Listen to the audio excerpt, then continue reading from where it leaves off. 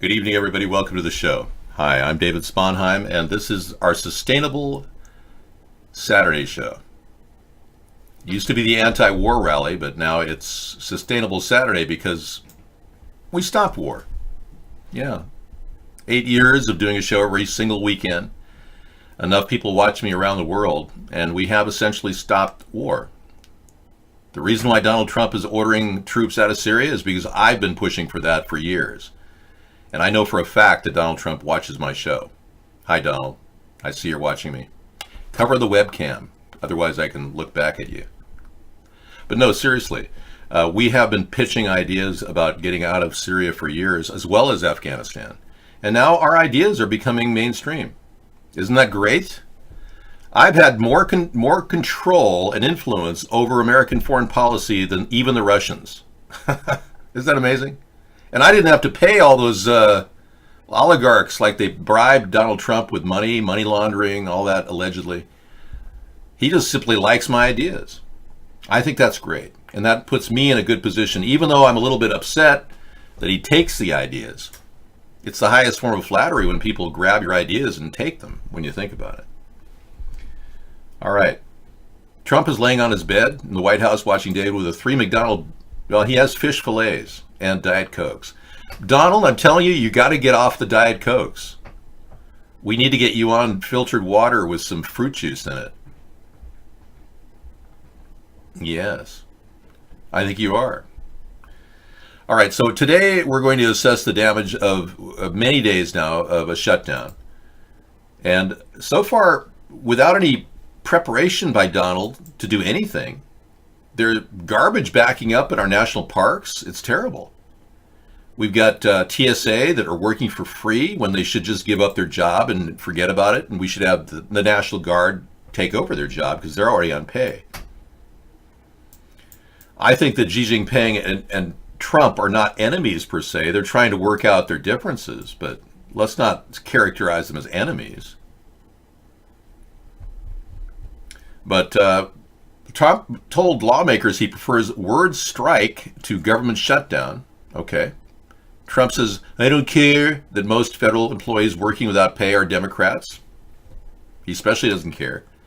Why did we acquire so many Democrats as federal workers anyway? Is it possible that Obama stacked our country with bureaucrats that sit around and do nothing, and now they don't have a job? Oh, I'm so sad. That's so sad that they lost their job. I think we should fire them all. I'm glad that the government is shut down. And I would get immediate assistance to the parks, getting the garbage picked up, cleaning the bathrooms. That's what I would do with a team of National Guards members that don't mind that kind of work because, frankly, they're American soldiers. They'll do anything to help our country. So, Donald, if you're listening, activate the National Guard to replace the TSA and our National Park Service. Thank you. Now, I've got a couple ideas that'll kick in when I'm president. The idea that FDR had, the CCC, really worked. It helped revive our country with jobs galore. The Civilian Conservation Corps will be brought back when I become president, and we will get them to do the Park Service and any work that we have to do that's basically outdoors. Now, if you are looking for a permit to go fishing in Alaska, turns out the permit division is shut down. But the people that oversee the permits are actually working out in the waters. So fishermen are not able to get their permits. So I would put an immediate moratorium if I were president right now. Put a moratorium on anyone being charged with permit violations, including fish and wildlife. If you're out clamming, go ahead and clam. We don't care. I'd tell the whole country permits will not be applied at all right now. You see, we've created a government that just stands in the way of people and their freedom. And now that we've shut it down, Trump's doing the best thing he can for our country by saving us $500 billion extra every 6 months. That's how much he's overspent the past 2 years. So we've already dropped a couple $1 trillion with Donald Trump as our president, the way he's been spending. So sometimes the only way you can stop a car is to put the brakes on. I know that sounds kind of like a truism, but it's the truth. The IRS shuts down. They can't even charge for their jobs, so why pay taxes? Well, obviously, some of you feel it's important, so go for it. But the tax laws are clearly opposite to the 16th Amendment. We've got tax bylaws or codes out there that just don't make any sense. So we've got a lot of reform that we need. I don't think there's going to be a president who'll make Trump seem very moderate. I think what we're going to have in the next years to come will be a centrist president, a person not on the far right or the far left, but right in the middle. That's what I believe. Okay, something happened in Yosemite, and I guess the Park Service wasn't there to help out. USA Today has a story. Man died in Yosemite on Christmas Day amid the government shutdown.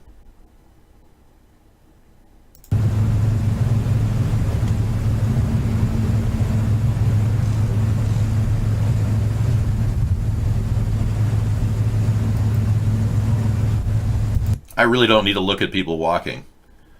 A visitor at Yosemite National Park died on Christmas Day after he fell into a body of water. The National Park Service said amid the government shutdown. Yeah, well, people fall in bodies of water and suffer head injuries. Yeah, had nothing to do with the government shutdown. See how they characterize that like it's related somehow?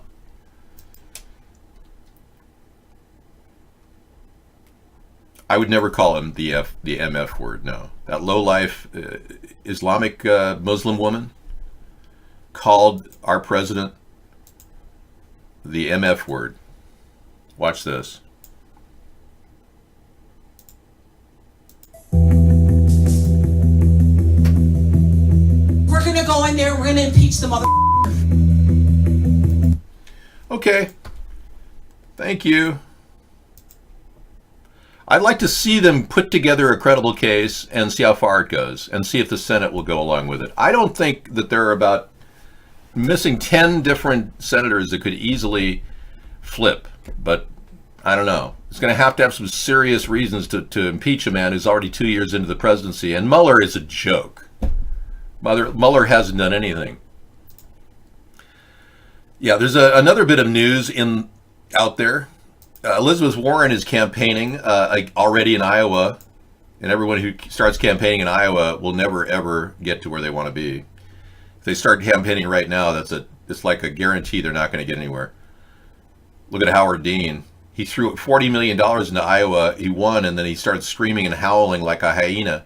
Well, today, Elizabeth Warren was accused of, why did you take a DNA test? A lot of the Democrats are saying, why did you do this?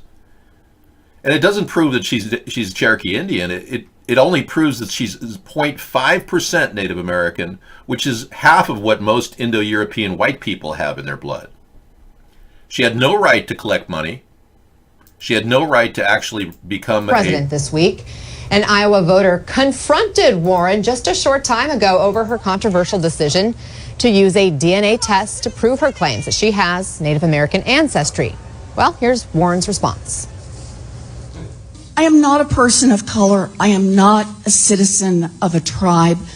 When I first ran for public office, the first time was in 2012, and the Republicans honed in on this part of my history and thought they could make a lot of hay out of it. A lot of racial slurs and a lot of ugly stuff that went on. And so my decision was, I'm just going to put it all out there.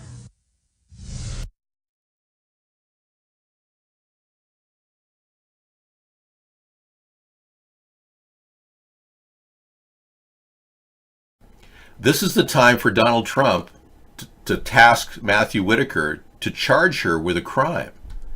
Because I got to tell you, it is perjury to say that you're a Cherokee Indian and get federal money to go to college, and it launched your entire career. I was turned down federal money because I'm white. I was turned down from colleges like Harvard and Princeton and Yale and Stanford because I'm white. I was the #1 student in my class of 770 students. I was the valedictorian. I had a high SAT score. There's no reason why I would be turned away. Yet I was. And when I went for scholarships, I was turned down. Yet this woman lied and got all the money she wanted and has a career as a senator. She needs to be charged with a crime. There's no statute of limitations, no, not on a crime of perjury. No. The federal law can be invoked on her right now. That's right. You know, lying and cheating to build your career is a sign of a crook. This woman is a crook, no matter how you cut it, and Trump should charge her.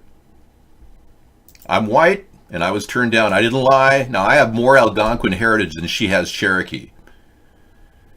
I have relatives. My great-great-great-great-great-grandmother was Algonquin. My mother didn't have any hair in her legs or under her arms because it's a recessive trait that the Native American women have.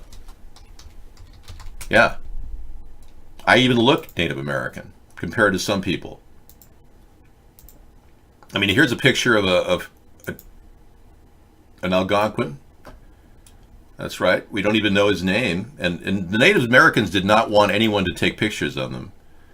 It was considered it would take their spirit away. But I'm going to go ahead and break out and show you the picture of his face and see similarities in my face to this man. You see that? You see how my face could morph into his face a little bit? Kind of like black and white, kind of.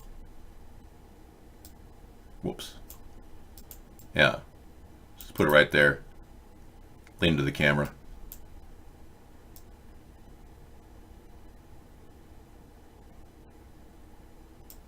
You get the drift?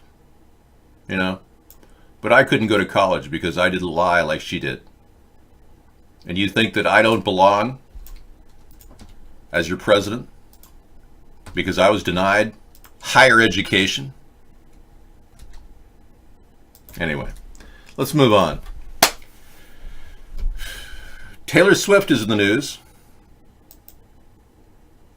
But I don't want to go there because it's kind of mindless. Some guy allegedly groped her, and then the guy sued back because he lost his job groping her.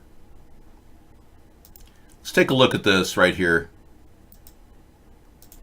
Yeah, I'm even wearing a Native American Indian's hairstyle right now in honor of the Algonquin Indians. Trump administration freezes raises for Pence and cabinet members. So the pending raises now frozen for Vice President Mike Pence and other high-ranking officials had created an unexpected optics issue for the Trump administration. They were having automatic raises coming, but they decided to freeze the raise because it looks bad when they're getting a raise and everyone else is fired, and he says he doesn't care if federal employees are losing their job. We've got a lot of dead weight in our government, and you're finding out how dead they are. Do you look from Argentina, really? Many people from Argentina look like me. Thank you. Well, you know, Pope Francis is from Argentina. And I think I look a lot like Pope Francis. In fact, he and I could almost be brothers. You see his face and my face. You see? He has that cheery look about his face. And he has those kind of faraway eyes, like he knows that he's working for Lucifer and everybody else doesn't. Look at that. Yeah, we are akin, like brothers. Yeah, I could be like him. If you're looking for a new pope, I'm ready.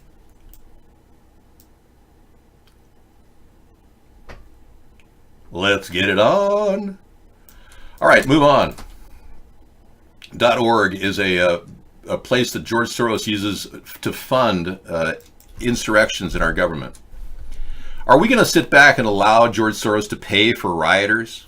There should be a law preventing him from hiring rioters to destroy our country, don't you think? Why isn't Donald Trump moving in that direction to create some sort of an executive order against paying people to build political coalitions and riot? There's got to be a law against that. I believe it's called treason. All right, California shooting, live bowling alley. As it happened, manhunt launched for at least one gunman after 3 people killed in a bowling alley. I heard about this on the Drudge Report. Let's take a look.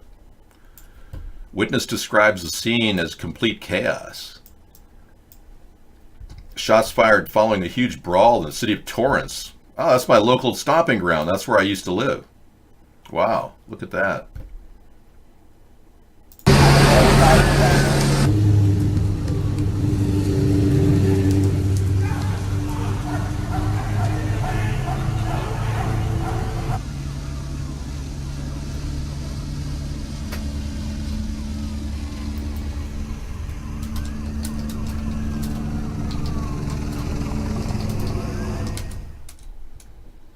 All right, so that's in Torrance, California. 3 people were killed, 4 others injured in a shooting in a bowling alley. Reports of shots fired with multiple victims down at the Gable House Bowl, around 25 miles south of downtown LA. I remember going to that bowling alley when I was a kid. 2 of the injured men were taken to the local hospital to receive treatment. Unknown injuries. Wow. They have not found the guy that did it. Wes Hamad, a 29-year-old Torrance resident who was at the bowling alley with a 13-year-old niece and cousins, said he saw a huge fight break out prior to the shooting. He said, I grabbed my niece and started running toward the far end of the bowling alley. As we were running, we heard 15 shots. You know, I believe this actually happened. It just has that kind of feeling of raw authenticity, doesn't it? It's not like some fake crisis event.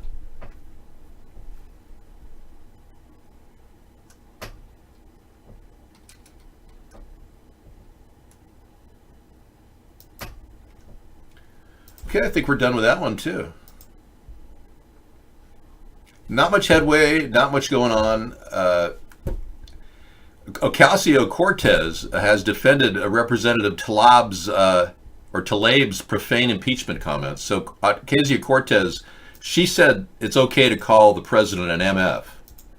This is the type of disrespect coming out of this woman who clearly is Eva Abedin. Newly elected Democratic Congresswoman Alexandria Ocasio-Cortez of New York defended fellow freshman Congresswoman Rashida Tlaib's vulgar language when calling to impeach President Trump. Here is what Congresswoman Tlaib said. People love you and you win. And when your son looks at you and says, Mama, look, you won, bullies don't win. And I said, baby, they don't, because we're going to go in there and we're going to impeach the motherfucker. So she told her kids that. This is the kind of woman that would tell her kids they're going to impeach the MFer. She told her kids that. She said, Mommy, why do they, this is unbelievable. And that's mainstream media. They promote the Democrats, who are just the most socialist and ignorant of individual freedoms and rights, showing disrespect, gross disrespect for the president. Now, I've been pretty hard on the president for some time, as you know, and I'm the person who's been softening up as I waited diligently for Mueller to come up with a single subpoena to get the tax records, 10 years of tax records, and I never ever heard Mueller get a subpoena. So I knew that about a year and a half that Mueller was just not doing his job. Somebody bought him off. And then I realized, well, if Donald is still holding on to the presidency and he's still handling it, which he is, and I would commend him on his cabinet performance the other day. I thought that was great. I actually could roll with that because his ideas are my ideas. I like my ideas. Okay, we've got another person here who's suggesting that he believes that there's going to be a major event in the Northern Hemisphere February 5th. He calls himself 100% or 100 proof chaos. And he believes that this is going to happen. Wow. Well, I believe that Ocasio is actually Eva Abedin. And it's not hard for me to put this together. Now remember, Uma Abedin is the the associate of Hillary Clinton, who may or may not have a lesbian affair with her. Her sister, Eva, is the one in question. And Eva was also a former Saudi spy, Secret Service agent. Now Hillary Clinton is so in bed with this whole operation that she wants Eva to run. And when Eva stopped tweeting, the same time that Ocasio appeared on the scene, people got weirded out. Check this out. You can read all the statements in the tweets below.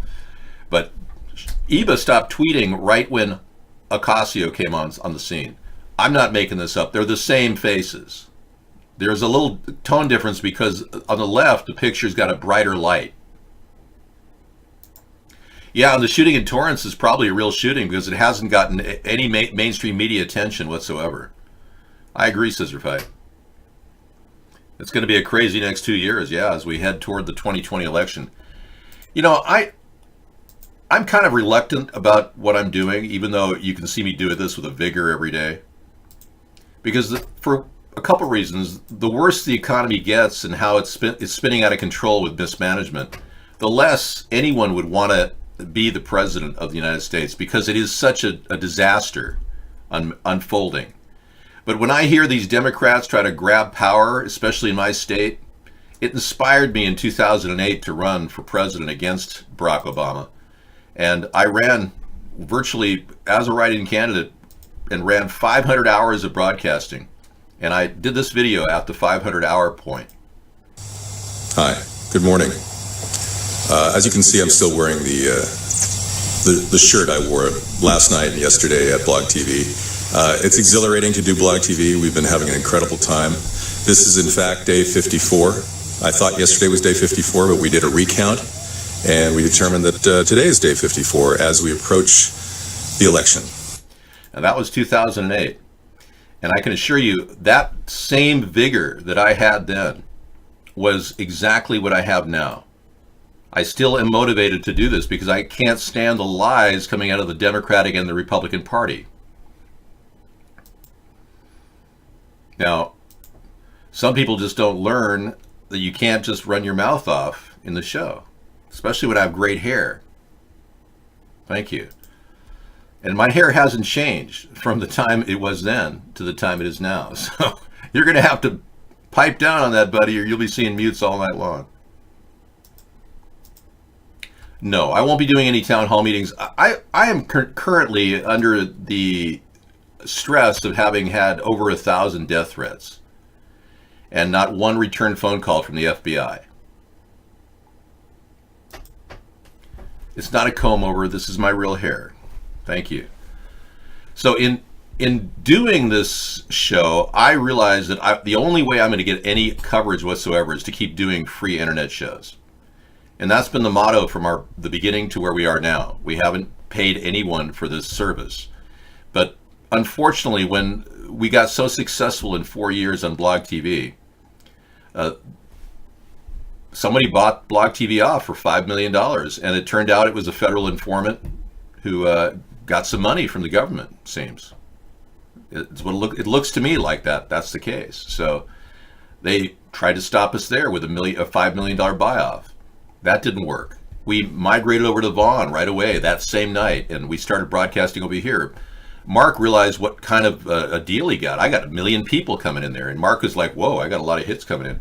He was immediately approached by government officials who have been watching me ever since. And I'm of the belief that these people are afraid that this free internet experience is blowing past all their stop points and their efforts to stop our show, censoring us. Now, there are allegations that are flying right now. I got a person in iBlog that said that Mark was paid up to $500,000 a show to block us. $500,000 a show. So if even half of that's true, or a quarter of it's true, Mark is a millionaire multiple times over, and everybody around him, all his cronies that claim to be his friends, are leeching off of him as well. And I don't have to go far to find proof of this. I can lay out a whole series of events that have happened that the people that were attacking us and still attack us the other day on Skype are getting paid to do this, and lucratively paid by you know who. So I am telling you that they are afraid a third party could really change the dimension in American politics. And you're at a very unique point where you can start standing behind something that means something, as opposed to some mindless support for Democrats or Republicans that clearly lie incessantly to get what they want. So Jerome Powell says he would reject any Trump request to resign. And Trump made a big mistake attacking Jerome Powell last week. It cost the stock market a 700-point drop, and then up 700 points the next day, and then up 1,000 points, then down 600 and 800 and down again. And then we had an update last Friday, up 700 points. I mean, this is like a massive yo-yo, and it's all because of instability and market fears. But Powell says the central bank intends to be flexible going forward in determining when to hike. Well, I think what Donald Trump didn't realize that when he picked up the reins for the Tea Party people, he wasn't a Tea Party player, but he did hear that the Federal Reserve should be abolished. And so Donald is riding on that idea, the Ron Paul and the Fed idea, which I support. Yes, I believe I'm using my fruit enzyme spray and taking good care of my skin, and feels great. I'm not planning on getting old anytime soon. I'm not a clone, no. I'm using every means possible to stay youthful. I'm 58 years old, but I'm trying to, remain healthy and ready with full vigor so I can lead this country. I can't do it as a burnt out has-been because I've never had an opportunity to be a man who can lead this nation as opposed to a robot, for instance, or a clone, or an idiot, or an imbecile who likes money like Donald. Thank you. But it's also about good living, and I could give you guys a lot of tips about how you can stay youthful as you get older, but I'd rather turn that into a different show. But it is kind of this show, so why don't I just segue to sustainable living? And one of the keys to living a longer life and feeling good is to get out of debt at a young age. Now, I was 18 like everybody. 17, I think they gave me $2,000 credit card. Or when I turned 18, I got a $2,000 credit card. Everybody in America who graduates high school and then goes on to college gets a $2,000 credit card. And like everybody else, I charge it up. I bought things with it. I thought, oh, this is cool. I have a credit card. Then I met a woman, and then we went $2,000 beyond the credit limit. I was at $4,000 in debt at age 19. I said, well, I got to get a job. So I got a job, and I got 3 jobs. And I worked really hard and fast. I paid the debt off right away. And I've never been in debt ever since. And that's the secret to being out of the stress factor that bills and responsibilities can cause you. It's all about stress and worry that leads to your aging process. It's also just getting too much sun. You got to avoid the sun. That can be pretty hard on your skin. Seriously, I mean, you can really overdo the sun, especially now. But the big thing is stress. We get a lot of people who say, I got a crappy diet, but, he has this I don't give a crap attitude, and he's doing pretty well. We got one guy in iBlog talks about how he feels like crap, but he's still doing well. He eats like crap, but he doesn't have a lot of stress because he has this attitude of who cares. We don't know. You see, Trump has been borrowing money to pay the military. And he spent $700+ billion every year that he's been president on the military. A lot of this overspending is that, but he also inherited $350 billion extra from Obamacare. And I agree with Trump. We need to repeal and replace, but good luck with that. We're not going to get any funding to get anywhere on the ballot with 5% of the popular vote. I'm sorry. We can't even get anybody to collect a signature, unfortunately. We've had people collecting signatures in previous elections, and then we hear that their signatures are stolen. I've had a couple instances where somebody had 1,200 signatures to get me on the ballot in South Carolina. They handed their signatures to somebody in a car to sign, and the person grabbed it and ran with it. All the signatures, all 1,200 signatures were gone. I know a lot of you would sign, and I know there are a lot of people who would sign to get me on the ballot in their state, and we've laid the process out for you on our website, you go to the old site button, it's still there. But there's nobody who has the will or the mental ability to actually do this. So we won't need a running mate. I won't need a running mate. My point is this. If the American people don't recognize that they're being censored, for 10 years I've done this show, and they don't realize they're being censored, they don't realize how much is stacked against people. And most people don't think it really matters. Their vote is meaningless. So we have a huge hurdle there. We've got to convince people that don't vote to vote. That's a huge hurdle. And then we've got to get people to sign signatures, and every state has specific laws, all different, and they're all laid out on our website. If you go to the old site button, you can click on your state and find out how many votes you need to get, or how many signatures you need to get me on the ballot. But you got to understand, this show is more about, thank you, Daryl. This show is more about getting the message of a third party out there, getting our ideas out there, and watching what happens. And so far, I have seen Mark make huge amounts of money because people are afraid of this growing movement. I've been censored in every single turn on the mainstream media for 10 years. And overall, I see a general decay in our ability to think. So I'm beginning to believe that we are up against a huge and formidable opponent, and that is the status quo. And I'm just telling you how it is right now. I'm not leaving. I'm not stopping what I'm doing. We're way beyond. We're so far beyond getting a 5% of the vote. Now, look at Ralph Nader. He got enough votes in 15 states to be at 5%. And the Democrats denied him. And they maneuvered and they pulled his 5% down to 4.75%. And Ralph Nader proved to you that it's almost impossible. The Democrats cheated him. He could have got 5% matching dollars and didn't get it, and he sued too, and he still has not prevailed. These two parties have become so entrenched with power and money, and I'm not talking about American money, I'm talking about foreign money. Russia's been paying Democrats, and Russia's been paying Republicans like Mitch McConnell to get reelected.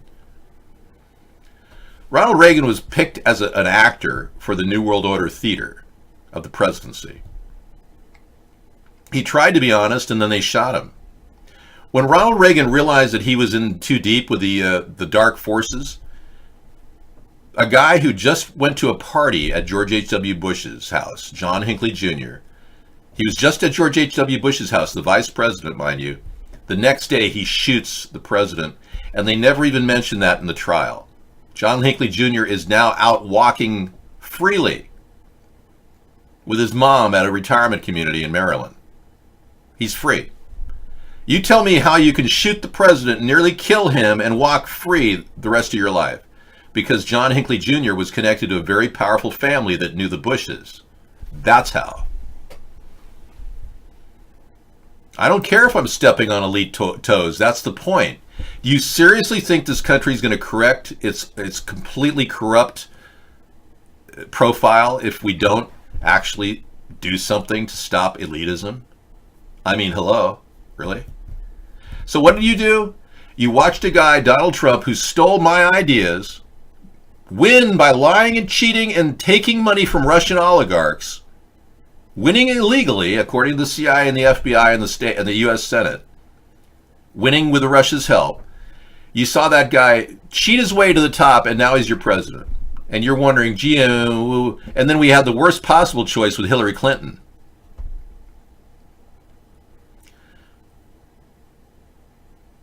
Well, the American people have to become aware, and we have about a year to do it.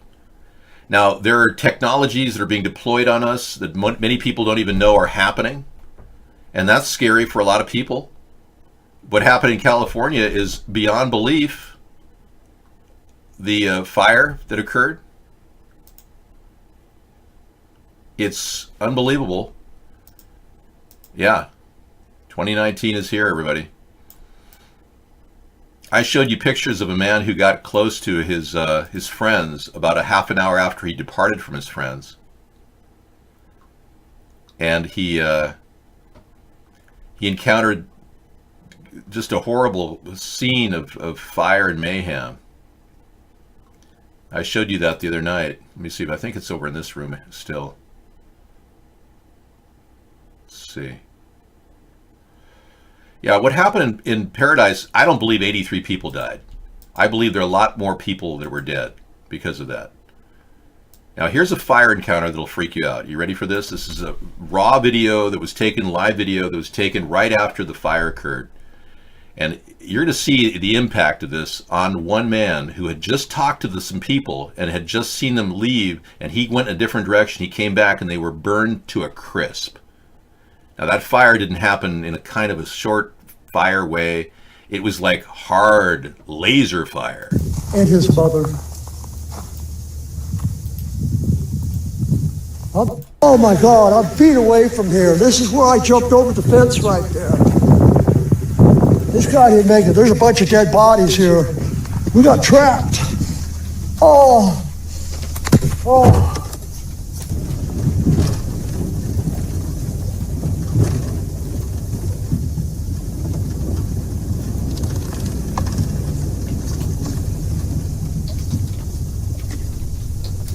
I cannot believe, people, that my car runs. Now, this is the poor guy came down to get my crippled friend out, and he didn't make it. Nobody made it down here. These people all got burned out. I was right down below them here, and my friend, as the car's on fire, you can see he's dead, and his mother. I'm sorry, buddy.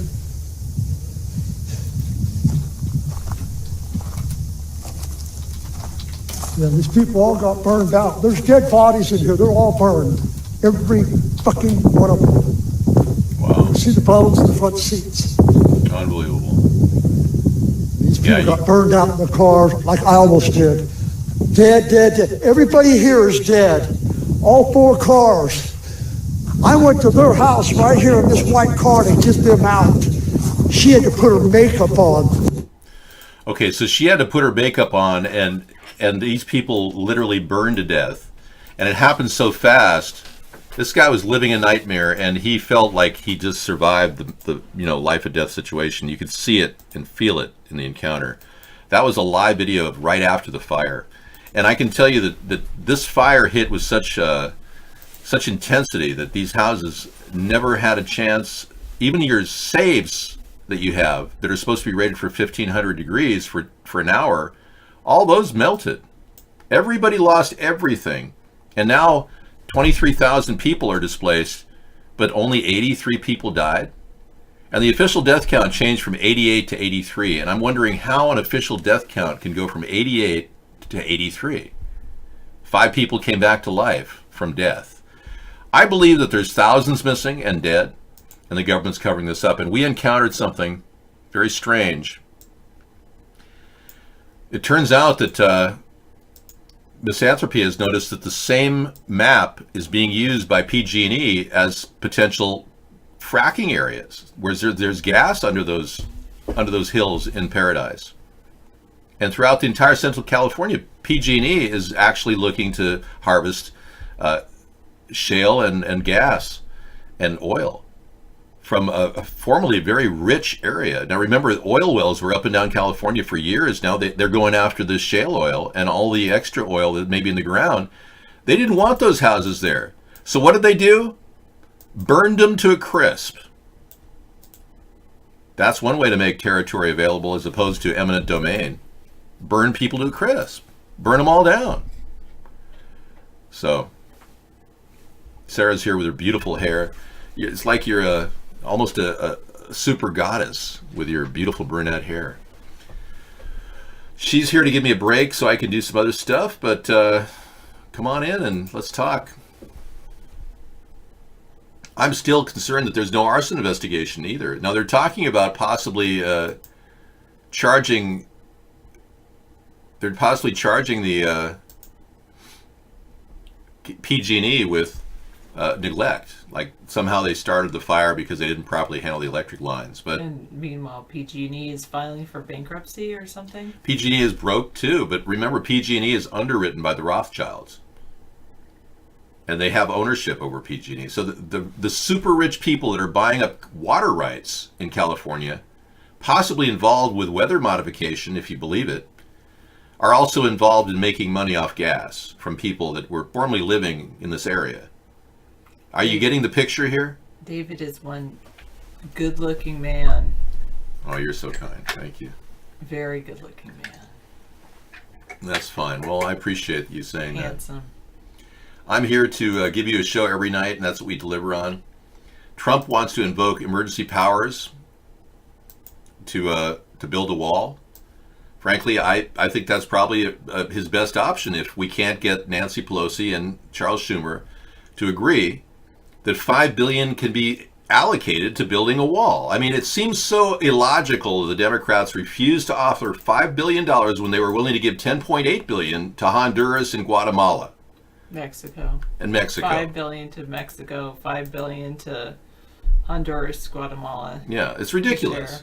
So we can't even get $5 billion for our own wall. It shows me the Democrats have no clue. Have no clue as to how they're running our country into the ground financially. And they're willing to pay for projects that are even way more expensive. In fact, funding overseas, $55 billion a year, Donald Trump mentioned. $54 billion a year goes to other countries.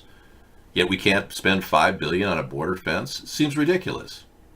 All right, thank you, everybody. I'll be back. Thank you, David. And Ghost has a link here of Antifa arrested as right-wingers rally for James Fields nationalists. Okay.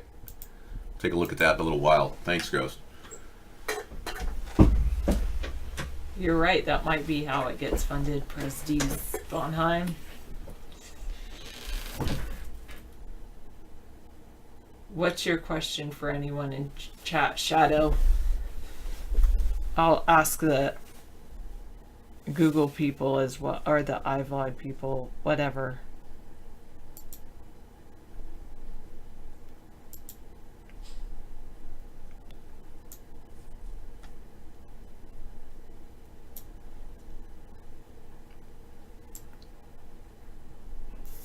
When do I get my hair cut? Once a year I cut my hair. Sometimes it's less than that. Around spring break, sometimes. Like usually actually it's every 3 years. You're trying to make an email account and you tried 4 different names, put all the information and passwords in properly. But whenever you hit create, it says characters don't match, character sequence doesn't match. Maybe when you put in your password, you might accidentally be hitting caps lock instead of A. So if you are typing in something, you might have hit caps locks in that. So your passwords might not match. Other people have advice for Shadow. He's trying to make an email account. He's tried 4 different names. He puts in all the information passwords incorrectly. But whenever he hits create, it says characters don't match, character sequence doesn't match.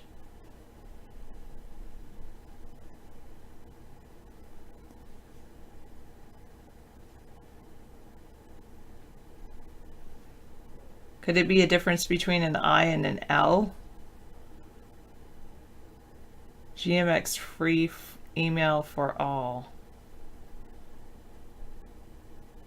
Did you put any special characters in your name? Because maybe that's the other thing, is if you put in some special characters like an underscore or an at sign or a period, they might not accept it. No, I can't tell anyone to get diagnosed because then they would try to have me pay for their medical bill. I only cut my hair when I have at least about a foot to take off. So I grow it, and then if it's like, oh, I think I want like a less, I want a foot, then I cut it, and I save all my feet long. I braid it, and then I'll cut it, and then I save all my foot long braids with my will that says make sure that these braids go to Locks of Love when I die. David doesn't want me to donate them before I die because, you know, it could be voodoo or something like that. Hello, Real All Ranger. How are you? You have numbers in it, but no other special characters? That's...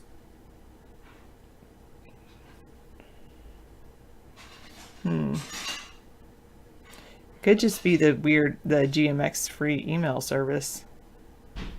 David is mostly cool. You say mostly cool. Yeah, try refreshing. I was having an issue with my computer. Of course, I didn't shut it down properly, so maybe that has to do with it. But I had an issue where I was typing in Google Docs, and it was like where I was typing was a few characters over from where the mouse appeared. Got a great new, you're great, you got a new job. Yay! You start on Monday, or have you already started? Hope you like your job. You've nearly eaten a whole cake? What kind of cake was it?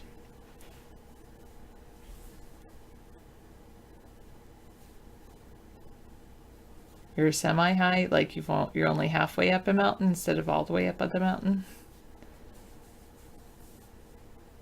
Well, it's not about the red line. It's like my cursor's here, but then I type and it appears like over here, what I typed. So anyway. Oh, Monday, nice. You love it. It's outside landscape work, nice. Advice for you. 2 pieces of advice for you, Real Owl Ranger. Invest in a pair of gloves. Make sure you wear your gloves. Ooh, 3 pieces of advice for you. 1, invest in a pair of gloves. 2, before you go to work, I know this is going to sound a little silly, but take your fingernails and scrape soap inside your fingernails so that the soap is actually in that little crevice right in there. Because then, if you forget to wear your gloves, or even if you wear your gloves and the dirt gets through, when you scrub your fingernails at night, then it will just be soap that comes out instead of dirt. It really works. It's a gardener's trick my sister told me about. And then,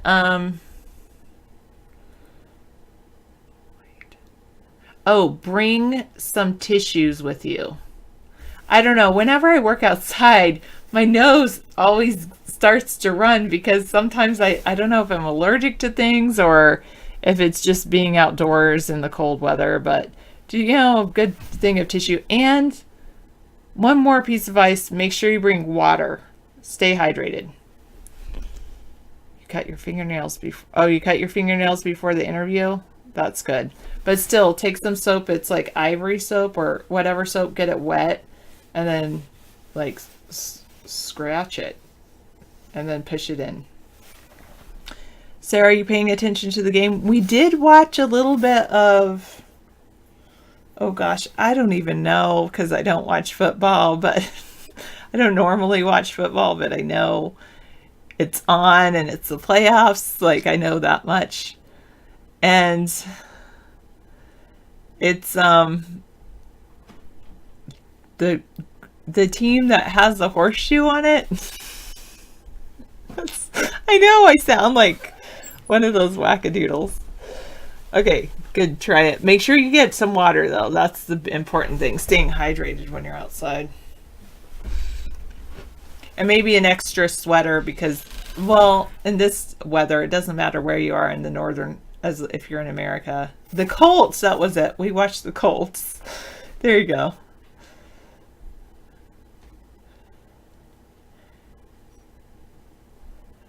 Yeah. All right. Gardener trick. Dr. Meow says, wait, what is that? You already ate. That looks good. Galette de Roy? That looks really good.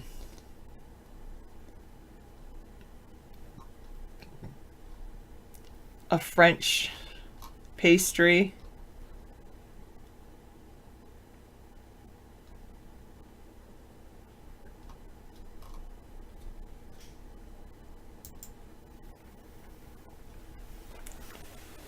Okay, I was talking about soap under your fingernails. Dr. Meow says put KY under your fingertips. The dirt won't stick. And, well, it can be useful. KY, huh? I don't know if I could stand that all day. Yeah. I did try the soap under my fingernails after my sister told me about that. I did it one day, but actually my fingernails were already a little dirty, and then I did it and it cleaned out them, and anyway, it's good.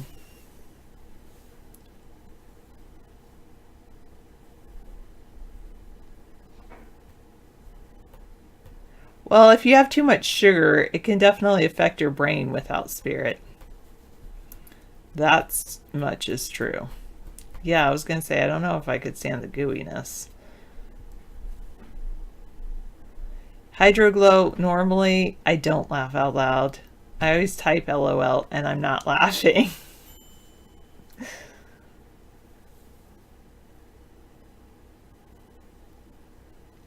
The liquid is better, but it wears out pretty quickly. Okay. Daryl does not eat sugar. I tried that for a while. I lasted about a month or two, maybe 3 months. No, probably less than that. So excited to see you too, Real Old Ranger. I'm so glad you got the job. Outdoors, landscaping. I tell you what, I actually like gardening. I do. Landscaping, mowing, trimming, not so much. I would probably, if something happened to David, I'd probably hire somebody to come and trim the bushes. The laurels, I should say.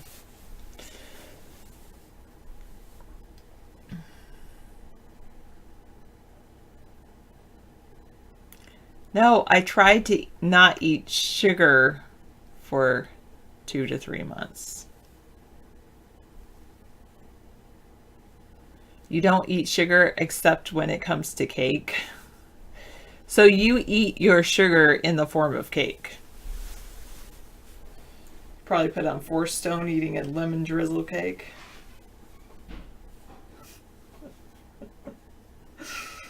Oh goodness, I'm glad I made you laugh. That's good.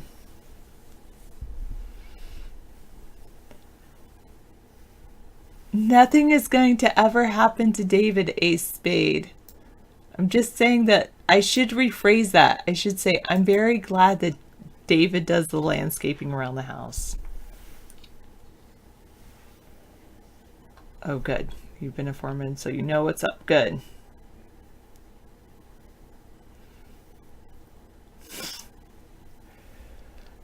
Like, we have the tools, but they seem pretty dangerous, especially the hedge trimmer. Oy vey. Okay, I should go somewhere else.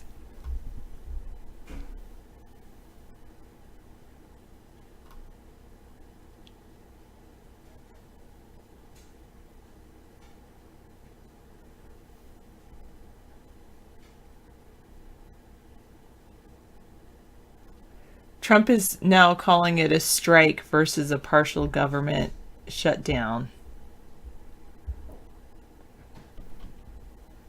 Not really, Real Law Ranger. You're trying to make an alternate email so you can win in a game. Every time you play a game, you lose and you're really depressed. So you want to make a different email and you think you'll win.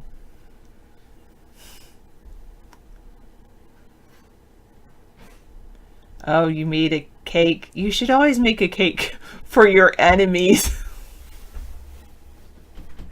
No, I'm just kidding, but you know, because it's not good for us to eat cakes and cookies, but we make them and then we eat them all and it's not good for us. But oh, I get it. You want an alternate account so you can battle yourself. So you know you can win against yourself. I see, Shadow. That's a pretty good idea. At least I can't be as bad as I am myself. And it's hard for you to make a separate email account. A crazy car vent in YouTube. Why don't you make a secondary email at Google?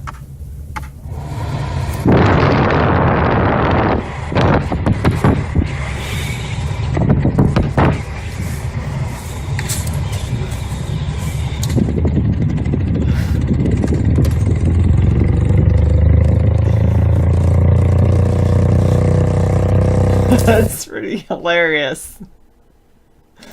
Thank you, Dr. Meow. I'll leave it for David. David will be like, here, I'll show this to you later tonight. All right. Oh, most email sites require you to have a phone for backup in case you lose your password. Man, things... Oh. I don't know if Gmail requires that. I mean, they didn't when I first got an account there. Daryl says AOL. Yeah, they didn't require it in the old days. They might still have free emails. I mean, they give you the option to put it in, but they don't require it.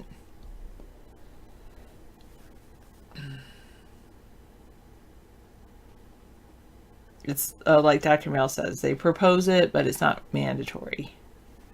Would you like us to would you like us to link it to your phone? But yeah, not mandatory. Good. Well, I'm glad we worked out your problem, Shadow 2K. 1.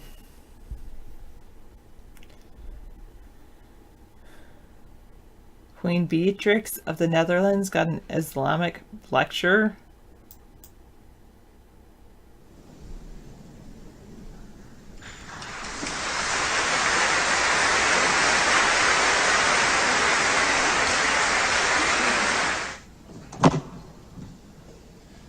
Spijt me. I know it's not In de naam van appropriate. Allah, de barmhartige en genadevolle. Ik weet het spijt me, dat is niet de manier zoals het moet. Maar ik ben genoodzaakt om dat te doen. Ik heb een aantal keer verzoeken gedaan, maar dat werd overgeslagen. Ik ben een dienaar van Allah. Hij heeft mij het boek gegeven en tot een profeet gemaakt. Hij heeft mij gezegend gemaakt waar ik ook mogen zijn. Hij heeft mij het gebed en armenbelasting verplicht. Wow. Interesting, Ghost. Should I leave that one up? It was a Queen Beatrix of the Netherlands getting an Islamic lecture. Okay, I'll close out of it. That way David won't accidentally play it later. Make it stop! Dr. Meow says.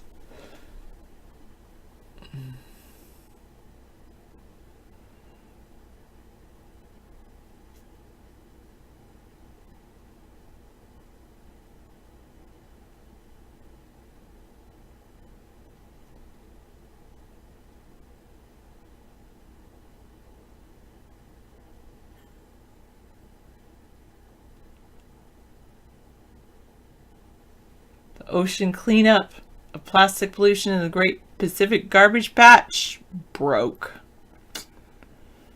They have to fix it to go back out.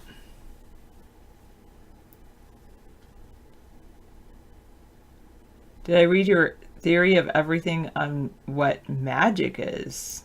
Oh, maybe because I was telling you I was reading a book about real magic. Big Magic, it's called. Quantic nanites. You would like this book then? Your idea that... Oh no, what is this? Yeah, things are exploding. Oh no, what did I do?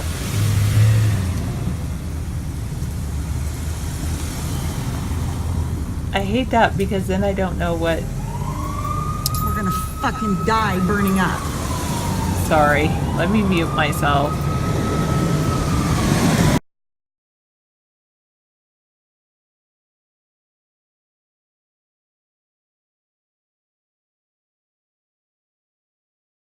Okay, I just moved something past a 153 news and then it started automatically playing. Thank you.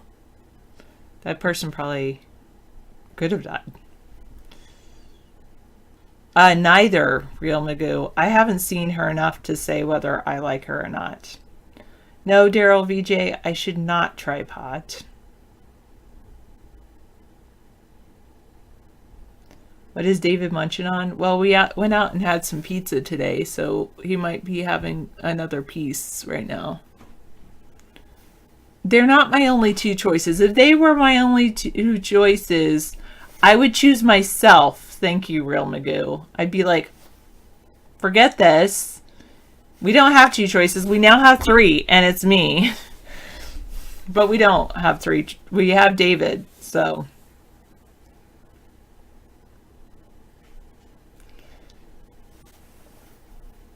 Yeah, it's good pizza.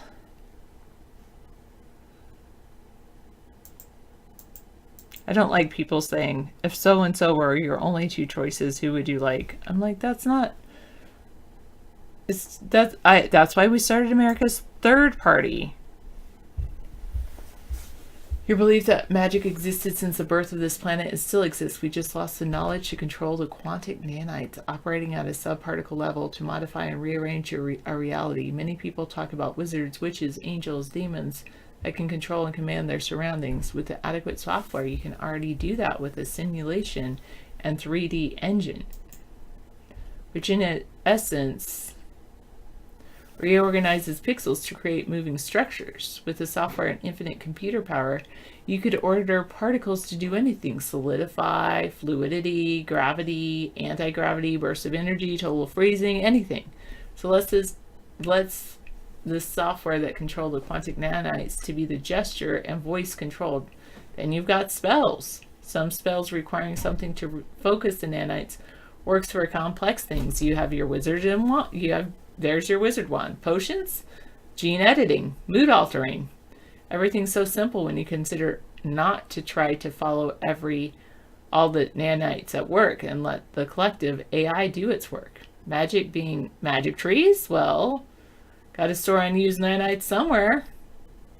So why not the humans and other rain genes? For example, a lot of texts talk about dragons being sources of magic. Well, they might be advanced carriers, moving some purpose nanites on great distances.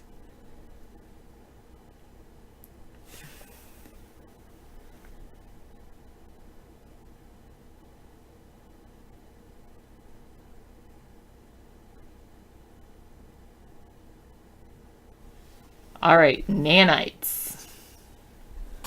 One of my 17 trillion tabs. Exactly.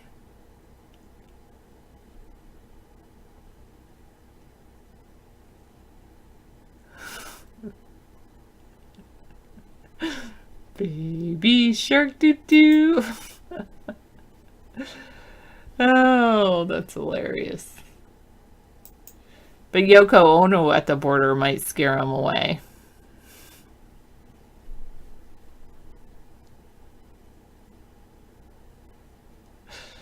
Mama shark doo doo. Mama shark doo doo. I was taught that song by a kindergartner. That's where I learned it.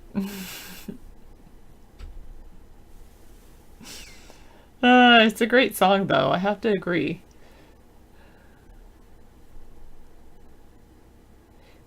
Border wall. How a potent symbol is making Trump impotent.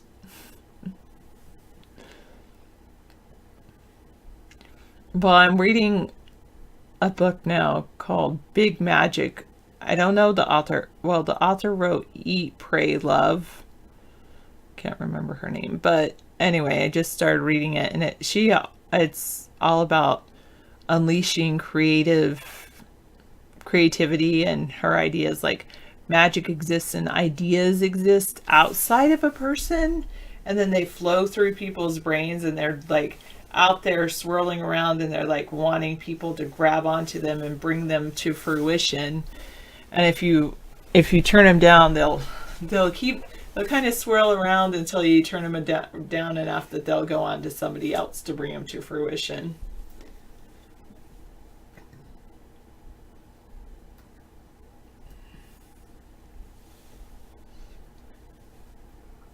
Throw the book out.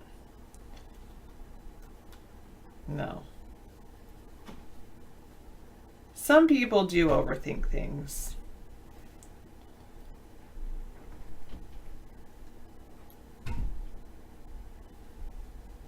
Oh, I like this quartz. You're to review 99 good feeling news stories. It is a little nutty, but it's about creativity. I agree, without spirit, if it's 3 a.m. where you are, go back to bed. That's the time David goes to bed.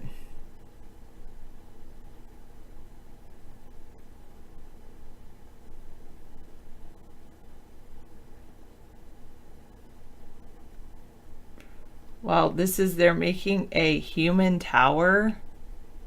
This is bizarre. These are the 90, well,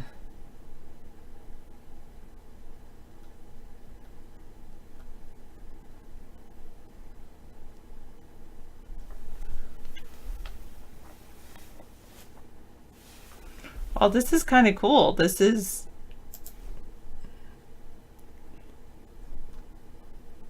Quartz's 99 best things that happened in 2018.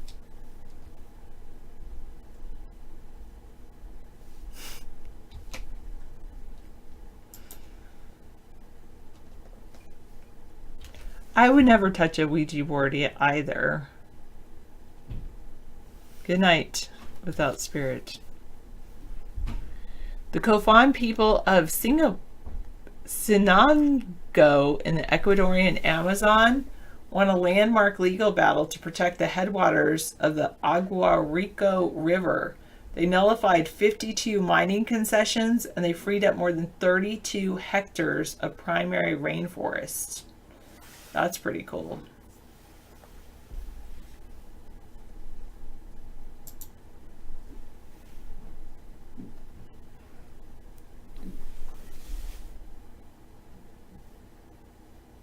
Following China banned ivory last year. Ivory demand has dropped in half. Poaching rates, because the demand has dropped, poaching in places like Kenya has dropped.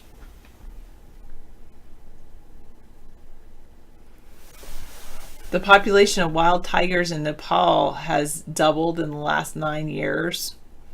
I don't know if that's a good thing, but okay.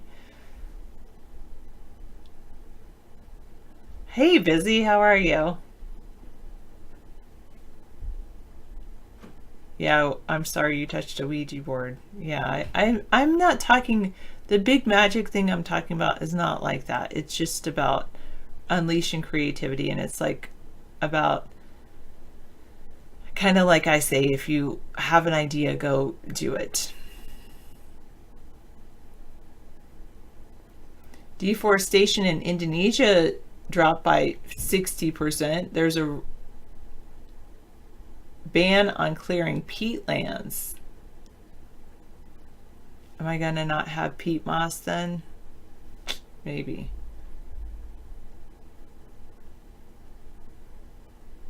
The UN claims that the ozone hole will be healed over the Arctic and Northern Hemisphere by 2030 and the rest of the world by 2060. I will show you.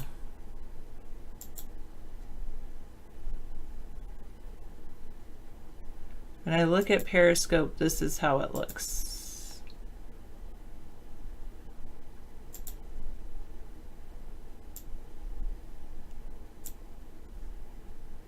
Basically.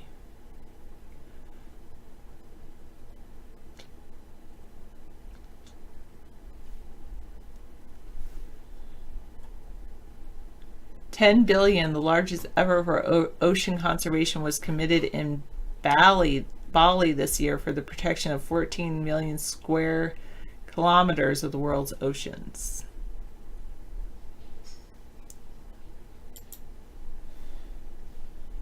And in California, the world's smallest fox was removed from the endangered species list. That's the fastest recovery of any mammal under the Endangered Species Act. 140 nations agreed to begin negotiations on the Paris Agreement for the Ocean, the first ever international treaty to stop overfishing and protect life in the high seas.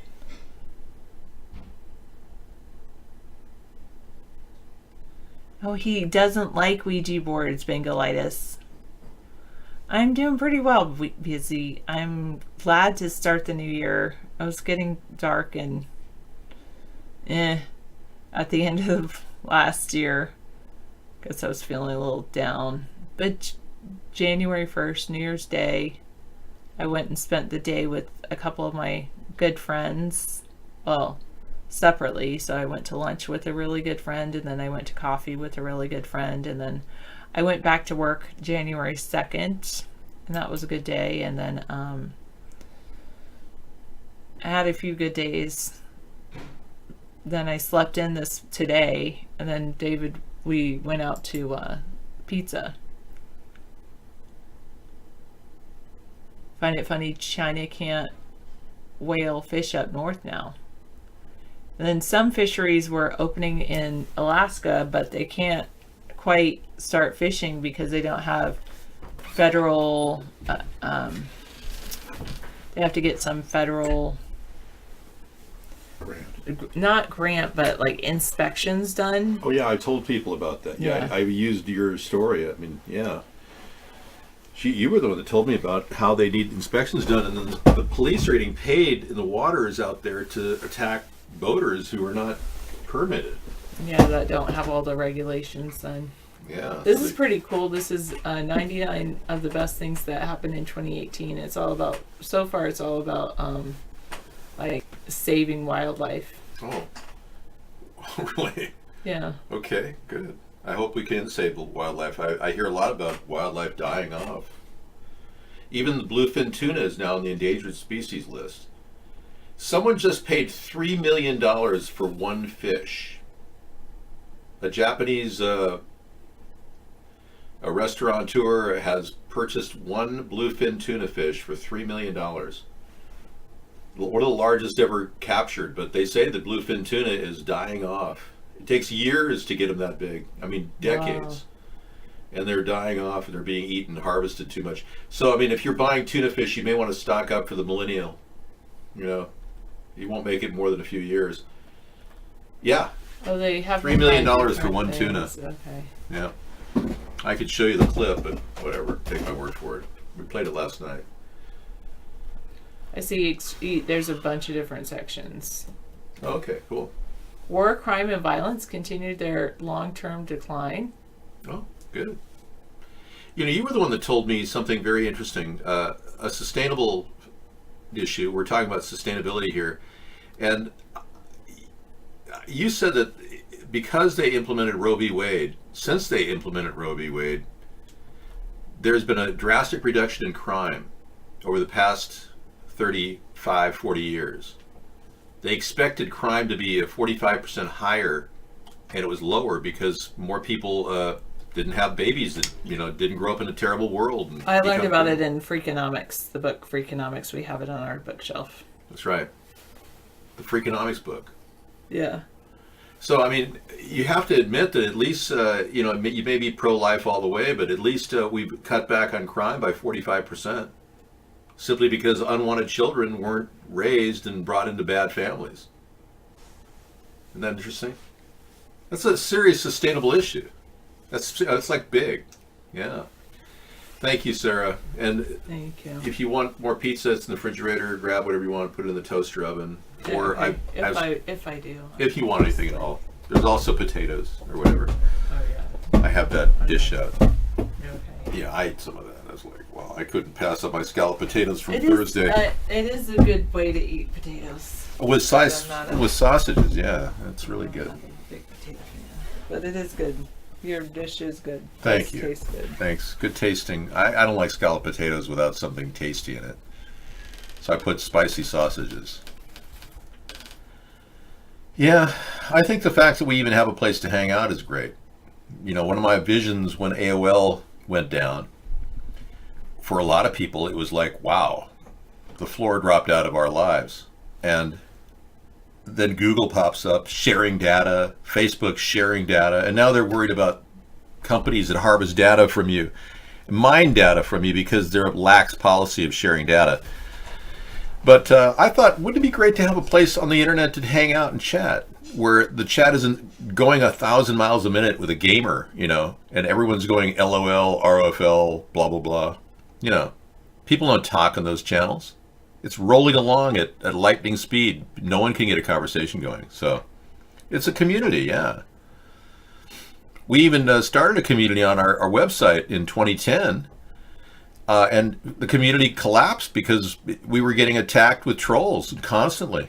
they were posting all kinds of horrible things. You know, gay porn is the one thing that we try to avoid. Like on our Skype show the other day, I tried to open up Skype and somebody hosed me with gay porn. We can't have a show with gay porn going on in the background. It's crazy. So Skype didn't give me the control to stop them at all. Specifically, the people that are making money attacking my show. I mean, these people make hundreds of thousands of dollars trolling us. It's not like they're doing it for their part-time. This isn't like because they're pissed off at people and they like to be trolls. These people make good money doing this because there's a real market to stop somebody like me from gaining hold in a political sense. I'm working on my book. I'm definitely working on it. It took more than I expected because I ran into a kind of a problem with my notebook. We're trying to fix the problem. Where I have my book on my notebook, I'd gladly move it to another source, but I really don't want to jeopardize that because it's the structure of the book written on that particular software. And I've been hitting the backspace button every time, and it hits a 0. So it's extremely frustrating to write a book when you go back, hit the backspace, and you keep hitting zeros.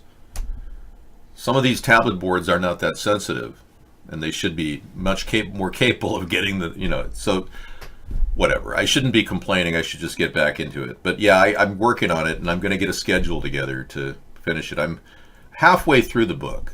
I have to finish it, though. I haven't given it a name. I have like 4 names I've already selected in my mind, but I haven't given it one of those names yet. Because there's just too many factors involved. Mabe in America. Mabel. Maybe in America. Yes, can I speak with Tom Mabe? Who's calling? Well, this is Mike Stewart with Network. You've been selected to receive a complete digital satellite system for free. With this, you're going to... let me ask you something. Did you know Tom Mabe? Were you a friend of his? No, I'm not. I'm just calling to... Hold that thought. Hold on 1 second, all right? Hey, guys, get really good pictures of the body. Okay, I think I know where this is going. Yeah. I'll definitely look at it. Yeah, we'll play that later tonight. I can't, you know. One of my videos was worldwide banned, because I played a 25-second clip of some penguins. And BBS Network put a world ban on my video. So one of our videos in our library has to be redone without that clip in it, and I have to re-upload it. Yeah. So let me see if I have it in my library.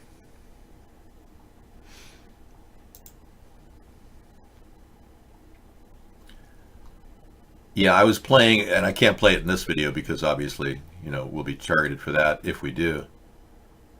But it's pretty messed up when they tell you you can't play your entire video because of 15 seconds or 20 seconds of a video about penguins.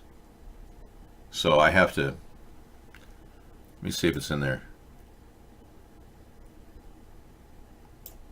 Yeah, there it is.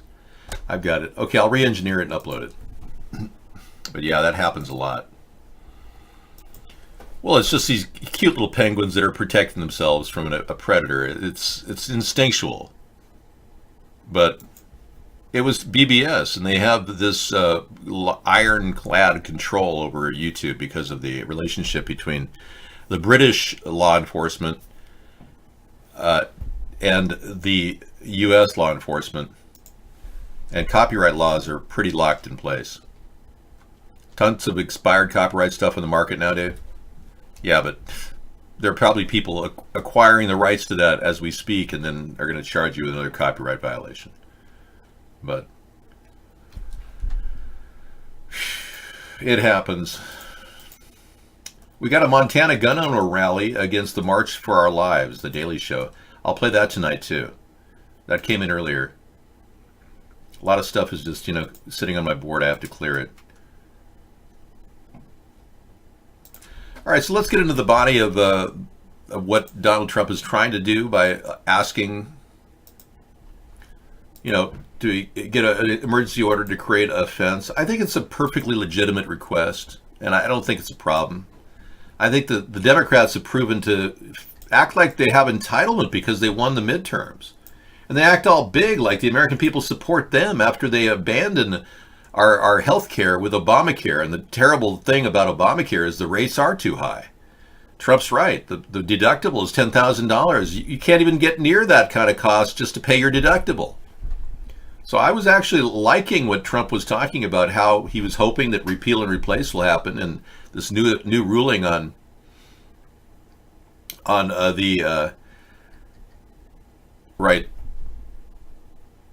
the individual mandate for health care being no longer enforceable. Therefore, Obamacare is no longer constitutional. Now there's 14 lawsuits trying to sue back and get Obamacare to be constitutional.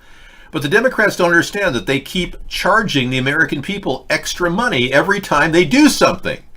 Therefore, they're completely irrelevant. And they've chosen to spend our money recklessly in various ways at every state level. And now they're balking about $5 billion, and they're holding our entire nation hostage.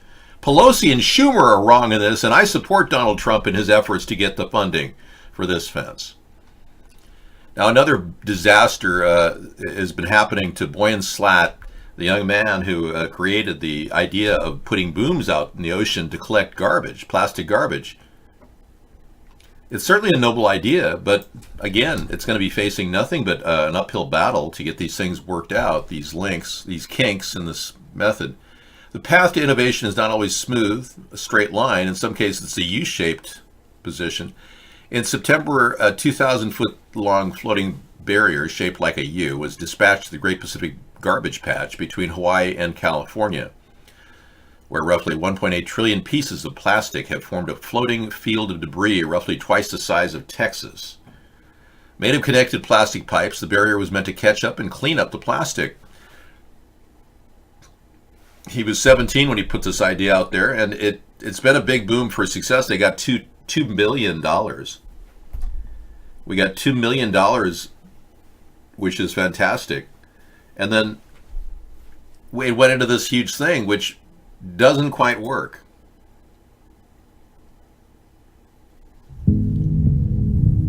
.8 pieces of plastic float at the surface of the Great Pacific Garbage Patch. Here, the ocean cleanup is deploying the world's first technological solution to this growing problem. The principle behind it is simple. Create a coastline where there are none. Concentrate the plastic and take it out. The system consists of a 600-meter-long floater and a 3-meter deep skirt attached below. The floater provides buoyancy to the system and prevents plastic from flowing over it, while the skirt prevents smaller particles from escaping underneath. As the impenetrable skirt creates a downward flow, marine life can safely pass beneath it. Here is how the system catches plastic. The system takes advantage of 3 natural oceanic forces: winds, waves, and currents. Both the plastic and system are being carried by the current. However, wind and waves propel the system only, as the floater partly sticks above the surface, while plastic is primarily just beneath it. The system thus moves faster than the plastic, allowing the plastic to be captured. The skirt extends deeper in the middle of the system than on the outer edges. As the current applies pressure on the skirt, the system naturally adopts a U-shape, which enables it to concentrate plastic in its center. Okay, so I think what has happened here is you've seen about $50,000 in animation and development for this particular video. So obviously a lot of money went into the video to describe how it works, but you get the gist of it. Now they're finding it's not traveling fast enough. The plastic is bunching up in parts, and it is kind of clogging. In principle, they're close to getting it working, Slat said in an interview with NPR. It's just that sometimes the plastic is also escaping again. Likely what we have to do is we have to speed up the system so that it constantly moves faster than the plastic. For the material failure, Slat had his team will probably try to locally reinforce the system to combat the problem of material fatigue. All right, if you have paper clip and you move it back and forth, sometimes it gets weaker. So he's saying actually the effort to do this is making the equipment weaker and weaker. Built to last, that's what this has to be done. Almost indestructible. So I'll play these videos later tonight to give us more awareness about what's happening. I'm a little bit concerned about monetization, so every single time I show this, are they going to stop me and worldwide ban me because I have it? Would I do a haircut video? No, Jerry. I don't think that my my hairstylist would like to see, you know, his work exposed.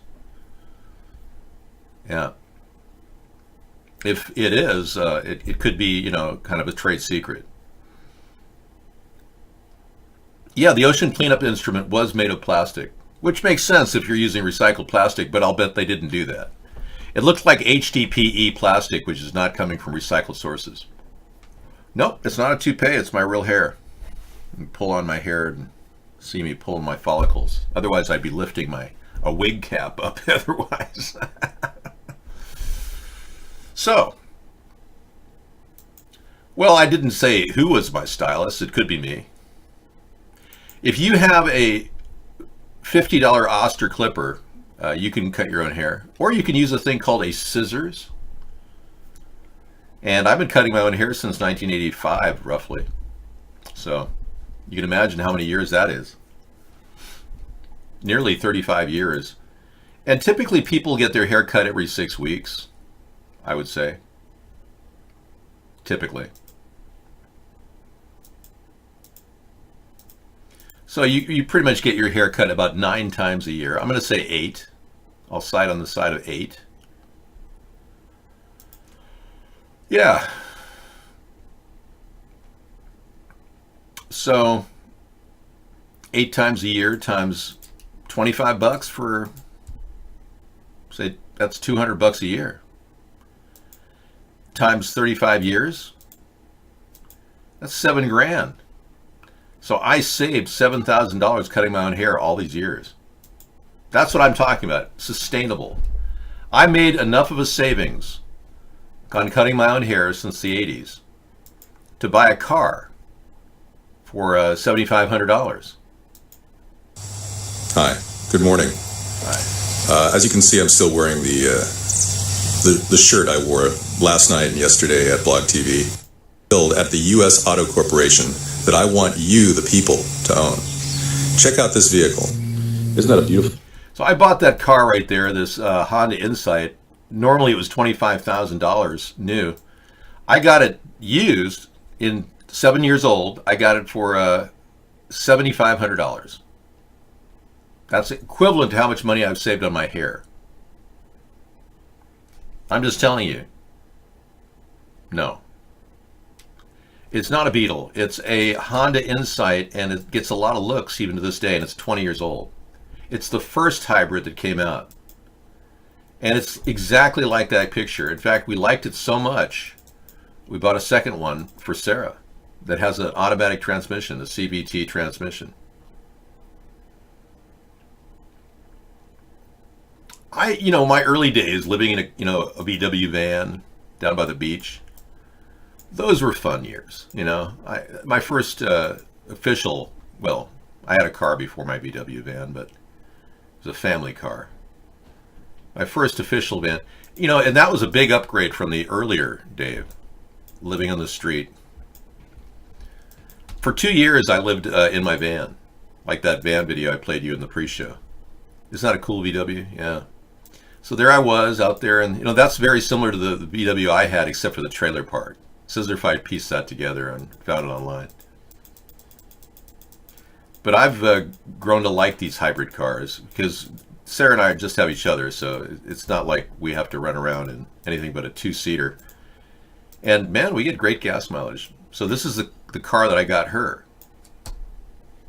And it too looks new. So we've got all these great cars. We're keeping them for collector's items. Yeah, I like old, nice, and mid-condition stuff, but I don't really want to buy an old Chevy and fix it up. I like cars that get great gas mileage. And these are the first hybrids that came out. They're almost 20 years old now, I guess. Amazing. Okay, thank you for letting me talk about myself. And Boy and Slat. Okay, we brought up a couple things so far. That terrible statement that Rashida Tlaib made, the Michigan woman who says she called our president an MFer. Unbelievable. And she said she told her kids that they were going to impeach the MFer. She said that's what she told her kids. Like, what kind of a person talks to their kids that way? Is that Sharia law? Are you supposed to tell your kids bad words like that, MFer?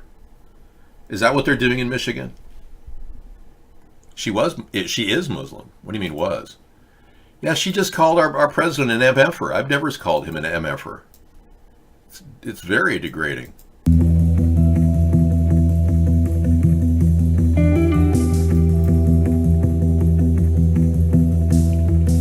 Oh, so they deleted the video. She later defended her comments on Twitter, saying, "I always speak truth to power, unapologetically me."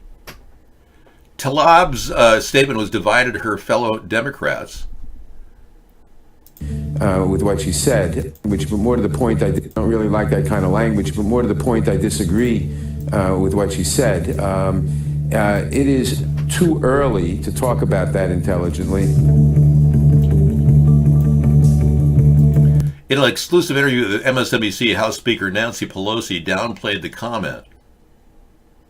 I'm not in the censorship business. I don't think that, I don't like that language. I wouldn't use that language. Would you use that language with your daughter?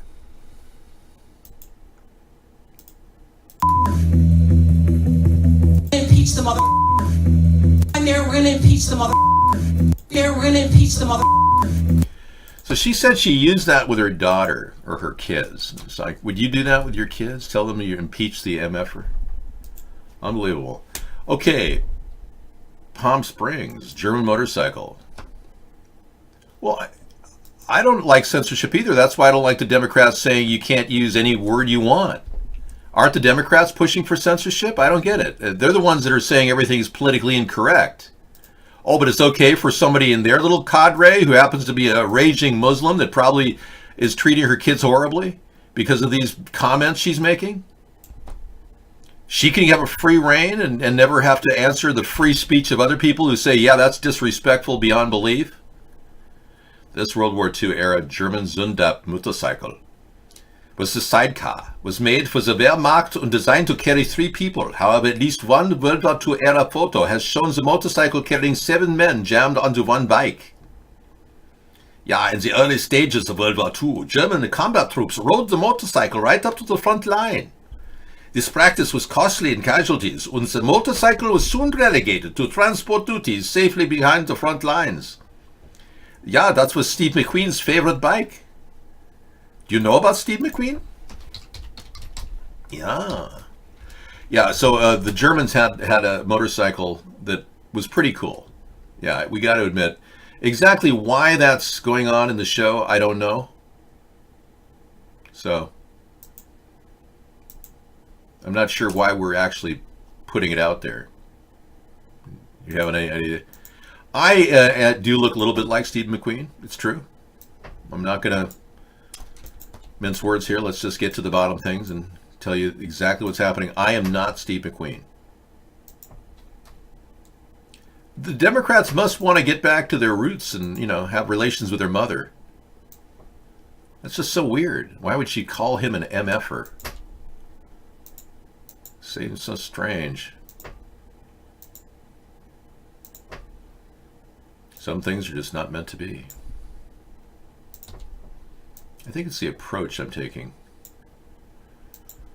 Yeah, it's frustrating because I used to be able to grab anything on my screen, and when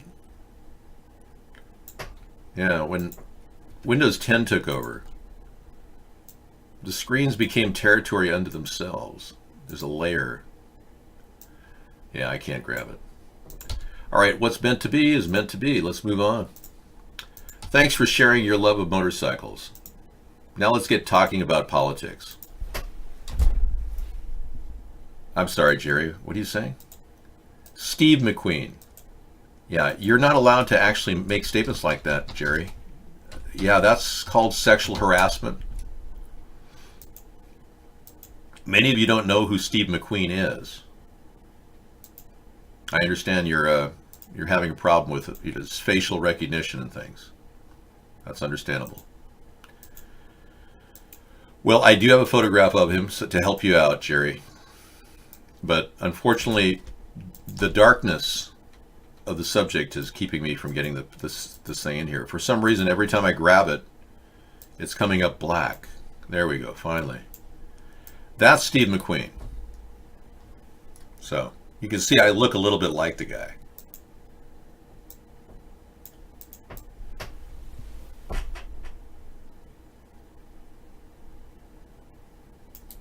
That's who I'm talking about. Great actor. Really fantastic person. But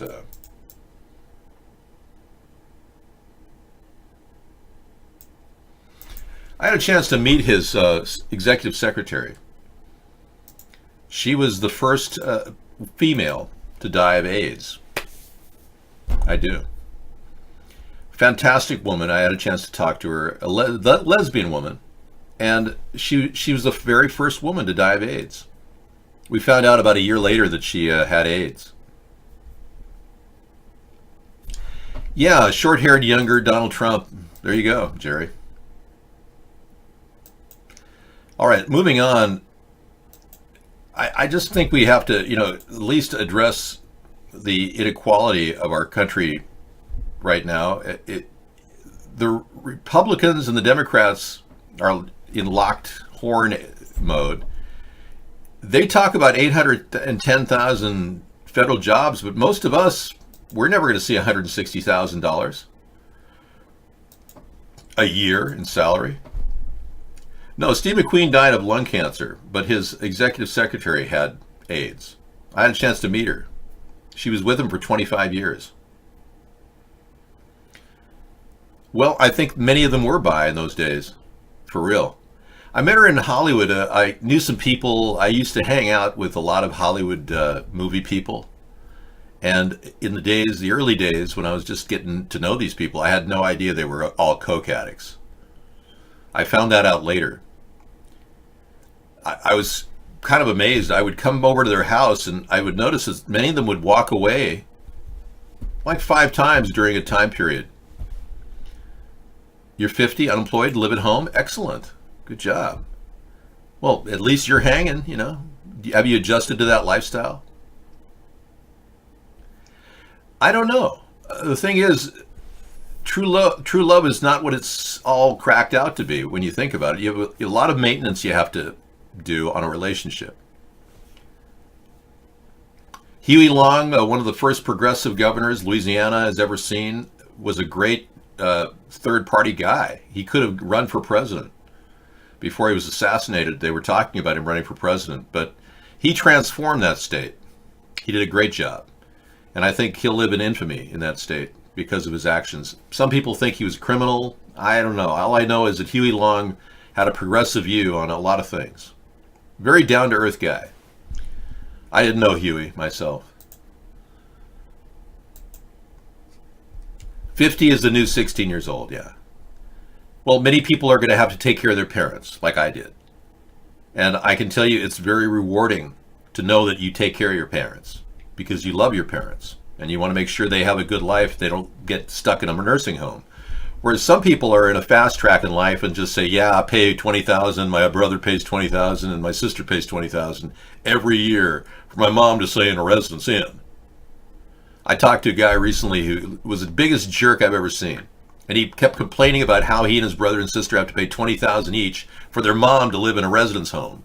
And I thought, why don't you just take your mom in and save a lot of money, buddy? But the reality is, if you take care of your mom and dad, they'll probably take care of you. That's true. Most people are sending their family members off to nursing homes. 65% of our population farm their mom and dad off to nursing homes when they get too old. And then some of them don't even care when they go to an Alzheimer's clinic and they're dead a year later. I've seen some real callous people in my life. Some of them could care less. They stuck their father or mother in an Alzheimer's clinic and then they're dead a year later from neglect. So if you're staying at home, bear in mind you're going to have to bear that responsibility. So it's not exactly a free ride, Mr. 50-year-old. Nursing homes probably are shutting down because people don't have the money to put their family in a nursing home. And Medicaid funds don't cut it. I encountered some of the worst things I've ever seen in nursing homes in my area. I was horrified. I was in a cafeteria one day, and I was eating some food with a person I know. I wasn't eating any food, thankfully, but they were eating food. And they said, "I can't have my chicken gravy. It's horrible." I said, "Well, why didn't you get the baked potato?" "I can't use gravy on it." "Well, get butter." "What's wrong with the gravy anyway?" So I brought the gravy up to my nose, and I smelled the gravy. And it smelled like crap. Feces. I'm not kidding. It smelled like feces. I looked into it, and I found out that this is a tactic that nursing homes use. They put fecal matter in their gravy so that the people that are in the nursing homes who are on Medicaid all come down with kidney failure and have to go on dialysis because there's big Medicaid money in dialysis. Yes, Forrest Gump was based on my character, as well as, another Max Headroom was based on my character. They were all based on my character. I myself have never sued them, though, because I don't know for sure if they took my ideas. I only revealed them once at the Comedy Store in 1978, so it's hard to believe that 300 top executives in Hollywood could possibly steal my ideas, but I guess that happens in the industry. Oh, great. Trump's Medicaid director leaves after 3 months on the job. She's not getting to pay any of her bills. Trump is holding back on paying all kinds of Medicaid bills at every state level, as he should. Yeah. Oh no, I don't have the phone here. I got to get up. And I've encountered a splinter. Huh. Okay. And as your potential write-in candidate, David John Sponheim, I'm here to show you my hybrid electric vehicle. It's not a plug-in hybrid. That's something I want to build at the U.S. Auto Corporation that I want you, the people, to own. Check out this vehicle. Isn't that a beautiful car? Everywhere we go, we get looks.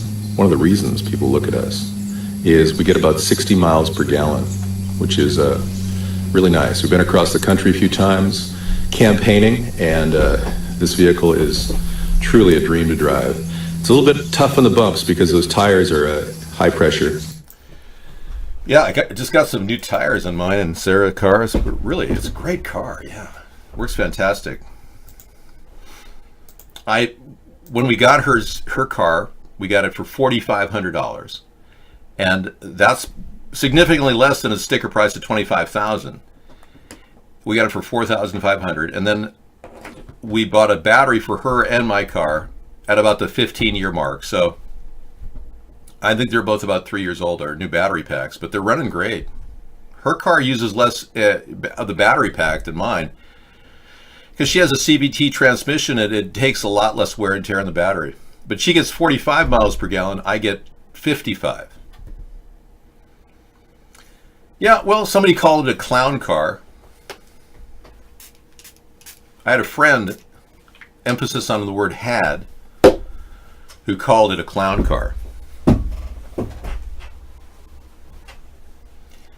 You know, you can't really get a vortex generator to reduce aerodynamics. It's going to increase aerodynamic stress and friction. Any type of a block on air is going to slow down your car.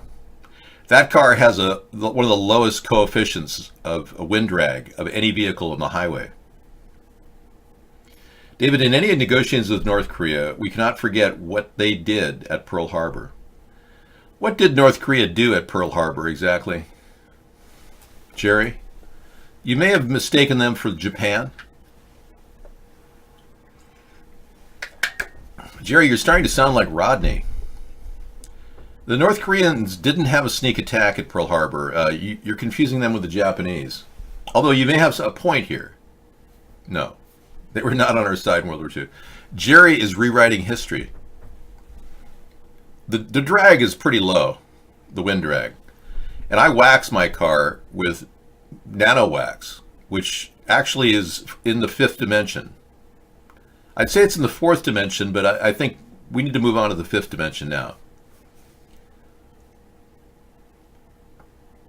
The egg prankster from Houston, who killed that woman? I don't even know. Gee. News stories that are eluding me. Hang on. Boy 14 faces a murder charge after egg throwing prank in Houston. The story brought to me just now and brought to you just now in real time. Real time. Real time. He faces a murder charge for egg throwing. A 45-year-old woman was killed in a crash after the driver of one of the egg cars allegedly flashed a gun and chased the pranksters. Wow. And now she's dead. Okay, this is a tough subject. Tonight, newly released surveillance video shows when 3 Houston teens' New Year's Day joyride turned deadly. Police say the unidentified teenagers were throwing eggs out of an SUV when the teens say a driver flashed a semi-automatic weapon and started chasing them, causing them to broadside a pickup truck, killing 45-year-old Sylvia Zavala. They pulled the lady out of the car and she was dead on sight. It was just horrific. Police say the 14-year-old driver ran a red light and hit Zavala's car going at least 60 miles an hour. Was happy, independent woman. Leaving the single mother's family devastated. I feel bad, right? Like I do, but he took my mother's life away and he has to pay for what he did. The teen behind the wheel has been charged with murder, and police say the driver who chased after the teens but did not stop after the accident is cooperating. Investigators say the teen driver took his father's SUV without permission. Ron Mott, NBC News. Almost a week since a 7-year-old girl was shot and killed by a drive-by shooting in Houston. Today at a Walmart near the site of the killing, hundreds of people gathered to support the family of Jasmine Barnes and to call for justice. Jasmine's mother, LaPortia Washington, who was shot in the arm, spoke out today. And it is going to be justice for her, and I feel it in the bottom of my heart. It's going to be justice for her because there's too many people out here looking for this man. There's too much going on, man. And like I say, and we going to find him no matter what corner we have to turn, no matter what rock we got to go under, we going to find you, man. A reward of $100,000 is being offered for information leading to that suspect's arrest.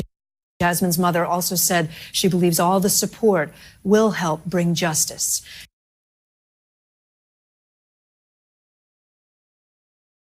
Mackenzie Miles had her second child over the summer.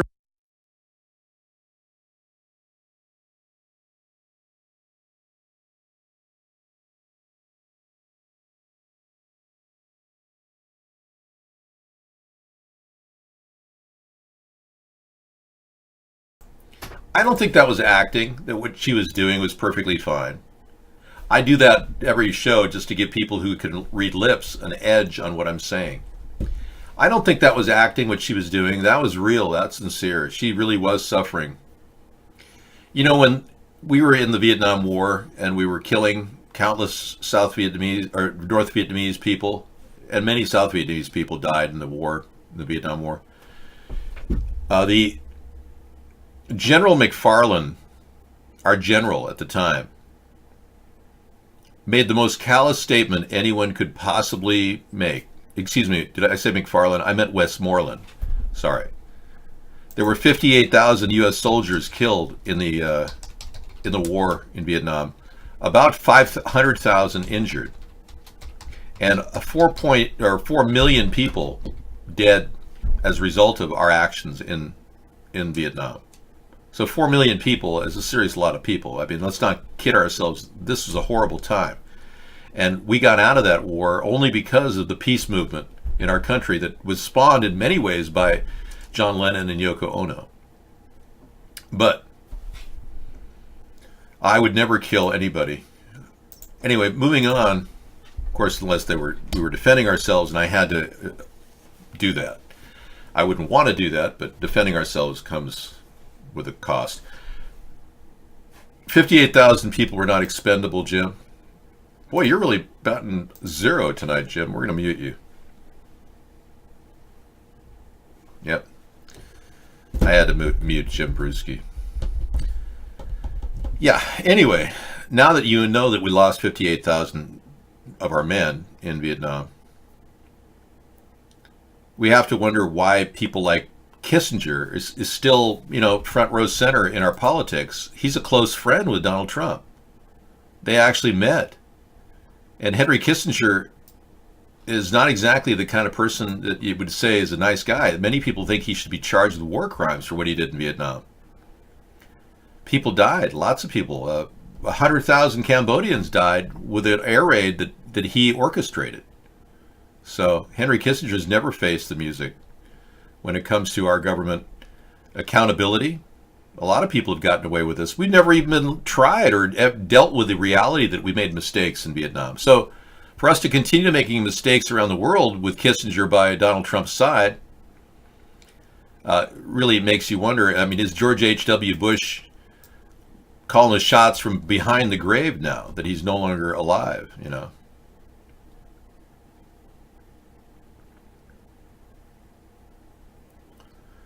But we'll see.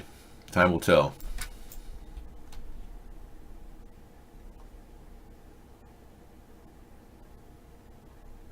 I was looking for the Kissinger picture, but I couldn't find one.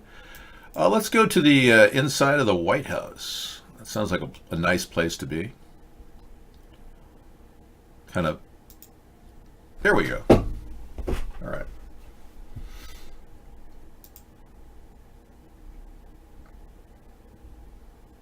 Okay, turn up the volume on this one. Okay, hang on.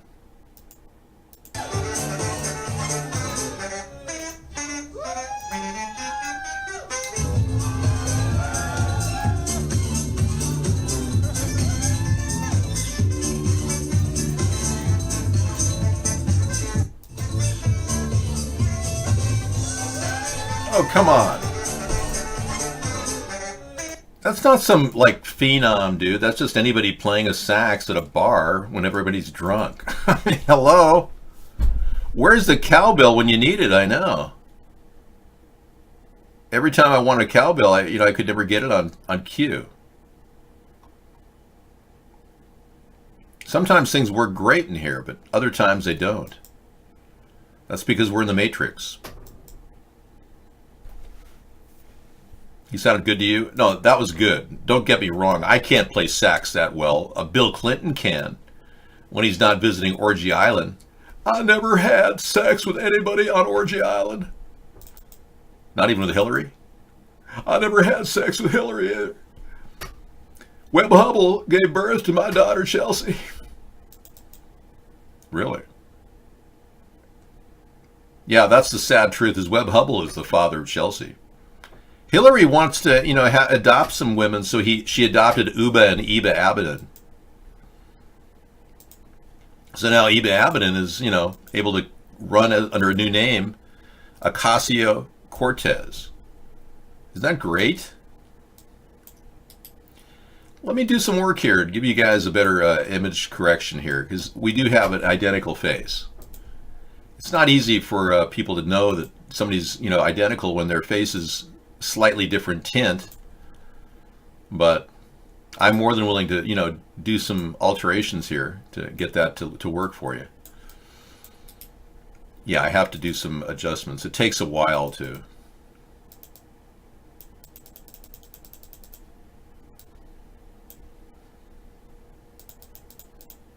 I am aligning the faces, laying a mask.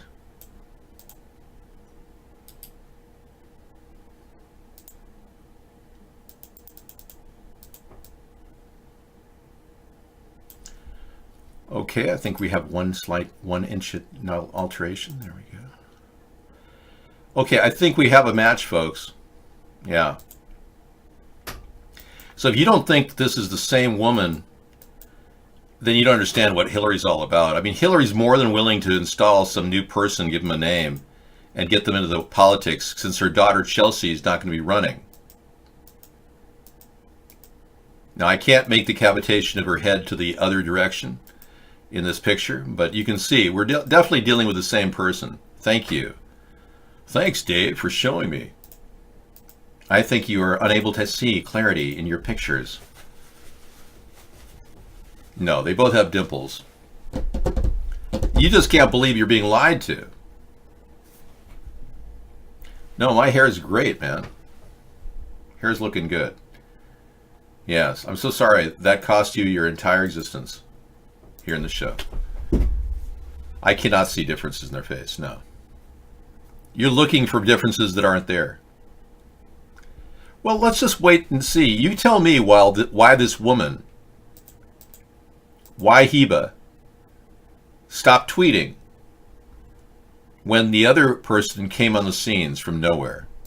Show me records, and I don't want to see her dancing pictures from when she was in college. It's the same person. You'd have to be blind to not see that. Are you a Nazi? Well, they do look the same. You just can't see it. You don't have the perceptual ability to see things like that. That's okay. You weren't born with clarity of vision like I have. Now, I think many of you need to know that you're not going to see this in the mainstream media, but it's happening. Robert Mueller has collected a nude selfie of the president. Sarah's in here all the time, Shadow. She comes in every few minutes. She's in every half hour, or every hour and a half, and she does a half hour. Kiefer was being very disrespectful of my beautiful hair. All right, so Robert Mueller collected nude selfie as evidence in the Russian probe, attorney for indicted firm says.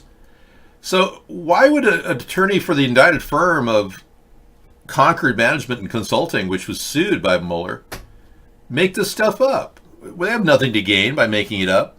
And they're claiming that Mueller is using national security as the reason why he's not presenting a picture of the nude selfie of Donald Trump. Now, anybody here really want to see a naked picture of Donald Trump? Press 1. Anyone? Donald, if you're listening, no one really wants to see your naked body. Just so you know. Guess 99 wants to see a naked picture of Donald Trump. Sodomite 974 is wondering, I can't do this. It is of Trump. Nope, it's not. No. Did you even read the article? Why don't you go there and read the article, Slow Modes, aka City Critter, and get some background before you start dispensing with everything as though you're the final truth on anything. Gosh. Well, there's a nude selfie, and Mueller says he won't release it for based on national security. I say release it, otherwise Trump could veritably be manipulated by Russia. Putin could be on the phone right now going, Mr. Trump, we will show you your selfie of your little, the picture that you don't want to have seen, unless you do exactly like we say. He could be bribing Donald right now as we speak. Oh, no. Oh, hang on, Ivanka's coming in. I better hide my secret cell phone. You can only imagine. I read the article. You read the article too. A Russian company is accused of special counsel of having collected a nude selfie as part of the probe. That's right. The filing says the pictures among millions of records Mr. Mueller has collected evidence and is not willing to disclose on national security grounds. Well, being it's relevant to Donald Trump and his involvement in the election, I think we would imply that it is a nude selfie of the president. So, and since Christopher Steele said he's 85 to 95% sure that the actual file itself, the sealed file itself, the dossier, is correct. It's accurate. A nude selfie can harm him, big time. If Russia has possession of a nude selfie of Donald Trump, they could easily blackmail him. Are you retarded, mentally retarded, to not realize that? You must be. Yeah, there's a lot of things they could use over his head.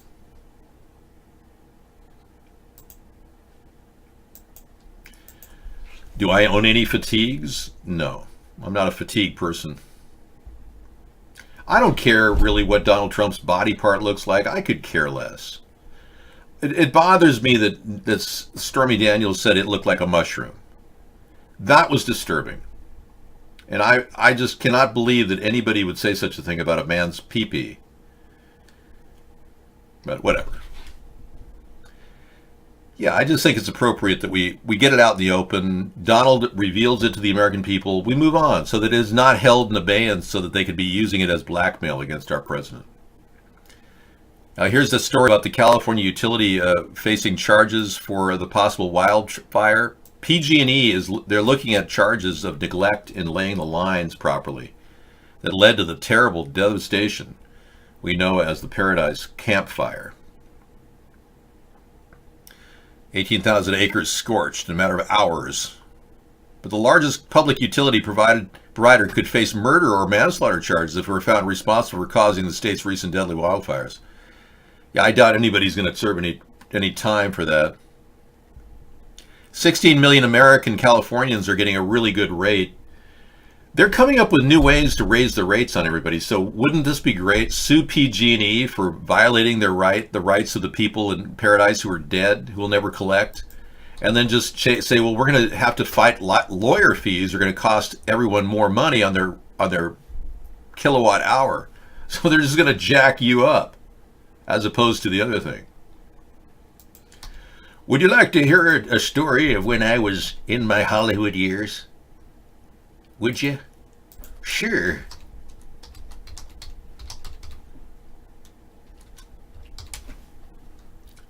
You know, Kirk Douglas just turned 102. Isn't that amazing? I think it's phenomenal. I think he's 102 now. Look at him. You go, man. I mean, he faced a stroke and he's still in there kicking. His son, Michael Douglas, is very outspoken and involved in film and cured his cancer from performing oral sex on women. And look at his dad. I'm still kicking. You can't stop me, Dave. Just give me a shot on your show and I'll get in there and give them all a good time. I remember I'm the original Spartacus. Good for you, man. You go, Kirk. He's great. Great guy. I don't really want to hear your brother's prison story, okay? Thanks for sharing. Now, if you're emulating your brother's prison story, you need to stop seeing your brother. Otherwise, you're going to be in prison too, man. Yeah, y'all don't know what you're saying, man. When you hang with people in prison, you're going to be in prison. Hang with people like, Killer Dave. What about Killer Dave? Killer Dave, his bread, remember him? His bread is very popular. He made a lot of money on his bread. He's got organic, non-GMO bread. Everybody loves it. You think Clint was raping women? Really? Clint who? Oh, really? Yeah, that Clint. Well, I've heard some pretty wild stories about Clint Eastwood from my Hollywood days. Yeah, I used to I knew a costume designer that worked on a set that he was just on, and she made some really wild accusations. I'm not going to in any way slander a famous director and actor like Clint Eastwood, though. Dave, they found a prehistoric fungus that weighs 900 pounds. Are you sure that's not your Uncle George? Yeah, there's a fungus among us, buddy, and I think it's your Uncle George. Yeah, Clint Eastwood, famous for his line, "Go ahead and make my day, punk." That guy. He's a real man. I just consider him an old man. He was a very famous actor, and his net worth is formidable.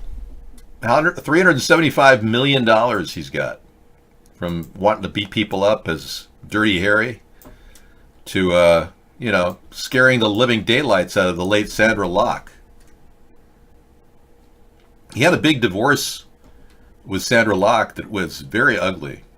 And by the way, Sandra Locke just passed away last year. Yeah, she just passed away. She was an American actress.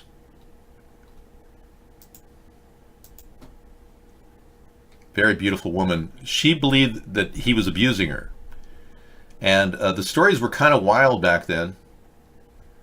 But yeah, she's died recently. November 3rd, 2018, she passed away of cardiac arrest related to breast and bone cancer. So all I can say is that she believed that he was abusive. And that's all I can say about them apples. Yeah, she's pretty. I liked them in that movie, The Gauntlet. That's when they starred together. Really good movie.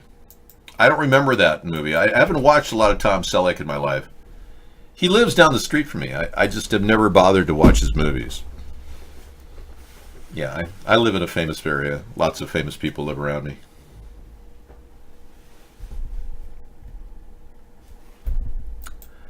I've never met him, no, but he lives on the island where I live.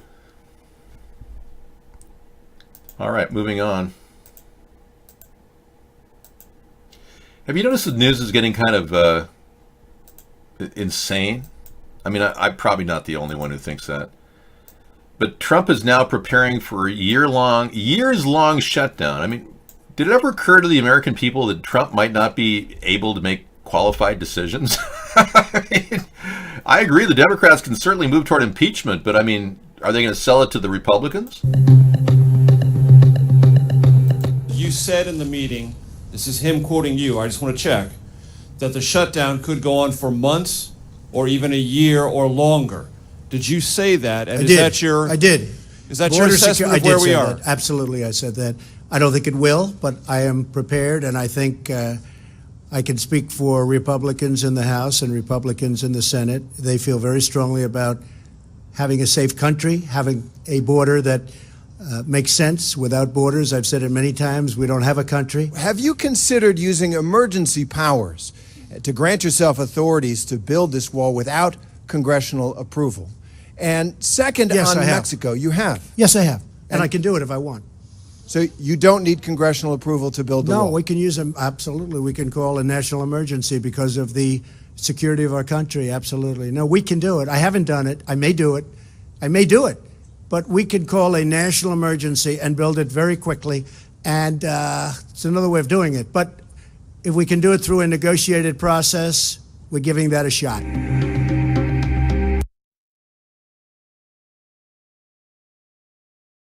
Well, thank you. I hope that works out for you. Meanwhile, we're finding out how many useless government employees the Democrats have put to work, collecting a salary when they shouldn't have.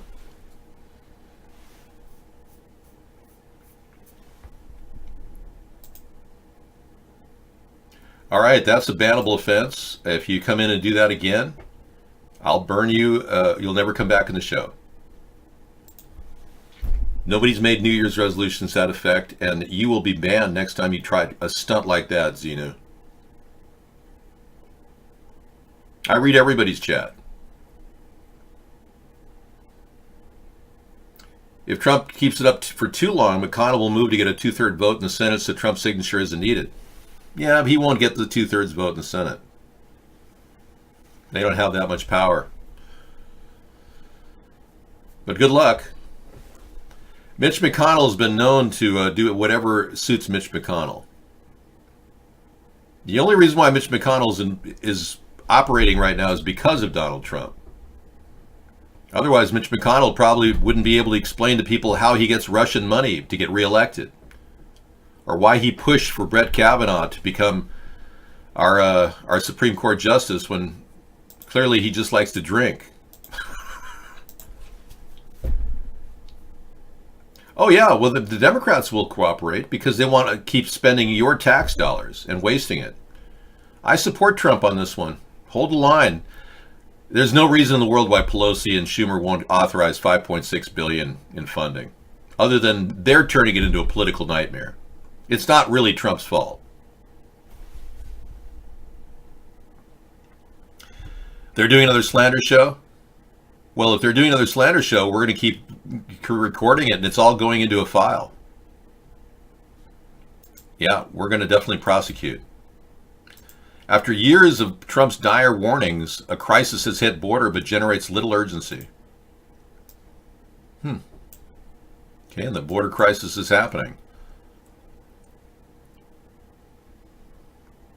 Yeah, and since 2017, Trump has been pushing the wall idea. It's my idea. I love it.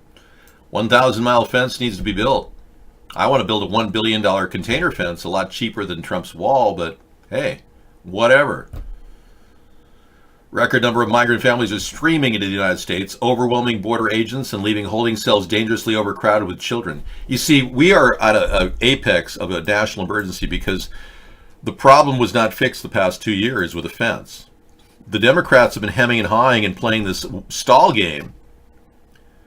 And instead of dealing with it, they're just naming and blaming Trump, when in fact, this border crisis has been looming for years.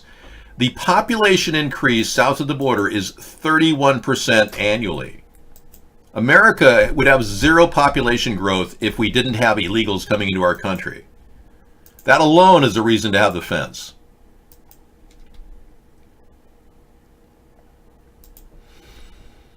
Yeah, very interesting.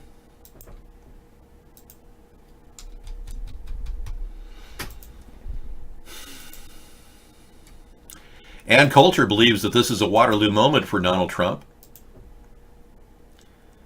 She believes that Trump will fold on the border wall and cave into the Democrats. She's been very outspoken about how she feels that Trump didn't fight for it for the past 2 years and just sprung it on everybody. Trump kept saying it was a Mexican solution. We're going to get Mexico to pay for it instead of garnering support among Republicans. Wildly implausible creature, President of the U.S. Conservative commentator Ann Coulter recently described President Trump as a wildly implausible creature. She wrote in a Wednesday tweet in part, "We just elected a wildly implausible creature, President of the U.S., based on his promise to build a wall." Coulter has made her disappointment over the absence of Trump's wall well known, and it seems she's given up hope that it will ever be built. She said in a radio interview, "The president and I have had a little tiff. For one thing, he actually did shut down the government. Though don't worry, he will fold in the end." Well, we'll see. Yeah, Lindsey Graham believes this is the end of Donald Trump's presidency if he doesn't get the wall. So I don't know if Lindsey Graham is supporting or not supporting the wall. All I can tell you is he'll go wherever the wind goes. He blows where the wind blows. Lindsey Graham is kind of like a weather vane. He'll go in the direction of whoever is going to win him some votes. He doesn't care. And I think he's almost outworn his welcome. So many people are wondering, will Lindsey Graham even, win re-election when people realize what an obstructionist he's become? Okay. So Ann Coulter is no longer on the list. Trump said he would invoke emergency powers if necessary. I think things are going along very well. But there's a lot of areas where the government is suffering. What is and isn't affected by the government shutdown? We talked about the TSA working for free, when I think they should be replaced. The president should bring in the National Guard. Thanks, Mighty Grow. There's transportation, that's the big one. Parks and museums are shut down. Well, we could wait on seeing the mummy at the Smithsonian. Social Security, Medicare, Medicaid divisions they're coming, so that won't be affected, and Postal Service will still deliver them. Tens of thousands of law enforcement personnel are working without pay, but we'll see how long that lasts. The shutdown has mixed effects on government investigations. Well, name one investigation the government really has successfully performed. That'd be great. I mean, I know of many FBI cases that were dropped without an investigation. For what reason, we don't know. So what are we really losing there? The IRS. Oh, no, the IRS won't be able to collect your taxes. Oh, the operations have stopped. Oh, I'm so sorry. Veterans benefits. That won't be affected. Unaffected. Food and aid inspections will still get the benefit for January. 40 million will still get food stamps. So I think we covered the bases, everybody. Nothing to worry about. And your gas is run on a private system. not with government oversight, so you should still get, good low-cost gas at the pumps. So in other words, we don't really need our government. Thank you.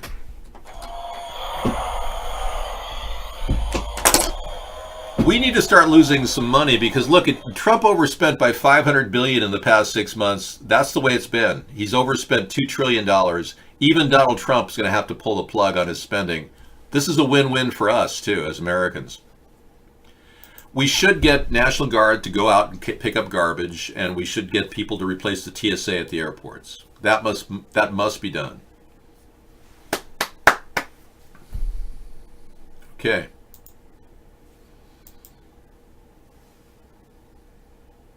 I'm sorry, Zeno, but you've been banned from the show. You'll never be allowed back in here. You would believe what he just said earlier. I did. Well, I saw what he just wrote before you banned him. Yeah, well, that was nothing compared to what he said earlier. Oh. And I gave him a chance to stay in the show, but that's it. Never again. If you see any form of Xenu coming in, ban him. Well, it was definitely, the last two comments he made were very misogynist in nature, I would say. Grow, that's what happened.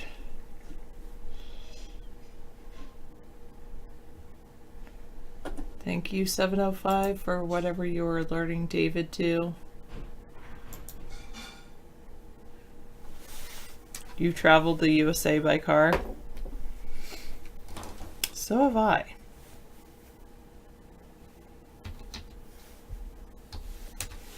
It's a big country.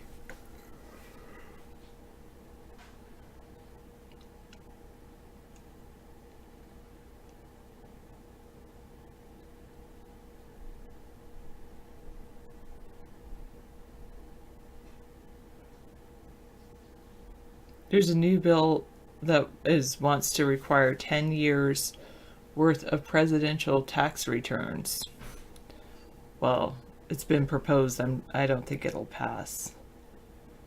Your Gucci slippers, is that right, Barcode Pongo? You're wearing your Gucci's? I take it those are your slippers. In a big country, dreams stay with you. Nice. The Democrats are laying some kind of impeachment trap, but will the president step into it? Yeah, it might be for upcoming presidential candidates, but I still think Trump would veto it because he thinks he will be an upcoming president.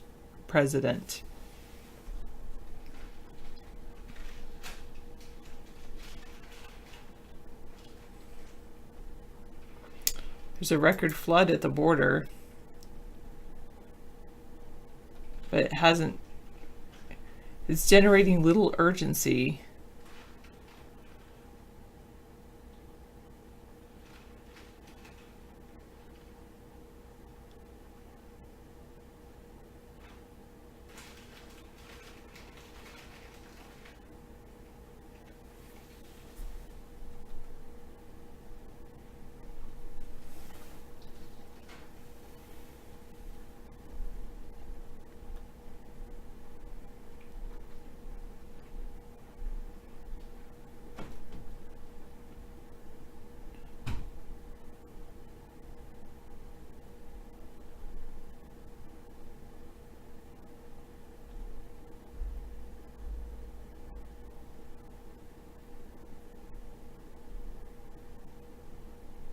I was just checking out I guess that was an opinion piece or something.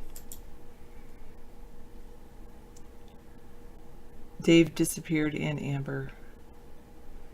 Sarah has returned.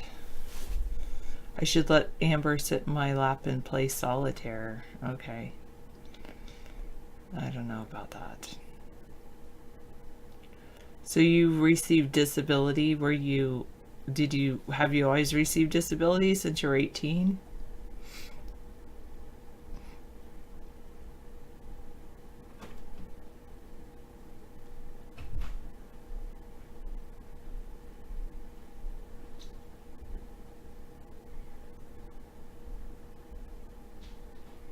Wow.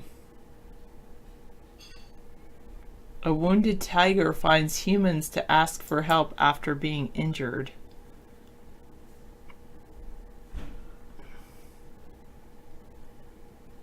Oh, when you were 28, so you've had it for like 6 years. Okay. Sorry you became disabled.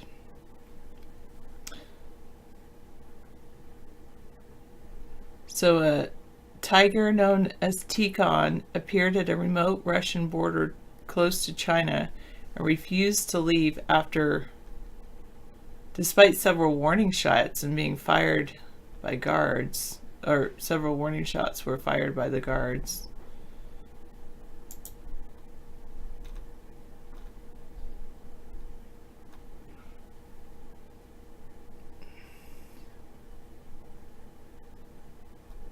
Even when the border guards fired warning shots, it stayed put.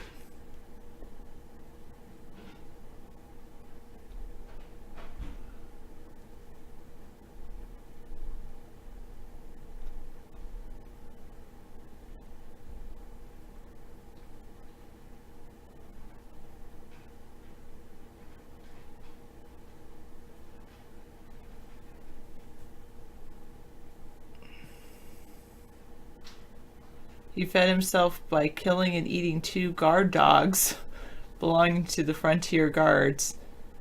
Even though the guards tried to scare him away, he just stayed put. Wildlife rangers were called in and they noted atypical behavior by this Siberian tiger. I should show you guys. Add source screen. Okay.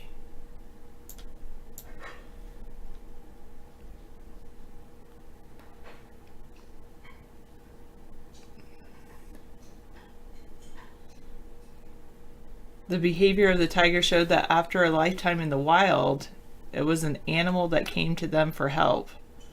They shot a sedative into the big cat. Oh, that's a huge tiger, man. They transported him to a big cat rehab center. He's at least 15 years old. He's a very old male, especially in the wild. An assessment will be made of his injuries or diseases. And because of his age, he won't be able to return to the wild. Wow. Nice. Staying alive. That tiger is just staying alive. Pretty cool. True, we do not have, the only tigers we have in the US are the tigers at our zoos. They had to shoot a sedative into them. Ate 2 guard dogs.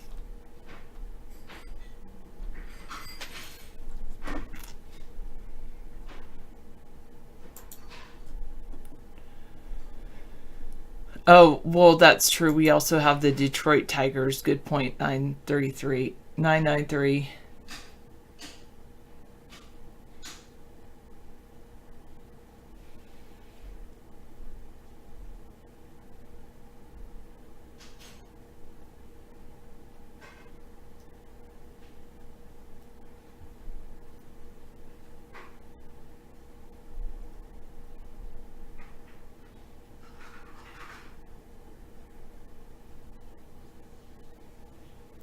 The first openly bisexual senator has been sworn in.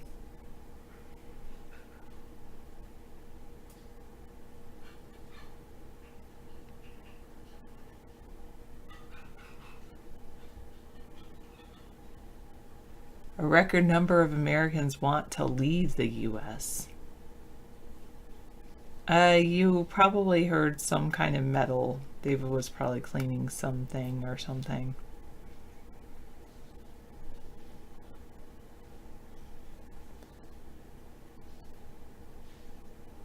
A closer look at China's newest tank. Jobs are up big time.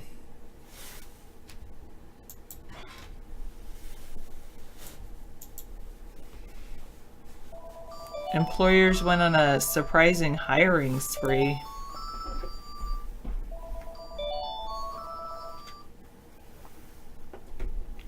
in December. Yeah, I didn't think they would hire in December, but maybe. Added 312,000 new jobs. Wow.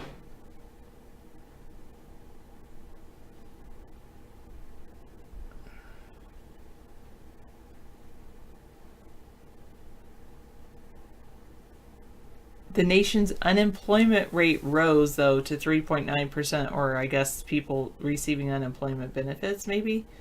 Hourly pay improved to 3.2%.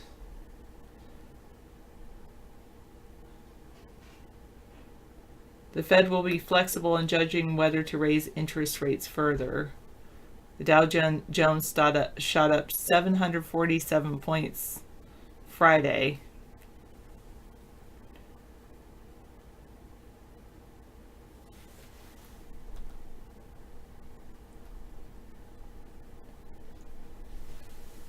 Labor market is very strong, even though the economy appears to be slowing, said Eric Winograd, senior U.S. economist at the investment management firm AllianceBernstein. Those two things cannot coexist for long, he says. You think all the hiring is at Amazon, Poison Bez? He says either weakening demand will lead firms to dial back the pace of hiring, or the robust pace of hiring will lead firms to ramp back up production.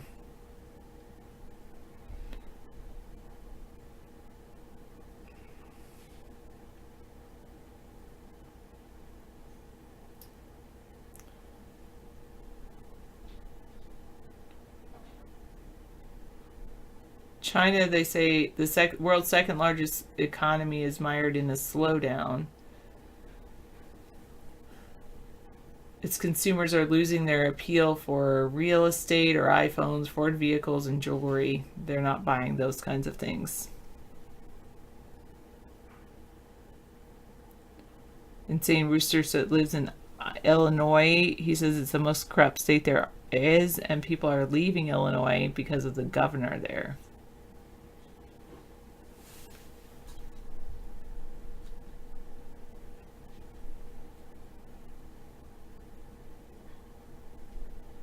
Healthcare and education added 82,000 jobs, the largest jump in nearly 9 years. Restaurants and drinking places hired 40,000 jobs, almost 40,700. Builders added 38,000 construction jobs. Manufacturers added 32,000 jobs. So the big, huge increase was in healthcare and education. And businesses are still searching for more workers. For instance, there's a painter in Cincinnati. It wants to double the number of employees who paint homes and businesses.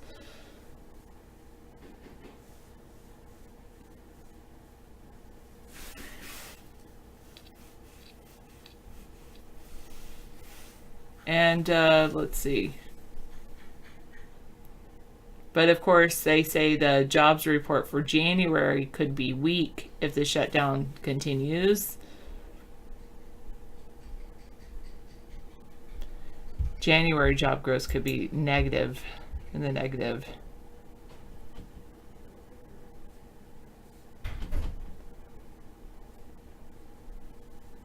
The sometimes uncanny resemblance between Chinese and American weapons. Nice slow modes.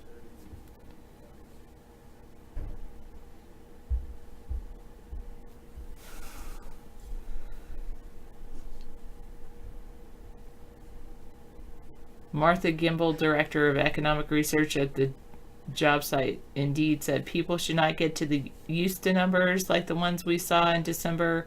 Job growth is going to start slowing down, and when that happens, though, we shouldn't panic.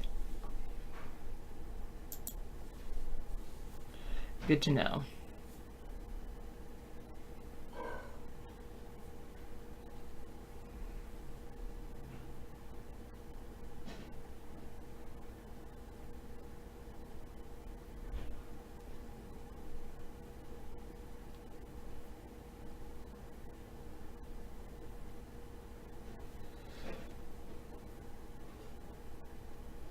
I am in front of a green screen, Jerry.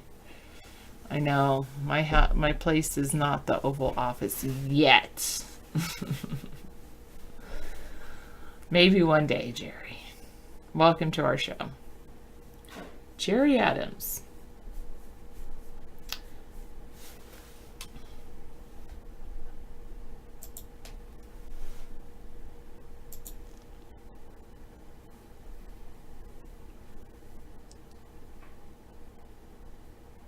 There's a wounded vet trio. Wounded vets meet on the first day of the new Congress. Army veteran and Florida Representative Brian Mast tweeted a photo Thursday marking in a swearing ceremony of fellow wounded veterans and Republican Congressman Jim Baird and Dan Crenshaw.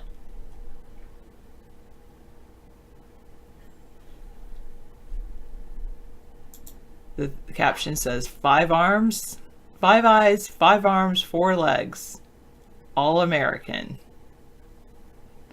Wounded vets that are recently elected.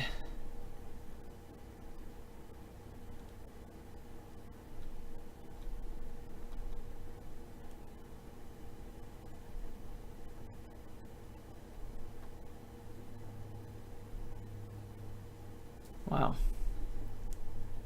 Pretty amazing people there.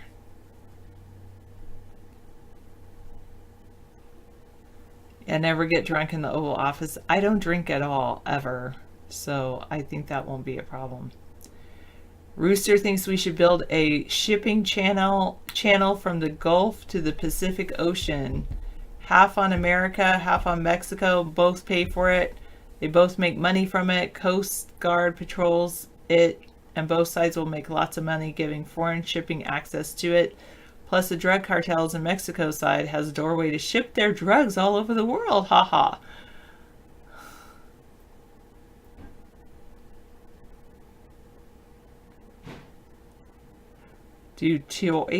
I think you mean, do you enforce students standing while saying the Pledge of Allegiance? I'm not legally allowed to enforce that. I can say in a deep, stern voice, please stand! But, you know, they can say no. And I have had 1 or 2 students saying, I mean, mostly at elementary school, I've had 1, maybe 2 students saying, I'm not going to stand because my parents or grandparents don't want me to stand. I don't really think that they understand why they should or shouldn't stand. I don't think they're old enough to really make that, to articulate the decision why they should or should not stand. Thanks. But most of them do stand. Because we do say, please stand for the Pledge of Allegiance, but that's about it. But there's no enforcement. Enforcement is not allowed because constitutionally they don't have to stand for the Pledge of Allegiance. Freedom of speech and all of that. Freedom of religion. Yes, all rise. Yep.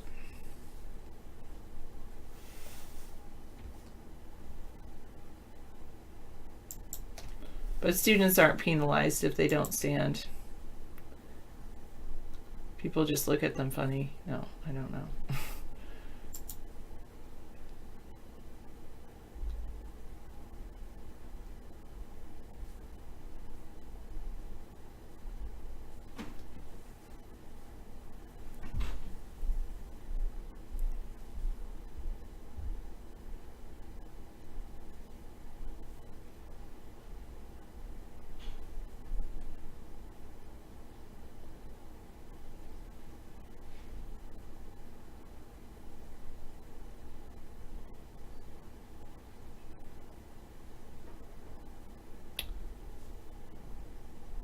So Ocasio-Cortez wants to have the top income rate, tax rate, be 70%. now that it's gotten down so low, the tax rate has dropped dramatically.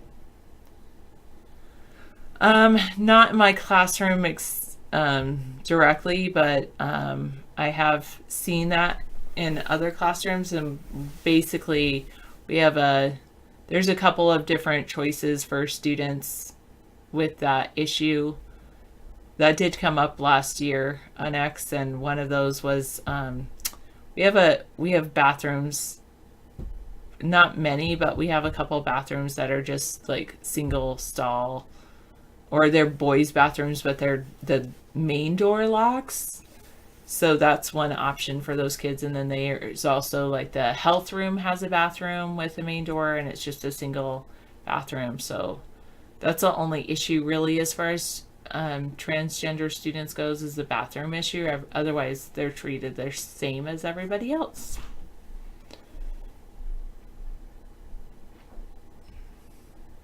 You had to stand in grade school, or you didn't go to recess. Now it's illegal to do that nowadays.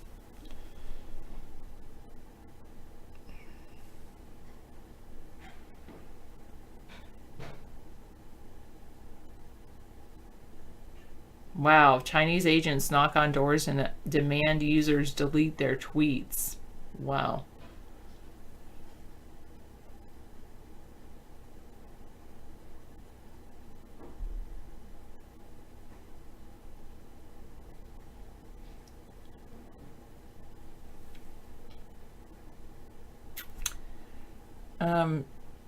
I know David's not fond of the LGBTQ community, but I would say that the big issue with David is that he is against sexual harassment. He will do everything to basically persecute or prosecute, I should say, any type of sexual harassment. So if you ask somebody, hey, do you want to go on a date once, that's just a question. But if they say no, and then you keep asking them, then that can become harassment. It's unwanted sexual advancement. Yes, I know David does say that. I support the Me Too movement. I think people need to get... Well, instead of a thesis, I have a capstone project, and it's coming along pretty well. I'm probably almost halfway done with this capstone project, I would say. Somewhere right around there.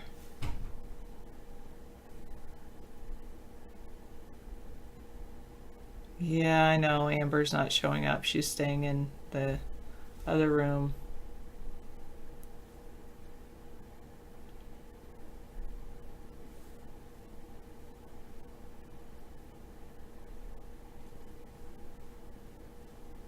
The Pentagon is being asked to provide more help on border security. Amber is super cute. I'm glad David brought her on one time.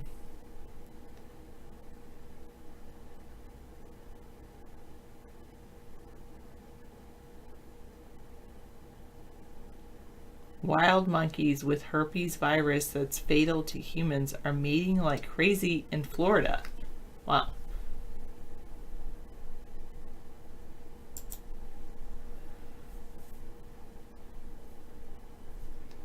The Department of Homeland Security has asked the military to provide more help securing the U.S.-Mexican border, two defense officials said Friday. The acting Secretary of Defense, Pat Shanahan, has not decided how to respond to the Department of Homeland Security request. In the past, the Pentagon has provided help when asked. At one point last fall, there were nearly 5,900 active duty troops along the border in Texas, Arizona, and California to assist Border Patrol agents to erect wire barriers. Now there's about 2,350 troops, active duty troops along the borders. The defense officials said DHS asked for certain military capabilities, not any number of troops. It'll be up to Shanahan to decide whether more active duty troops are dispatched. The request for assistance has not yet been fully processed. The Department of Homeland Security wants the military to put up concertina wire as barriers along 160 miles of the border. That would be in addition to the 70 miles that combat engineers put up last fall.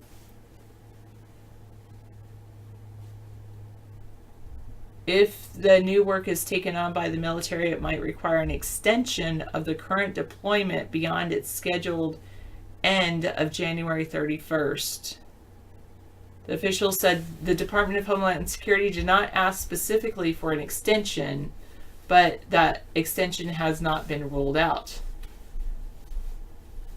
Troops have been erecting and reinforcing border barriers, but are not performing law enforcement tasks, and they have not been engaging with migrants. Some have been providing transportation and logistical help, as well as medical assistance to troops and to customs and border personnel along the border.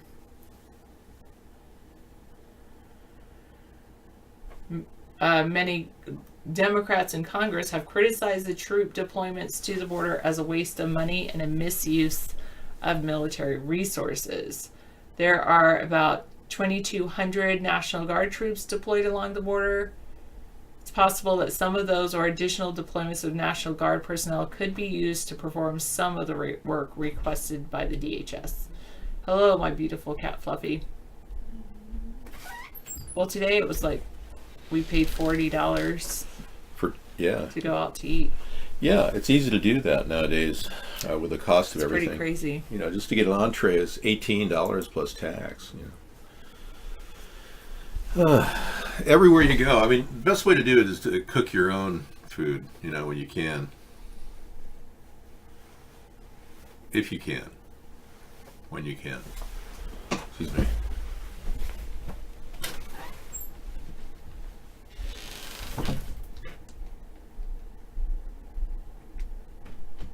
Why would they have to take the fencing down, though? You say the troops aren't happy about putting up a fence and then having to take it down. Why would they have to take it down?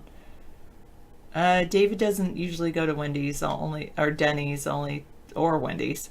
The only time he would do that is if he were on a cross-country trip or something.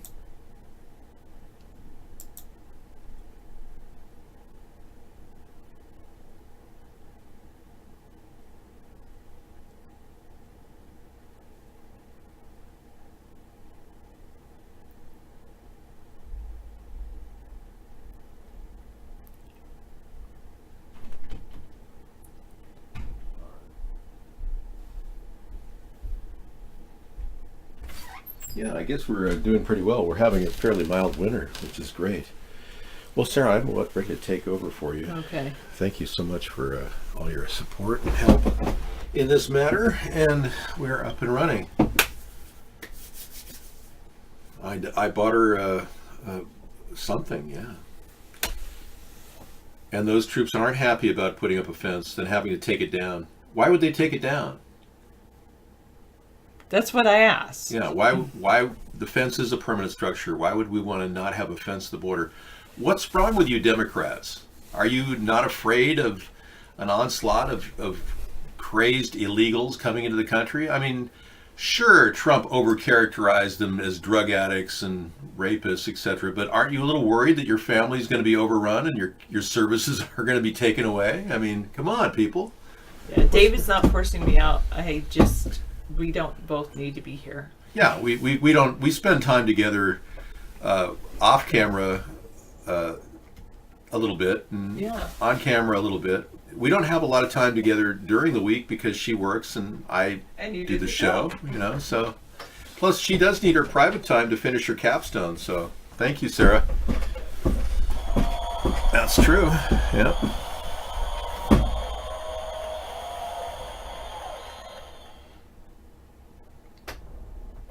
Yes. Tory Smith was a sad subject. You next? I've never seen you here. And the way you're posting, you seem like Xenu. Okay. Stop reposting the same message, otherwise you'll get banned like Xenu. I will talk about Tory Smith. He had a bad situation. When I first saw him, he online, I thought he was just some crazed nutcase. And I still kind of think the guy's a little bit off. I think the guy, Tory Smith, was probably abused as a child in a pedophile ring. And that turns out that's his story. He's no longer living now, so I'm just going to, brace you for the reality of what you're about to see. But he talked about children being murdered in Indianapolis. And he had a show on almost every day for a couple of years, for a short period of time, and kept telling people that Mike Pence was a bad guy and he'd killed 54 kids. Hello, my name is Tory Smith, and I've been a witness to children who were raped and murdered in what's called the MyLab child trafficking operation. And there are 40 locations nationwide, and there's one here in Indiana, state where I live, and which brings me to today's report. I do reports of this child trafficking operation, number one, because I don't know of anyone else that does. And these children need as many voices as they can possibly get, because hundreds and hundreds of children are abducted. Anywhere from 25 to 400 children are gang raped and murdered a day in this system. On the 27th of May, Friday, 264 children were brought in from the Air Force SOCOM and NATO. 15 of those children were brought to Indianapolis, to the Indianapolis MyLab, which is what I would like to do today's report on. Indiana Governor, child rapist and child murderer Mike Pence has murdered 54 children. Okay. I heard this live when it was happening, like as soon as he released it. And I'm going, wait a second. Mike Pence, the guy that Donald Trump picked for vice president, murdered 54 kids? And then I went back to his website, to his YouTube channel a couple months later. And lo and behold, I saw Tory Smith in this condition.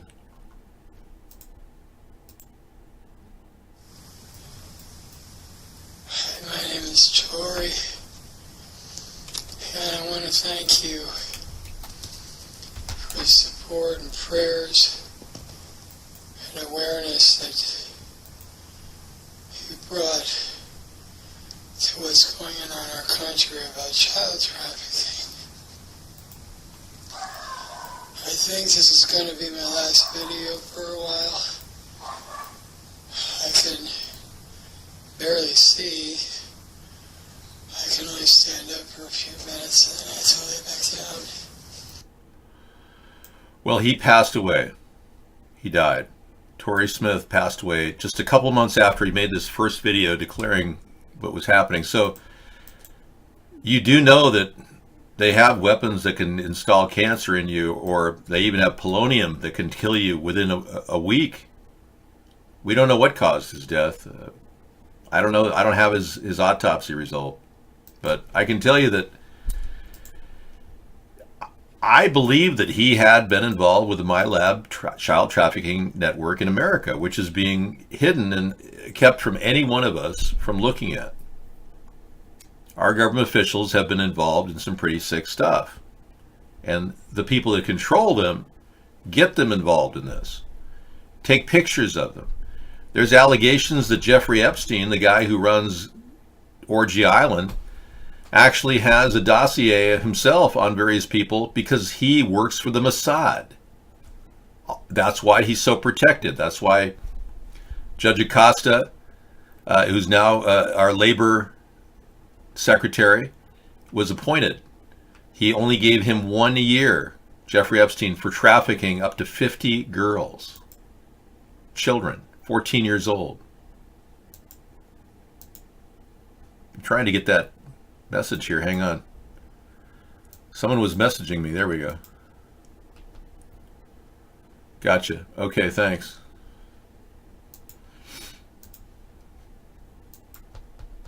No, Xenu cannot come back and chat. No, that Xenu burned his name forever. It'll be written in stone.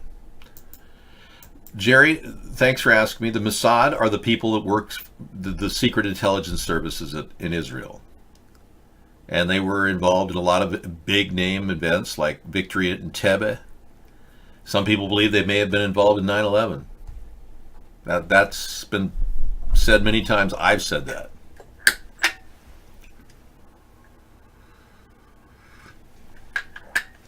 Donald Trump and Hillary Clinton are both people that have been endorsed by the American Israeli Political Action Committee, which is Zionist in origin.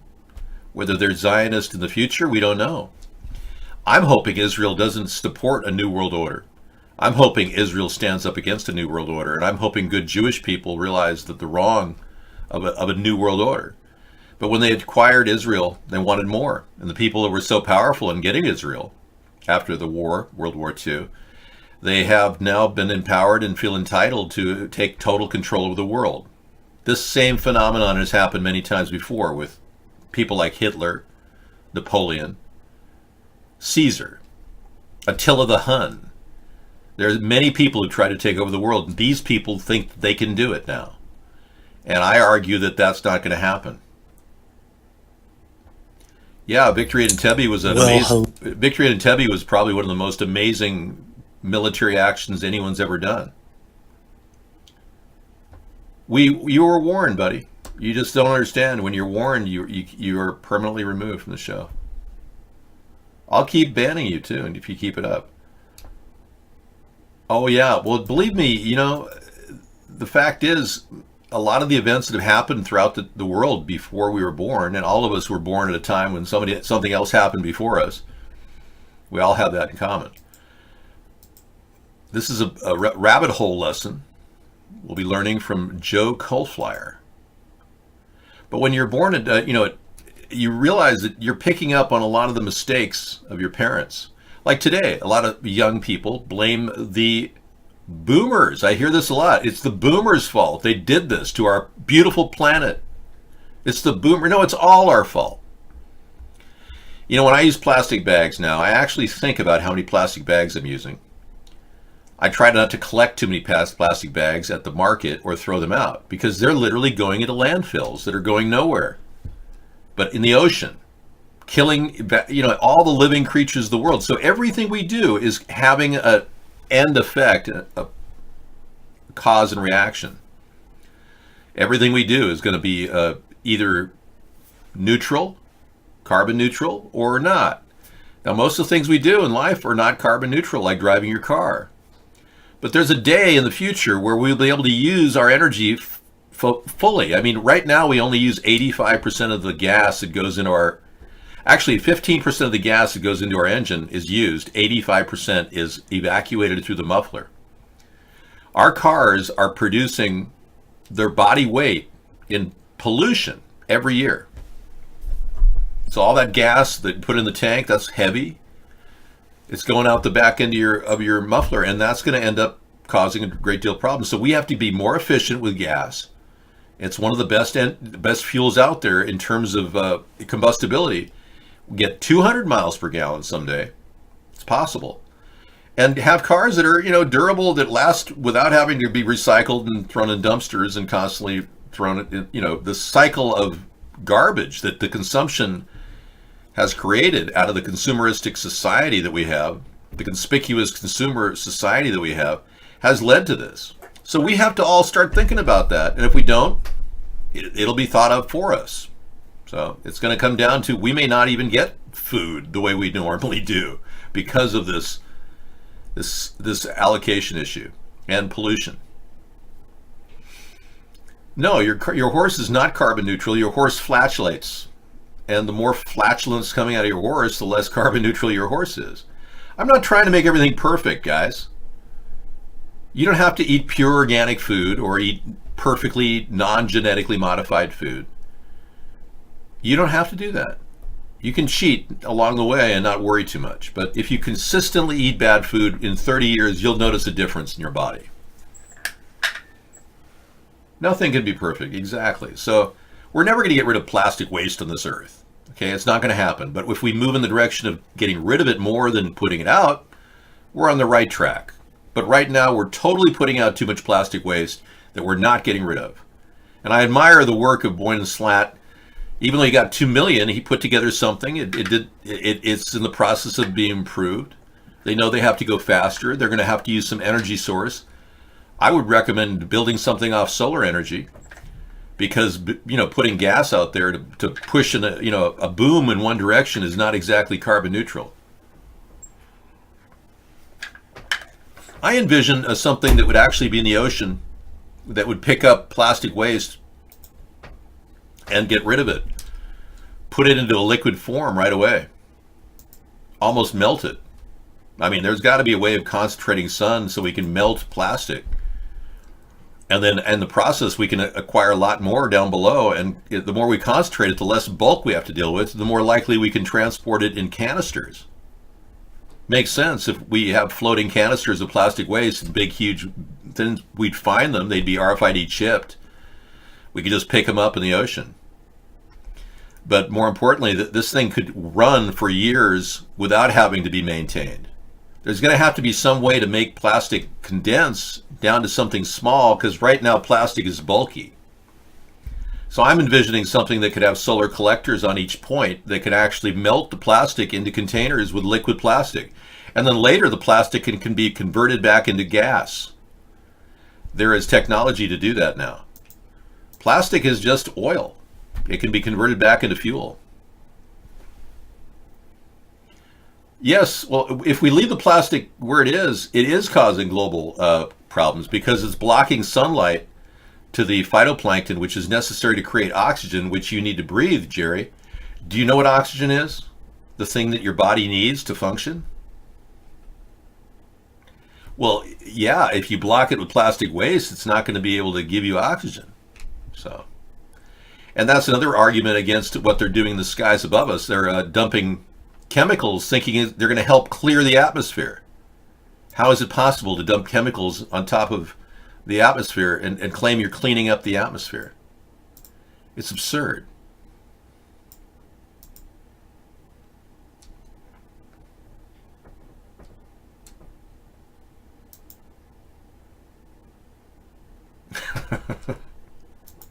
Just testing my face there.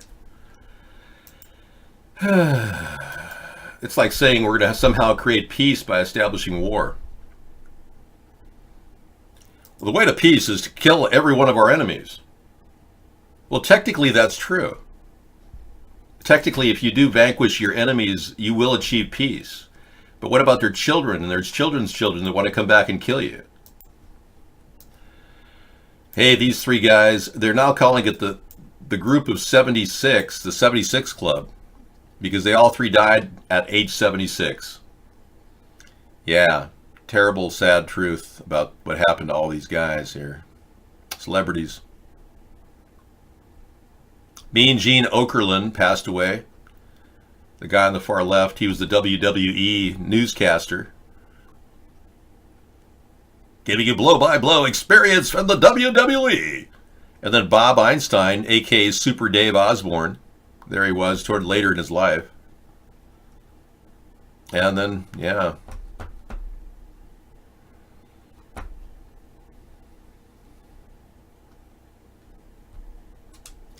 And Captain Daryl Dragon of Captain and Tennille.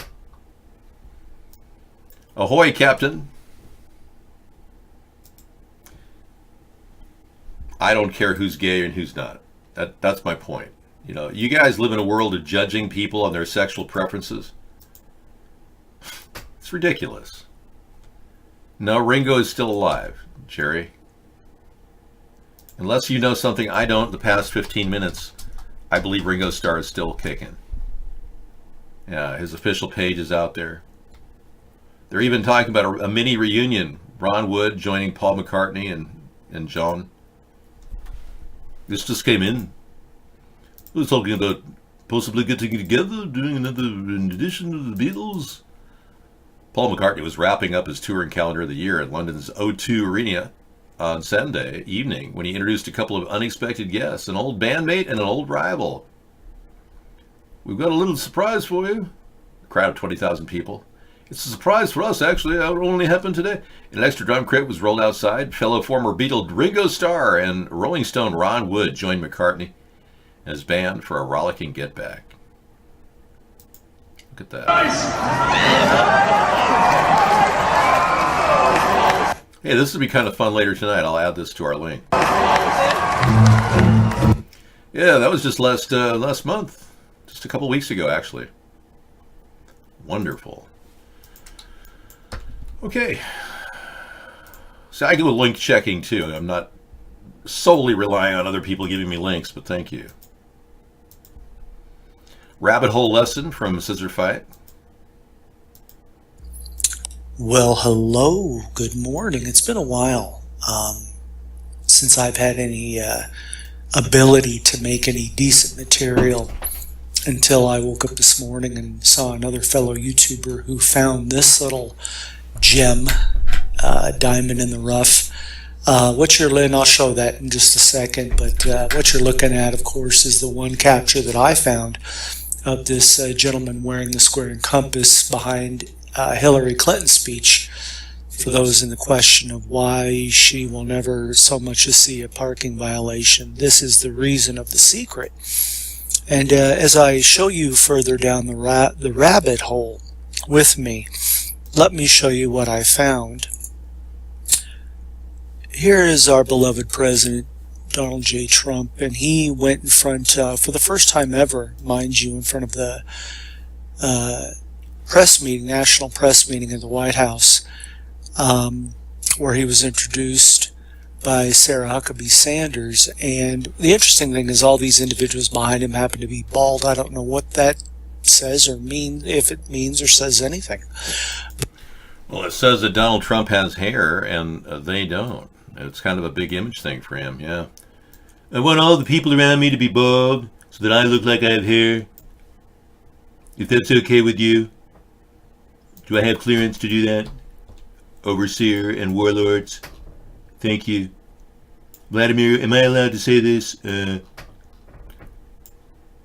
But the little emblem on this gentleman's jacket is very, very interesting as well, is that the... Get to the point, Jesus! At least Yoko can deliver, vocals, This guy, hey, I will play that, thank you. He's just taking forever to generate the words. His words are not coming close enough to make me happy. Hey, other one. Yeah, look what's on his lapel. It's the Masonic emblem, right? Yeah. I mean, I'm amazed they're not wearing skull and crossbones. Do you want to go back to that video? Okay.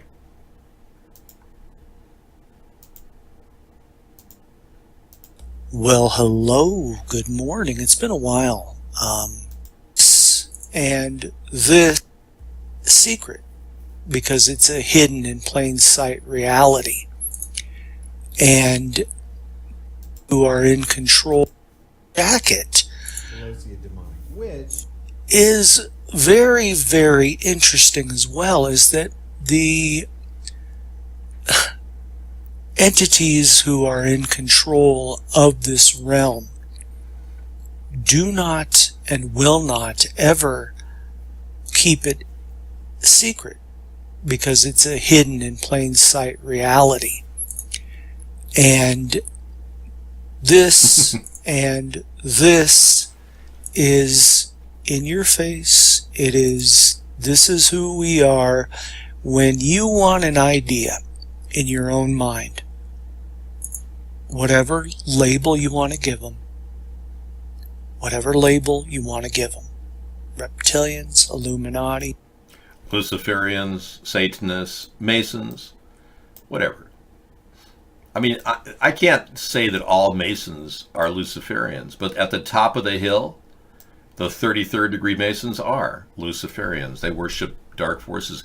Donald Trump studied under Norman Vincent Peale, a Presbyterian minister, who was a 33rd degree Mason who swore his allegiance to Satan. Yeah. Are you a KGB honey trap? Of course not. Why would you think I'm a honey trap? I've been doing this way before you even were born, son. Yes. Or at least when you were young. And I've had no coverage whatsoever. If I was a honey trap for the KGB, they would have had me in the news by now. I'm being purposely kept from the American people by a very corrupt government run by a bunch of corrupt people, not even Americans. I'm appealing to the American people every day. I kept stopping it because the guy is just absolutely the slowest reader or speaker I've ever seen. What damn looks. Jerry, you're starting to bug me. You're about really kind of where Xeno was prior to being banned. Freemasons, banksters, owners, controllers, you want to call them the Jews, you want to call them the Jesuits. Make up a label, okay? And call them that. Okay, I will. Eeny, meeny, miny label. Yeah, whatever label you want to call them, they're the bad guys. Jerry, you're sounding more and more gay every second. And you know, we don't cater to homosexuality here. I'm not like the Democrats. I don't approve of a separate LGBTQ movement. You're sounding more like you're part of that. I try not to judge too, but all the Masons are intoxicated with power and greed. It's crazy. Call it what you will. How can I collect the wasted fuel for my muffler? Jacket pockets. You know, I think the best thing to do with cutting back on fuel is to see something that'll blow your mind. Well, you'll just see how much money you're wasting when you realize that a lawnmower can run on vapor. Check this out.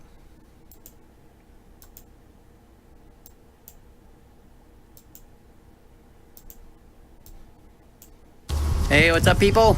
This is Tyson again with HHO for Life. I wanted to share this with you. I know it's upside down, but it's right in my screen. Anyway, okay, what I did is I stuffed this jar full of socks, and then I ran it till it was like dry, so that there's no gas. Now, obviously, some's absorbed into the socks, but it's not bubbling through anything. It's just forcing the air through the gas that's absorbed into the socks down there at the bottom. So there's like no liquid left. I don't know if you can see that or not. I can see that, and I'm going to play that later, but many people have tried this. Don't try this at home, by the way, folks. Yeah, don't mess around with this. This is dangerous. But they're able to get a car or a lawnmower to run on vapor. That's how hot it got, and so it's a dry vapor, so it's less dense. Those pistons are firing on vapor. There's no drops of gasoline. There's vapor, even less than a drop, firing those pistons.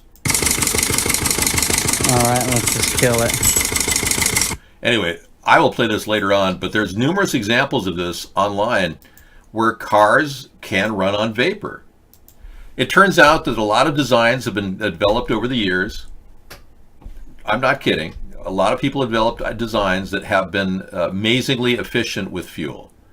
Over 200 patents have been put out dealing with turning everything from kerosene into more useful fuel, to adding a certain powder to oil to make it burn faster, to these amazingly efficient vapor engines. And there's also a guy who's been able to split water, hydrogen and oxygen, and create engines from the hydrogen and oxygen that can then power up a vehicle. Stanley Meyer was his name, and he claimed that he actually could do this, and he had secret plans that he created that only he could read. And he didn't want anyone to steal his ideas, so he was very secret.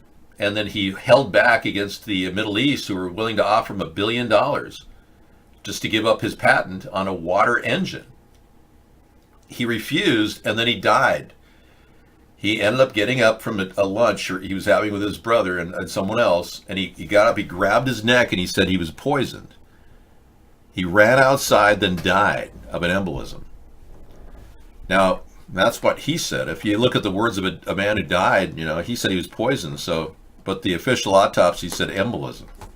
Anyway, yeah, any hydrolysis will deficit in energy based on simple laws of thermodynamics. However, when you're able to get more potential energy out of burning that hydrogen, burning that oxygen, you can create enough stored energy to fire that hydrolysis with a gain. And he was sued by the U.S. Patent Office, and he lost. It cost him like $30,000 because they said you can't create energy.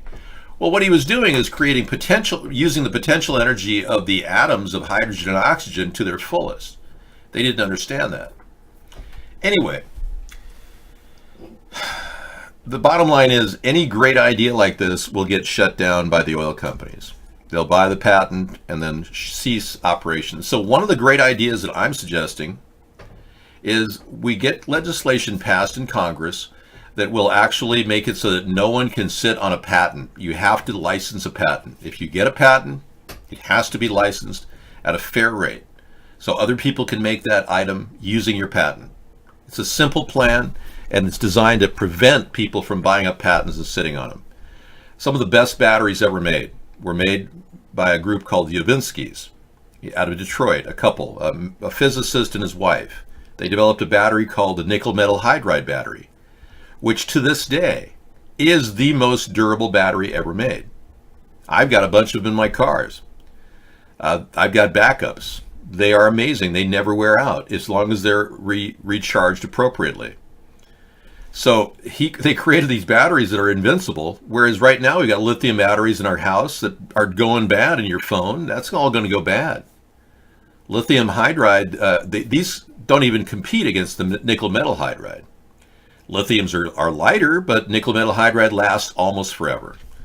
So who bought that patent other than ExxonMobil? And they're sitting on the patent. They're not making these batteries. Isn't that interesting? An oil company doesn't want really efficient, durable batteries. Gee, I wonder why.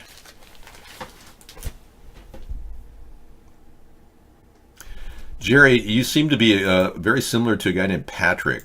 We're going to remove you from the show. Goodbye.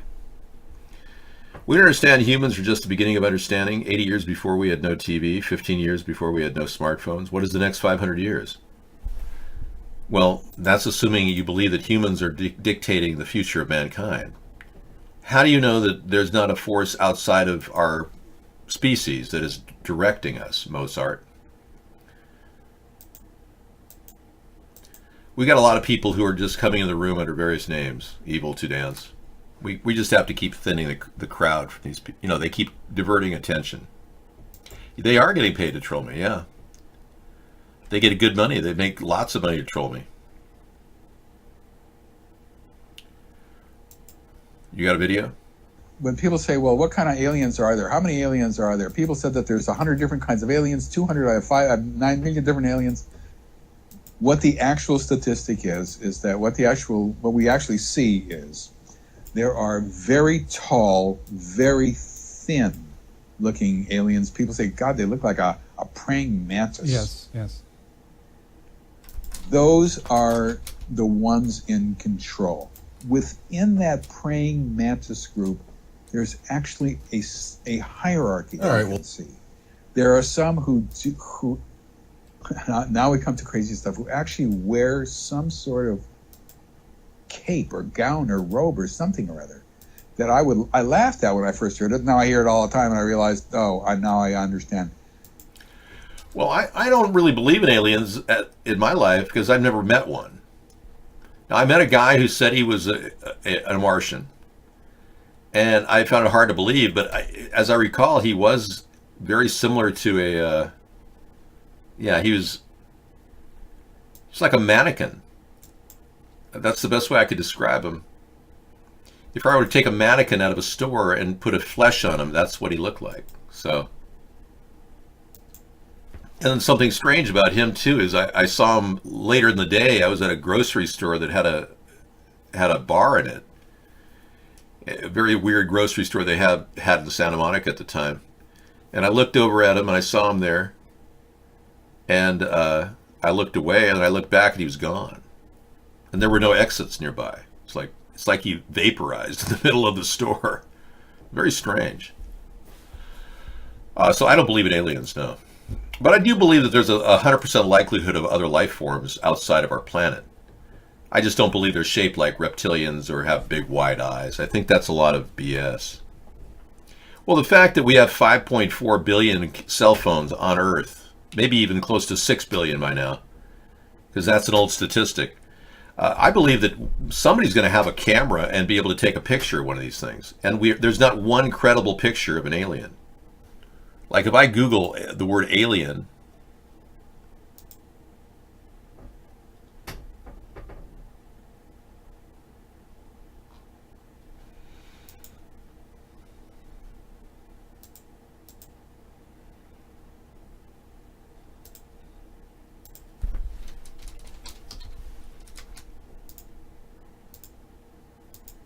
we will be featuring One Pacific Redwood tonight and his assessment of a massive tropical jet stream flow into California.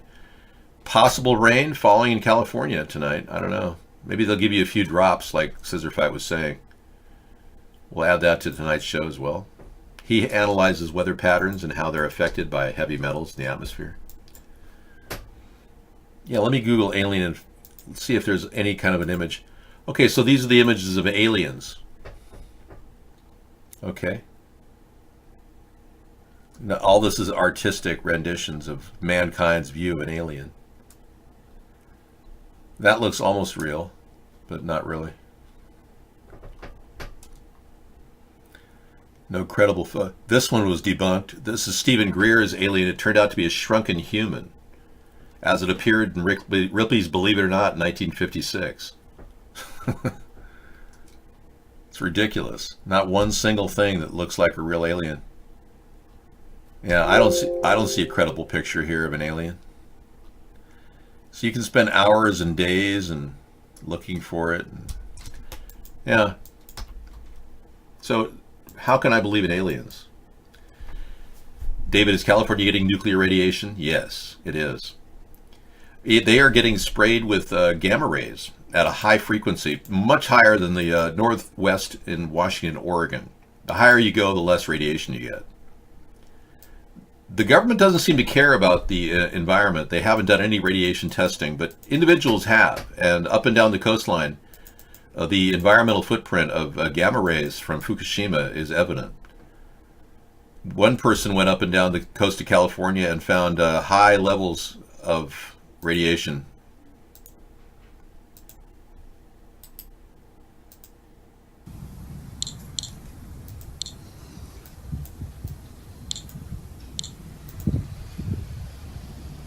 This is the path heading towards Surfers Beach.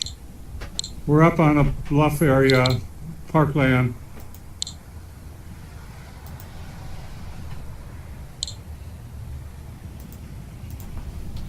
You can see what it's reading. The last 3 days I've been down here. When I hit the beach, my detector goes into alarm, which is set at 3 times about this, 99.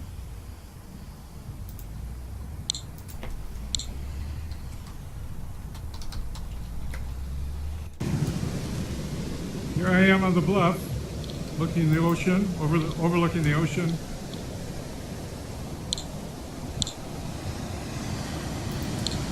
I can't see it very well. You see it's still reading.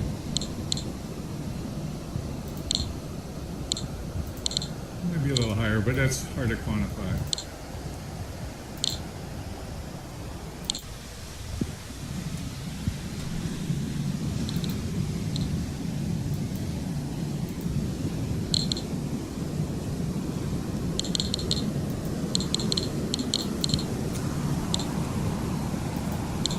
Now I'm on the beach.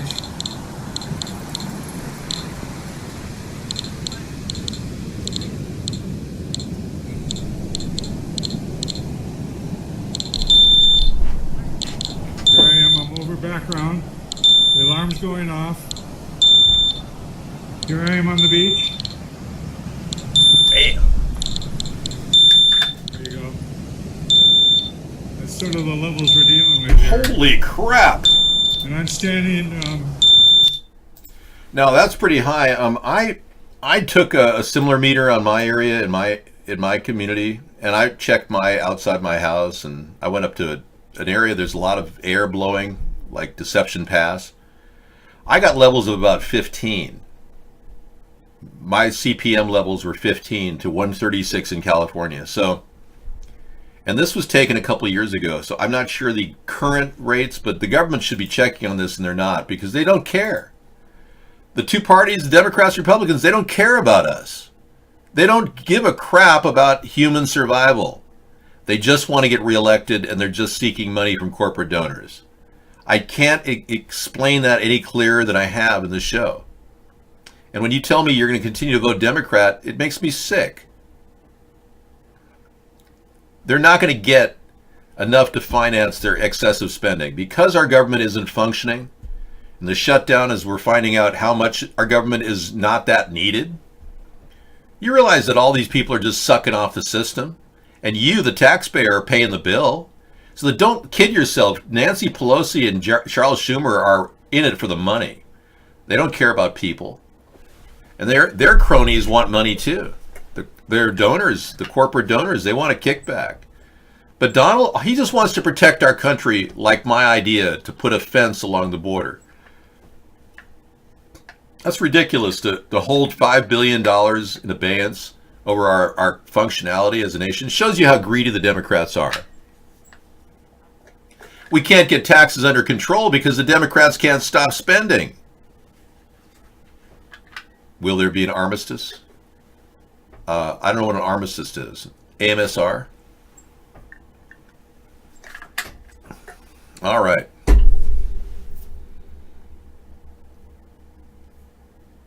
All right, you're reciting Donald Trump or Michael Jackson. What is it going to be? What's it all about? 99% expose we've got tonight on our show about China landing on the dark side or the far side of the moon. This person, we saw at the pre-show, we'll see it later tonight. He really picked apart the moon landing by China. The video pictures are all CGI. Everything. We'll feature that tonight. Then we've got a couple of rabbit hole videos. This one, we're almost through. And this one. Nope.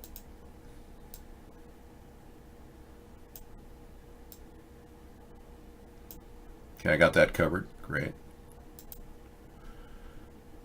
I think we're covered then. Yeah, we got those two videos, and then we got the greatest prank call ever.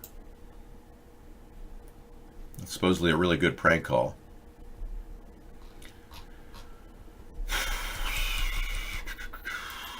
And more fear-mongering among people who are, obviously making us think that the end of the world is coming and the sky is falling. Which I think you have to deflect some of that. Don't freak out too much. I don't think they played Pink Floyd's Dark Side, but we can do that later if it fits the entire concept of the dark side of the moon. It turns out the dark side of the moon, there is no dark side of the moon. The dark side of the moon is actually lit part of the time. The moon is sitting in fixed orbit. As we rotate, the moon is like that, and we're going like this. It takes 27 days for the moon to pass through a full rotation because it's just going like that. And we're rotating. Anyway, I can't explain it any better. Yeah, we'll work on the apocalypse angle tonight. Kind of push it to the max. We'll play some Apocalypse Now clips from The Godfather, Marlon Brando. Maybe we'll play a little bit of the theme song from Apocalypse Now.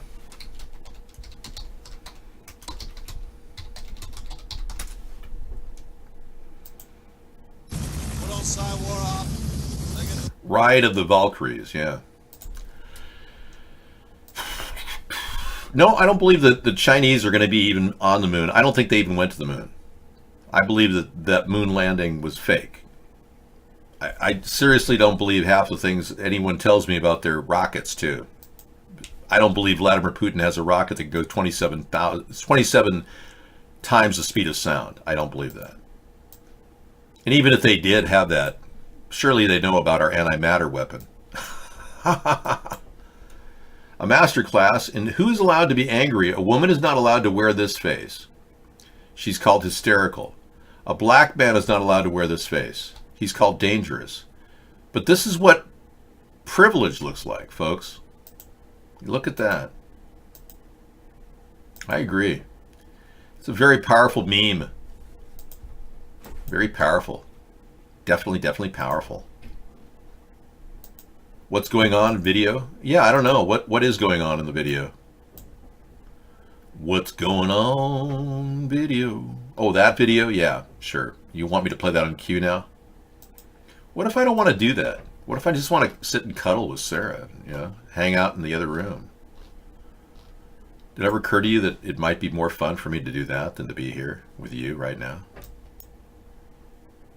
That ever? Yeah. Well, you want to cuddle with me? Really? Well, spoon, whatever people do. You humans, you cuddle.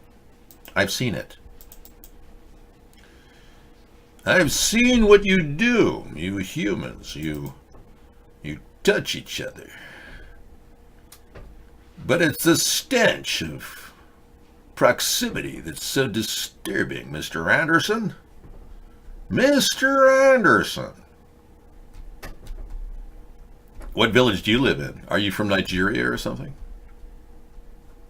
What do you think? I'm human or something? You act like you come from a village. What village is that? Land of village idiots? Yeah. Trump is the #1 tax. Oh, here we are. We finally found a full credential map of Donald Trump. And we have concluded that he is, in fact, the #1 expert on taxes, construction, campaign finance, drones, technology, U.S. history, infrastructure, ISIS, Facebook, renewables, polls, courts, steelworkers, golf, banks, nuclear arms, the system, debt, politicians, according to Donald Trump. Nobody knows this stuff like he does. And income than I do. Nobody knows more about construction than I do. Nobody knows more about campaign finance than I do. I know more about drones than anybody. Nobody knows much more about technology, this type of technology, certainly, than I do. Nobody knows more about technology than me. Nobody in the history of this country has ever known so much about infrastructure as Donald Trump. I know the H-1B. I know the H-2B. Nobody knows it better than me. I know more about ISIS than the generals do, believe me. I understand things. I comprehend very well, okay?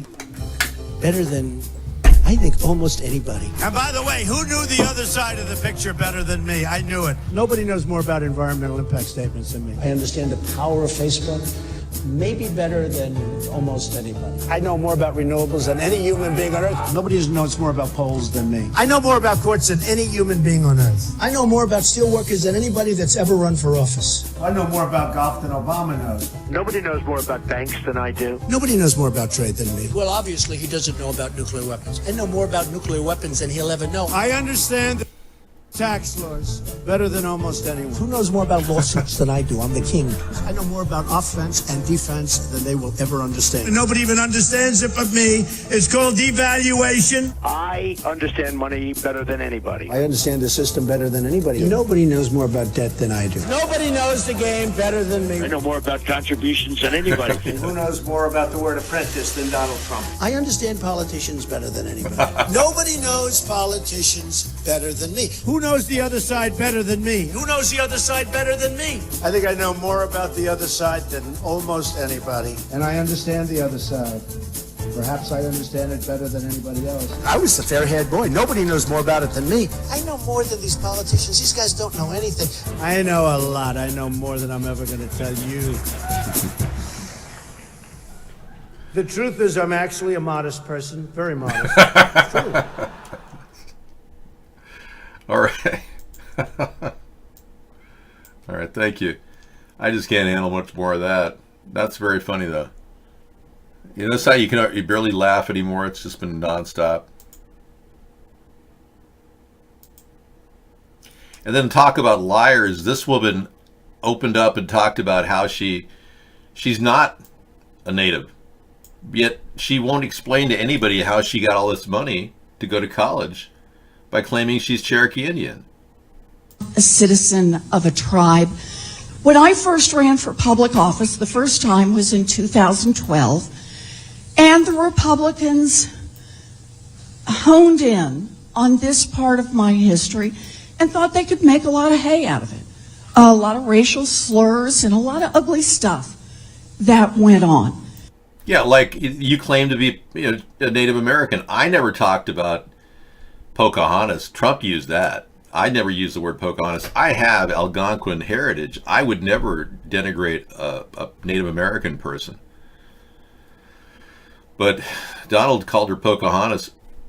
I'm the one who brought up the DNA. I'm the one who was ecstatic that she had a DNA test to prove that she has less than half of every white person in terms of Cherokee Indian heritage.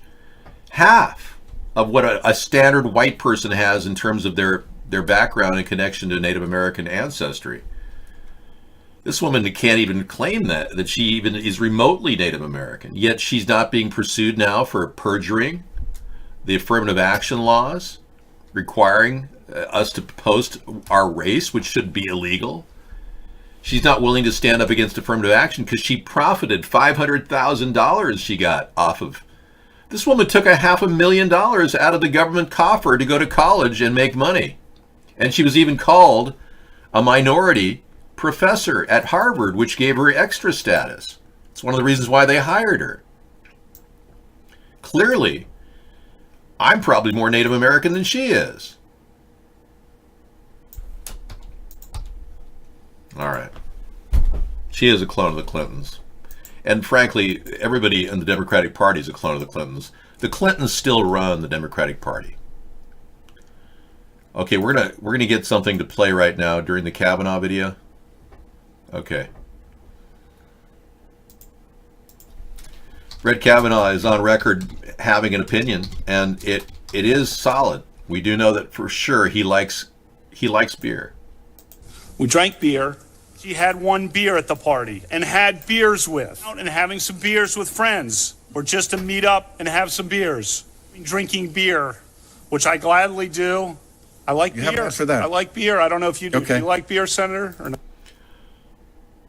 Get off the stage, you drunk bastard! We had to get him out of here. We don't need a drunk bastard as a Supreme Court. So if the Democrats want to show some balls, I would recommend that they start impeaching Brett Kavanaugh for starters. My goodness, the guy literally held his hand over a woman's mouth, and while he groped her body, and her witness testimony is 100%, 99.9% accurate. He never wanted to even take a lie detector test to prove he was innocent. She took a lie detector test which proves she's innocent. I have no idea why the Democrats think they can impeach Donald Trump when they can't even impeach Brett Kavanaugh. The Clintons are wannabes. The Rockefellers are kind of like the Clintons were 30 years prior. The Rockefellers and Roosevelts worshipped the ground the Rothschilds walked on. They got their money from the Rothschilds and from J.P. Morgan, who also worked for the Rothschilds.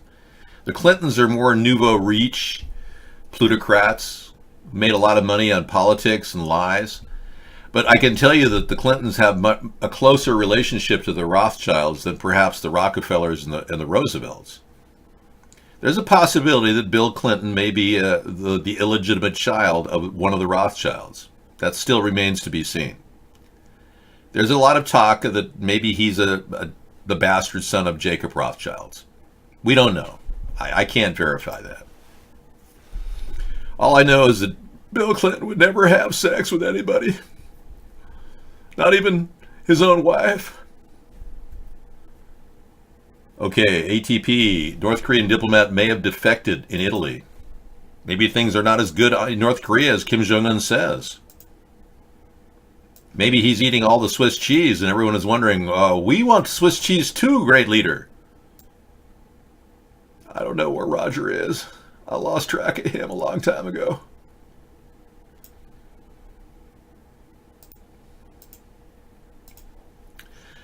North Korean ambassador to Italy Joe Song-gil, during a visit to San Pietro di Felletto in North Italy, may have defected. The top North Korean diplomat in Italy and his wife went into hiding in November in a possible defection, according to the South Korean member of parliament. Wow. So there you have it, living under the threat of being fed to the dogs. Can't please a lot of North Koreans. I will never travel to China. No, I don't plan on ever going there.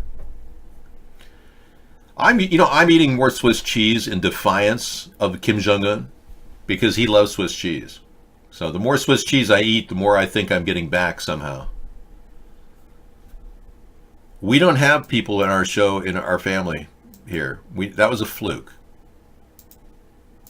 Sarah and I don't bring family members in normally. You got a chance to meet one of my sisters at one time. So if you have any other questions, we'll be glad to answer your questions. Mr. Rothschild. For instance, here's Jacob Rothschild being approached by someone on the street about finances and his power, which is absurd. How you doing, sir? Can you tell us what went on at the Bilderberg meeting this year? Sorry? Can you tell us what went on at the Bilderberg meeting this year? I didn't get that, actually, no. The Bilderberg? You weren't there? No. This year. What went on last year? No, I wasn't there last year. I think that was my cousin. Your cousin was there? Yeah, I think so. Okay. Do you have a couple minutes for us, Mr. Rothschild? We have 2 additional questions. I was asking a question inside of the understanding that the Federal Reserve is one of these organizations. It's one of these organizations that a lot of people say is the source of many projects all across the world because it's a private bank that was started by your family. No, it's completely untrue. I was asked that earlier. It really isn't true. No. Jekyll Island? Jekyll Island, 1913, sir? But sir, just one thing. We can go about how your family committed all these acts against society, but we just want to let you know the New World Order has no legitimacy. And that we as a people are not afraid, and we are waking up to the robber barons and the big banksters who are looting this economy with the Federal Reserve. Well,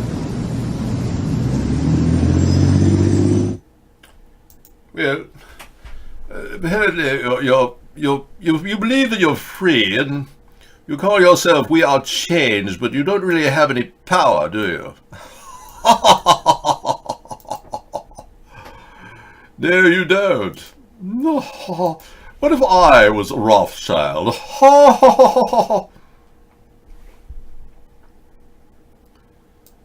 Like my father? Really? Mr. Rothschild. Do you think that Jacob Rothschild is my father? I've never heard anything so preposterous. Yeah, they act like they're bringing their wealth with them to the next dimension. Well, they worship Lucifer. They've been offered unbelievable riches here on earth as long as they serve Satan. Yeah, we are change. Yeah, we are chump change. I know. And that liberal rag sheet is getting support on the media. Their YouTube channel has never been kicked off. Hell, Alex Jones had his YouTube channel kicked off to make him look more legitimate, even though he's a total shill. You're not going to believe this, but the Bilderberg Group is run by a bunch of satanic Luciferians who are trying to poison the entire world and turn us all into monkeys. Why do these peasants pester me so? I know, it is so simple to talk like a Rothschild. It comes so naturally to me. Some people believe that I am Jacob Rothschild, that I had excessive facial acne and dermal abrasion work done. And the voice box was modified using genetic manipulation. Jacob Rothschild, let's take a look. I look at it, it looks remotely like him. Yes. Scrubby bubbies. Yes. Little scrubby bubby.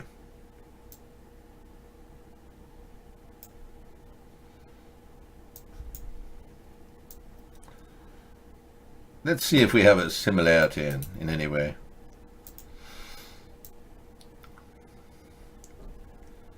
I don't believe I look a bit like him. Yeah, I did. We're completely different in every way. You can see I hardly even know. Of course not. Yeah, I don't think I could pass for his brother or his son or anything, no. Oh my God, an exact match! I think it's time for Mr. Right, don't you think? I was getting a little freaked out that we hadn't played any music. So I hereby call up the music collection of Mr. Right. Please hold while we play this for you. I am Mr. Right.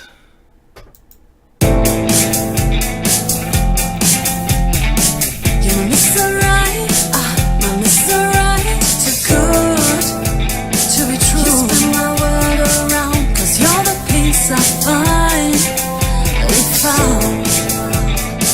You sweep me off my feet, my heart stops to beat, 'cause you make me melt away. You're Mr. Right, my Mr. Right, too good. You spin my world around, 'cause you're the peace I finally found. You sweep me off my feet, my heart stops to beat, 'cause you make me melt away.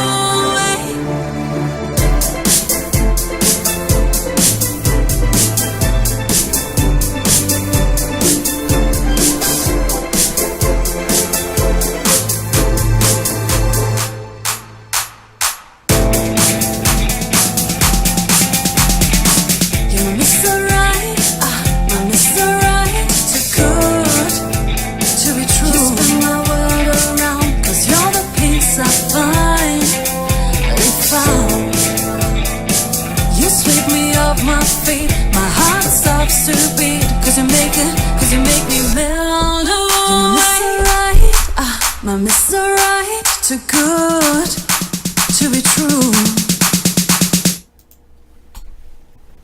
All right, thank you. We'll be bringing you more fun stuff later.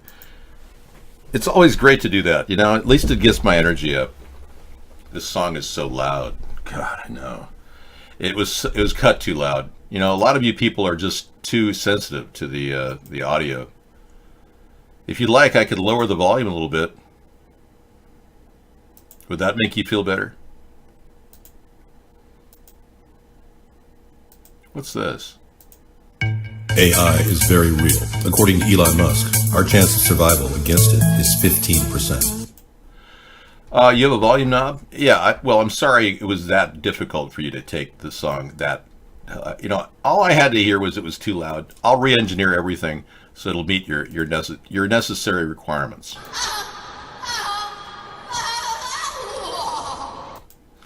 All right. Any other questions, feel free to ask, and I will respond in like manner. I think we're done talking about Trump overspending $500 billion. We're not overspending $500 billion right now. We're not spending anything. Thank you, Donald, for shutting the government down. Big round of applause for Donald Trump, everybody. Let's get behind this guy who's really going to try to shut our country down. Yeah, I thought the volume was fine. I think these gamers, they keep their volume maxed out all the time because their ears are going because they're constantly gaming.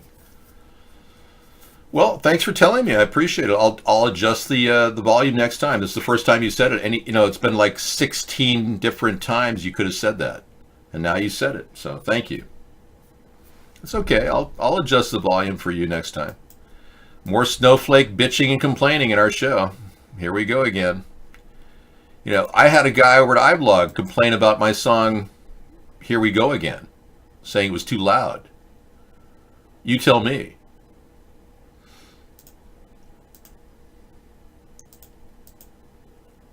Here we go again. Here we go again. Been there, done that. There's nothing new to it. I felt this rush before. And as we have reached it, the peak of everything, we're falling like rocks when we decided to. Been there, done that. There's nothing new to it. I felt this rush before. we have reached it. The peak of everything, we're falling like rocks. When we decided to, been there, done that. There's nothing new to it, I felt this rush before. Woo, yeah! Oh, yeah. Really? Oh, really? So the volume on that one's okay. Okay, well, I'll keep it in mind. I appreciate your concern. Thank you very much. Of course, I adjusted the volume on that to make it sound lower than it was. I want everyone to know one simple fact about our country. The people who got him killed are still in power in America. And unless those people are imprisoned, America won't ever be free. Always remember that. When John F. Kennedy was killed, Lee Harvey Oswald was not the lone gunman. That's bull crap. Okay? We have had a major shift in our government since John F. Kennedy was assassinated. And many of you didn't really live through that time period, but I did. And I can tell you that this group of people that we're living around, the fake two-party system, they're more than capable of doing this, or even allowing it without asking any questions. No, I'm not going to name the book that. Sorry. So if you're wondering if they have the capability, I should do this, Scissor Fight. If you're wondering, I'm 58 years old. If you're wondering if they have the desire, they have the desire. They have the power. Now, what I'm going to tell you right now may be kind of shocking. But if automation continues at the rate it's continuing,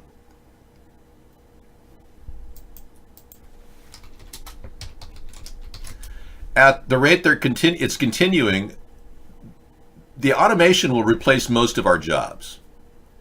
Are they planning on a world where you just sit on your ass and, get a free credit card in the mail? No. Do they plan on supporting all the people on the planet with plenty of food well into the future, even though we're poisoning the earth? No. Do they need us to buy things in order to keep their wealth? No, they can print up money 10 times faster than we can spend it. They have control over the entire banking system, these people. They even have said to the world at large that they plan on creating a population of 500 million people on Earth. Now that's a 90% reduction from where we're at right now. What kind of weapons do they have to take us out? Well, they've got a lot of means. They can hit us with a pandemic. They can hit us with radio frequencies, zap the 5G network and fry our brains. They can zap us with directed energy weapons like this one that burned people in their homes in California last year and this year.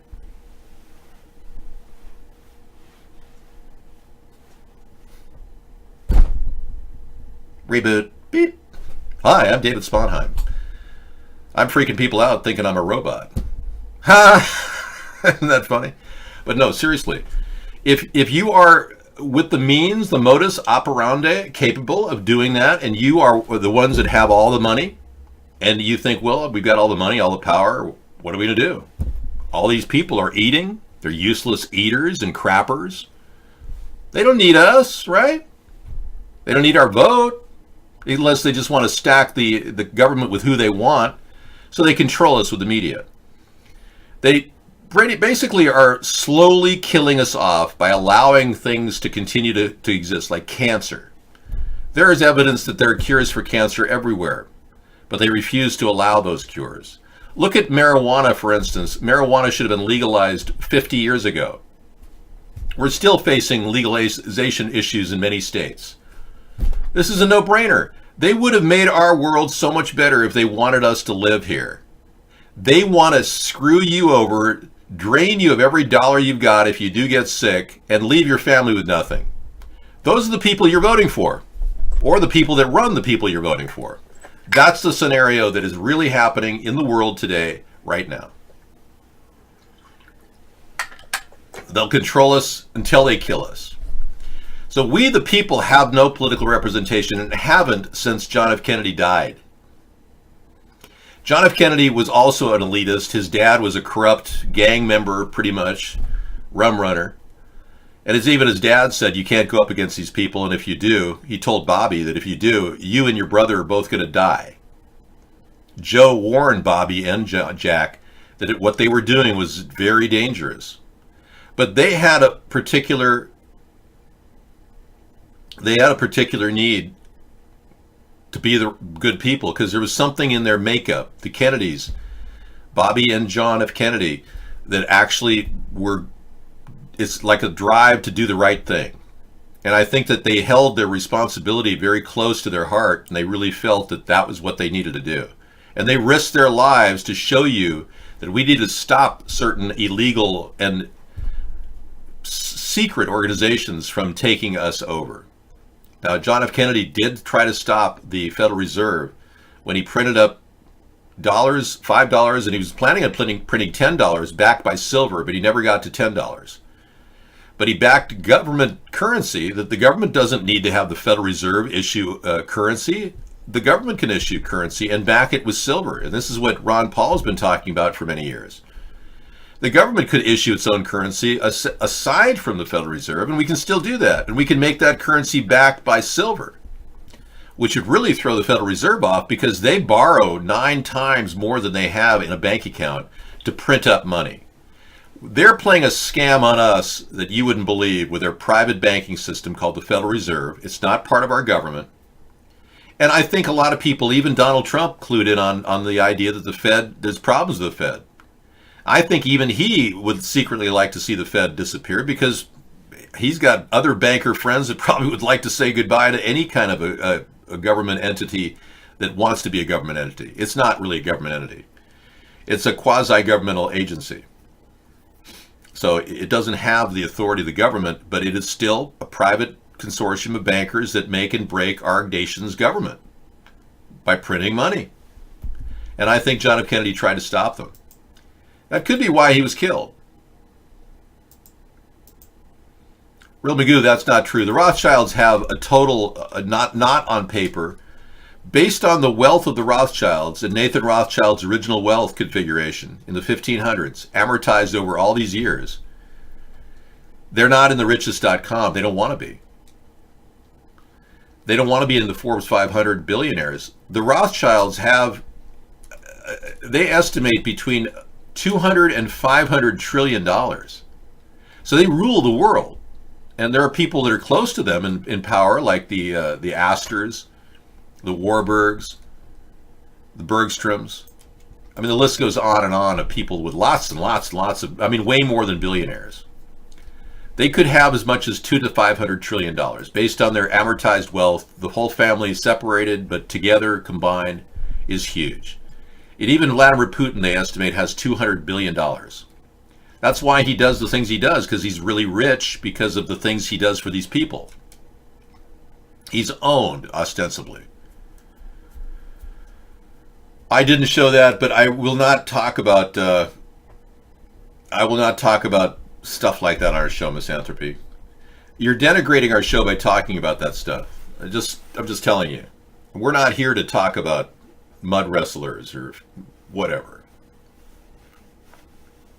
I don't think WWE's discussion is really our topic tonight. Maybe you should go to a WWE chat room talking about your greatest dreams of some of your big stars. Did something happen to Misanthropy and he dropped like 50 IQ points and now he's this WWE guy? Yeah, well, thanks a lot, Petoro. Yeah, I try to stay youthful with my fruit spray.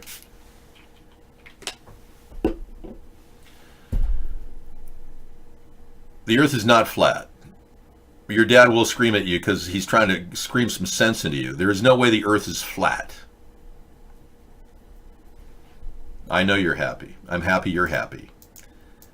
I'm happy you're happy.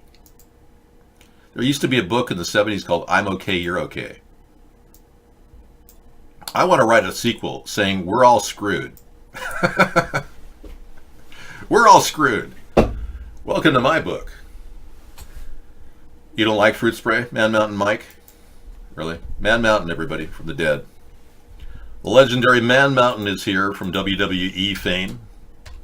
Man Mountain Mike was one of the greatest wrestlers in history. Yeah.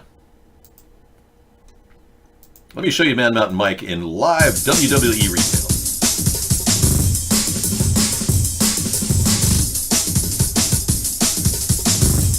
When you do that in music, but look at that guy. Man Mountain Mike was one of the greatest wrestlers of all times. Oh, so you're switching from your Wendy's now no longer McDonald's. Oh, you're really stepping up your game. I do believe that Soylent Green is already happening. There's evidence of the possible human genetic material in hamburgers and hot dogs. There he is. Nothing stopped the man, and the myth, Man Mountain Mike. Bottom line reminds me of the little kids at the table in the corner during Thanksgiving. You're right, yeah. That's true. They're the kids that are at the table lower than the adults, and they talk about stupid things. So hopefully all of you will step up your game and join Scissor Fight over at iBlog. David, give Jackets an amen. He already predicted the exact score of the high. Oh, really? Jackets, you predicted 24-22 Cowboys over the Seahawks? Wow, no kidding. Why aren't you the psychic predictor? You could make money in Vegas. Have you considered a career in Vegas? You might want to consider a career there. They are hiring psychics. Yeah. I think you're extending the exaggeration a little too far. Guest 456. You suck it, buddy. That face is creepy. Really, is it? What makes me so creepy when I'm wearing it? That I look like Brienne of Tarth?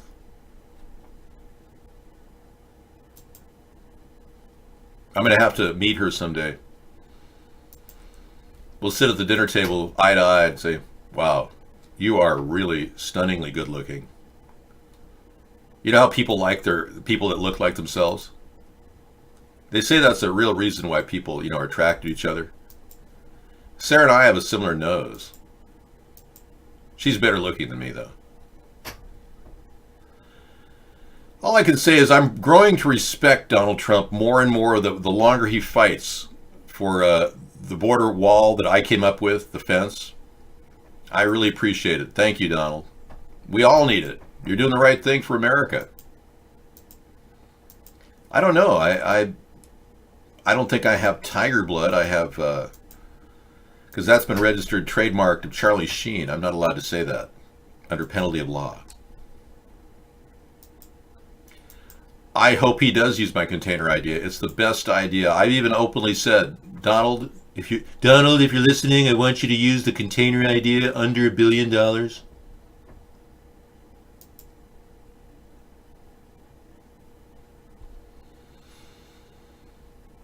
I just like to feel like I'm human sometimes, I like to feel human. I really do. We live a great life being human. Can you imagine how lonely and isolated it would be being a robot?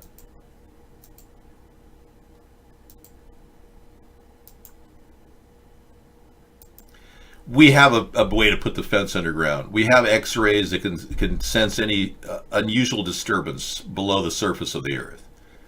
Many of these tunnels can be easily detected using x-ray vision.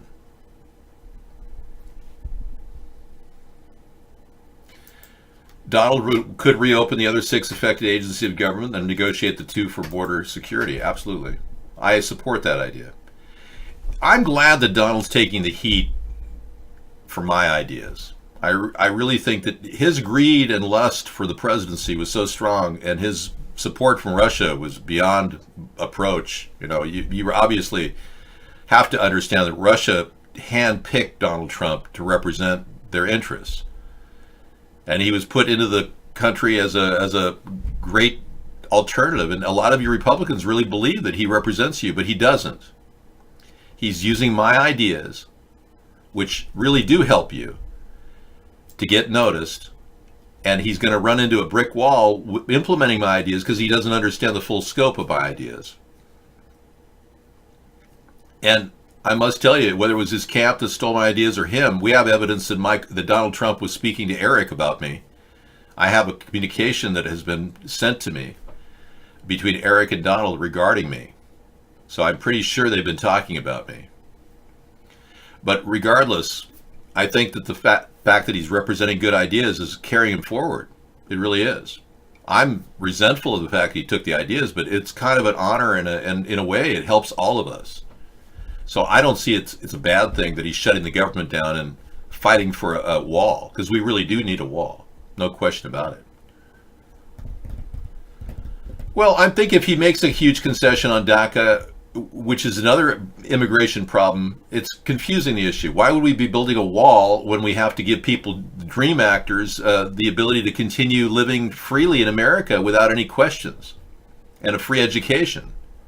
I mean, I think that's absurd. Tying the two together is really going in two different directions. We need a comprehensive plan for border security and immigration. So we have fast-track naturalization and a border fence. Those ideas really do work together.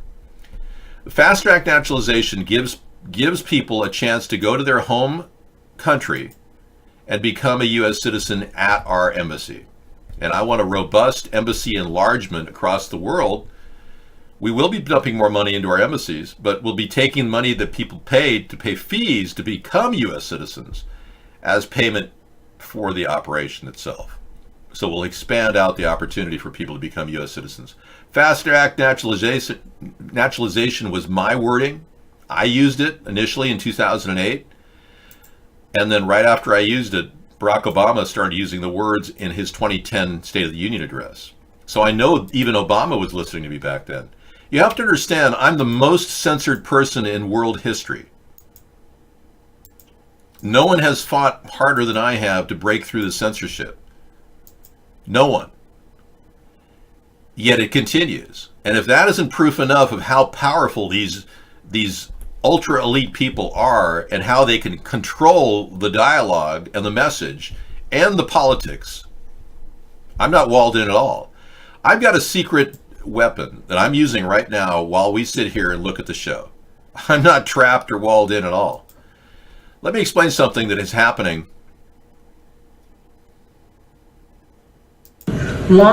Okay, I'll play that in just a second. There's word of mouth going on right now all around the world from shows that I've done that are watched around the globe for free on UHF and VHF and various other networks as well. UHF Plus and countless other networks that are playing our show off of the internet because they get a lot of viewership and people love it. They seem to like an American or a couple Americans like myself and Sarah, and people trying to be the underdog and fighting against this terrible tyranny of corruption. They love it. It plays super well, and even some people charge, I believe, commercials or something, and I have no knowledge of what they're doing because I don't control how they repeat the broadcast. They even play old broadcasts for people. So I am the most prolific broadcaster in world history. I've broadcast over 30,000 hours constantly without any interruption. And that alone keeps me in a world untouchable by any other person who wants to copy me. Somebody told me B2 O'Rourke is now doing a cooking show because mine is so popular. You go to my site and on YouTube and you'll see like 20 people watch it. Because I believe that YouTube has hit us so hard with censorship that for every single million people that watch our show, they give me one hit on every person that watches it. I don't believe the stats coming out of YouTube or Twitter. Our subscription count has remained the same for 8 years at YouTube, 6 years at Twitter. We built quite a few up in the first couple of years, then it just stopped. You can't tell me that's not censorship. But fast-track naturalization is a way for people to become a U.S. citizen, paying a $10,000 or so fee to get in. We give them a free education at our center in their home country near the embassy. They'd get English, history, and government for free, included in that fee. And then they'd have a chance to take the test many times until the 6-month period is over. If they pass the test, they can become a U.S. citizen. There won't be the barriers they have now of having a green card for 5 years, having $25,000 in interest-bearing account for 3 years. These are requirements that many people can't do. But $10,000 is something they can pull off. It makes more sense than hiring a coyote for $3,000 US and watch your fingers get snipped off because they want to get more money from your familia. Yeah, that's not cool to have your fingers snipped off. Okay, let's play this video and see what this woman says.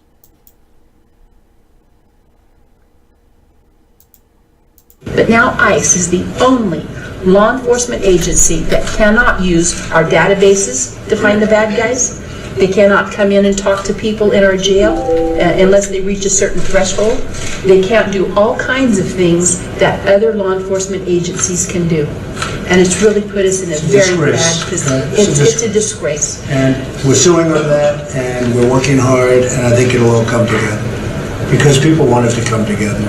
It's so ridiculous. The concept that we're even talking about is so ridiculous. We'll take care of it, Margaret. Thank you. There could be an MS-13 gang member I know about. If they don't reach a certain threshold, I cannot tell ICE about it. All right. That's very, very telling. So Donald Trump is wrestling with a lot of bad things. Okay. It was a joke. I get it.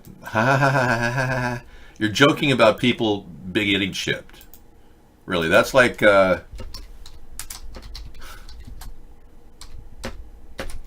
making a sitcom and calling it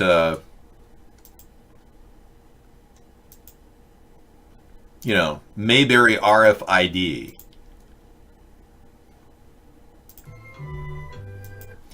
Yeah, welcome to Mayberry RFID.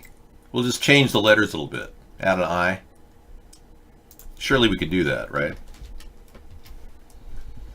Welcome to Mayberry RFID. Well, you get chipped at Mayberry. Yeah, Mayberry RFID. Hi. Have you been scanned? Would you like to be scanned? Well, you don't have that option because you're either scanned or sent to the FEMA camps. Hi, and if you want to meet Aunt B, she's cooking up a kettle that you'll definitely like of soup, gruel, and slop.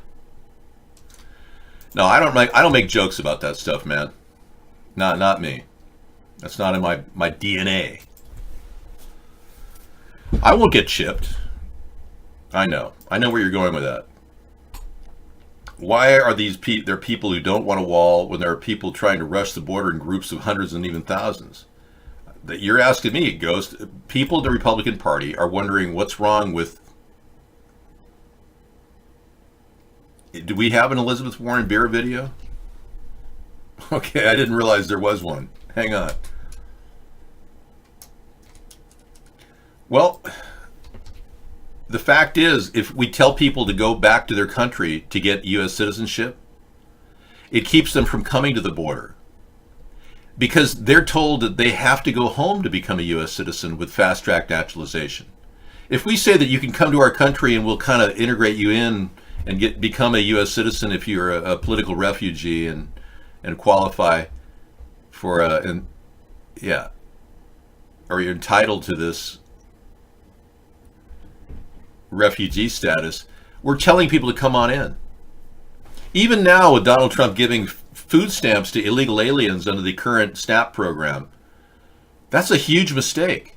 He's blown it big time because he's telling everybody around the world, you come into America, you get free food. Come on in, everybody, we give you cash. That's all going to stop if I'm president. We're going to give U.S. citizens the money, not non-U.S. citizens. David, can we get more Rothschild facial expressions? Yes. Is that better? I'm focusing on the Elizabeth Warren video. I've Googled it, and it's drinking beer on Instagram. Let's take a look at it. Hold on. I'm glad for everybody who's joining this video. It's great to hear from you. Hold on a sec. I'm going to get me a beer.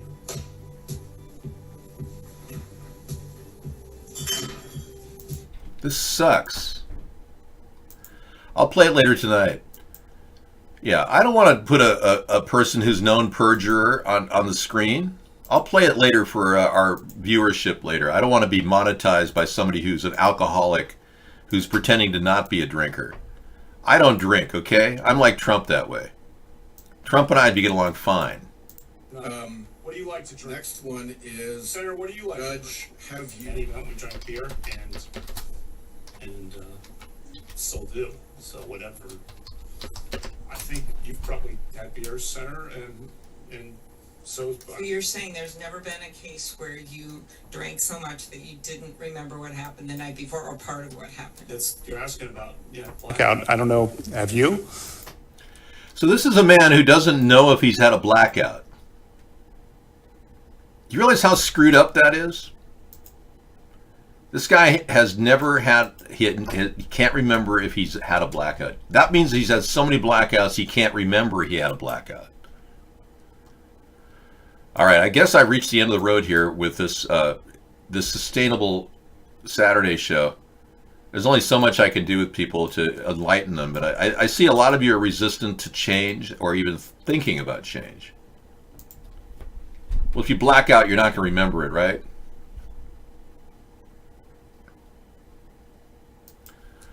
Well, you know something? If Donald Trump remains in power, if Ginsburg retires in 2019 like they say she will, the next candidate to the Supreme Court will make Kavanaugh look like a saint.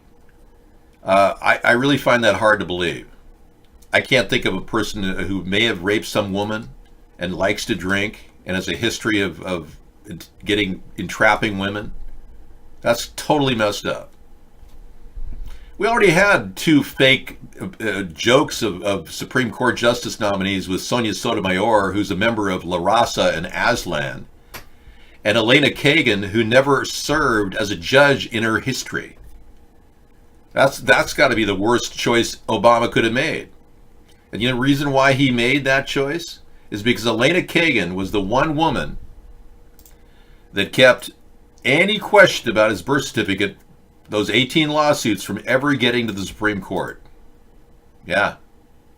Elena Kagan was the one who kept that from happening, which is very interesting. It's like he paid her back. That's what it seems like to me. That was her payback. Great show. Well, whatever they are, doesn't really matter to me. Sonia Sotomayor is a La Raza member and an Aslan member, which they support the idea of Hispanics taking over all of the West Coast. It's ridiculous. These are just a waste of time talking points, really? What would you rather talk about than Obama's fraudulent presidency where he lied to the American people and somehow managed to pull Obamacare off, which we're still struggling to get rid of and nullify? I don't see anything more relevant than the fraud that Obama committed to this day. That's why I was shocked that Donald Trump dropped the birther issue when he was elected. It was a slam to about 45% of the Republican Party. I'm going to show you tonight the truth about Loretta Fuddy and the cult of the Cebu and the origin of Barack Obama, just because I'm pissed off. I'll do that later tonight. Breaking news from P.P. Simmons. Okay, so we're going to say goodnight to everyone. I will be back on Monday. I take the day off tomorrow, but it's a day of rest. No, Obama never cleared his background check. Republicans didn't fight for the birther issue until Donald Trump brought it up, if you recall. The birther issue is still very viable, and we may need to prosecute the defrauding of the American people by Obama and his wife, Michelle. His husband. Yeah, it's not something I'm giving up. We will be investigating Clinton and the Benghazi situation more. I believe there are still missing emails. I also believe that Hillary is culpable for the $5.4 billion given to support Haiti that never got to the people. That's a serious accusation, needs to be investigated. All these cases will take a task force at the Justice Department, but I will put that together. In lightning speed, we'll have answers within a year on those subjects, and possibly 9/11. I also believe that if we can get on the on the ground running with a brand new plan for housing, we can get people the necessary low-cost housing that they need within the first 6 months. A mobile medical unit can be deployed all around the country in every city to start alleviating the pressure on our healthcare system and lowering the cost of healthcare for a lot of us. Fixing a system that seems broken is going to be tough, but we can do it. We're not replacing the private healthcare system, we're augmenting it. Adding a taxable base built on a flat tax model is something I will pitch to Congress the first year or two. If a flat tax doesn't get passed the first 2 years, we'll keep the existing tax code, but we'll try to get rid of tax credits and deductions so that corporations can't keep cheating. Now, the tax break that Donald Trump has offered the super rich is a $5.5 trillion tax break, which is going to cost our country dearly, especially if it isn't overturned. But there's a good chance the new Congress, new House, will overturn the recent $3.8 trillion in tax breaks that the previous House authorized. Meanwhile, the Senate's going to be passing that tax break bill while the new House constructs another tax bill which should not penalize middle America, should actually penalize rich people. All right, so we're going to see new tax changes, whether we like it or not. The Democrats feel empowered by their new win in the midterms. They don't realize the only reason why they won is because there's not a credible third party to challenge them. Everything about the Democrats is wasteful, wasteful, wasteful. Tax and spend, tax and spend. And it's only because we've got a president who's ruffled so many feathers that people even decided to vote for the Democrats. They want impeachment.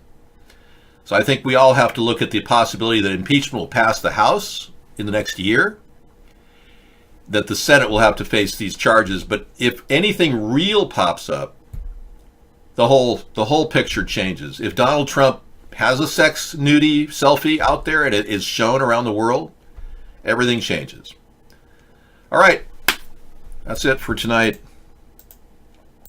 Thanks for being a part of our show and hanging in there. Politics is a shared idea plan. The more we share ideas, the more likely we'll come to some common agreement. It's going to be tough, though. We can't do it all. It takes a certain finesse to find common ground. It's going to be tough. Take care. Good night. America is ready for a change. A third party is the change we need. Accountability in government, term limits for Congress, media verification, and a fresh approach to fixing our environment. We need a new direction for our nation.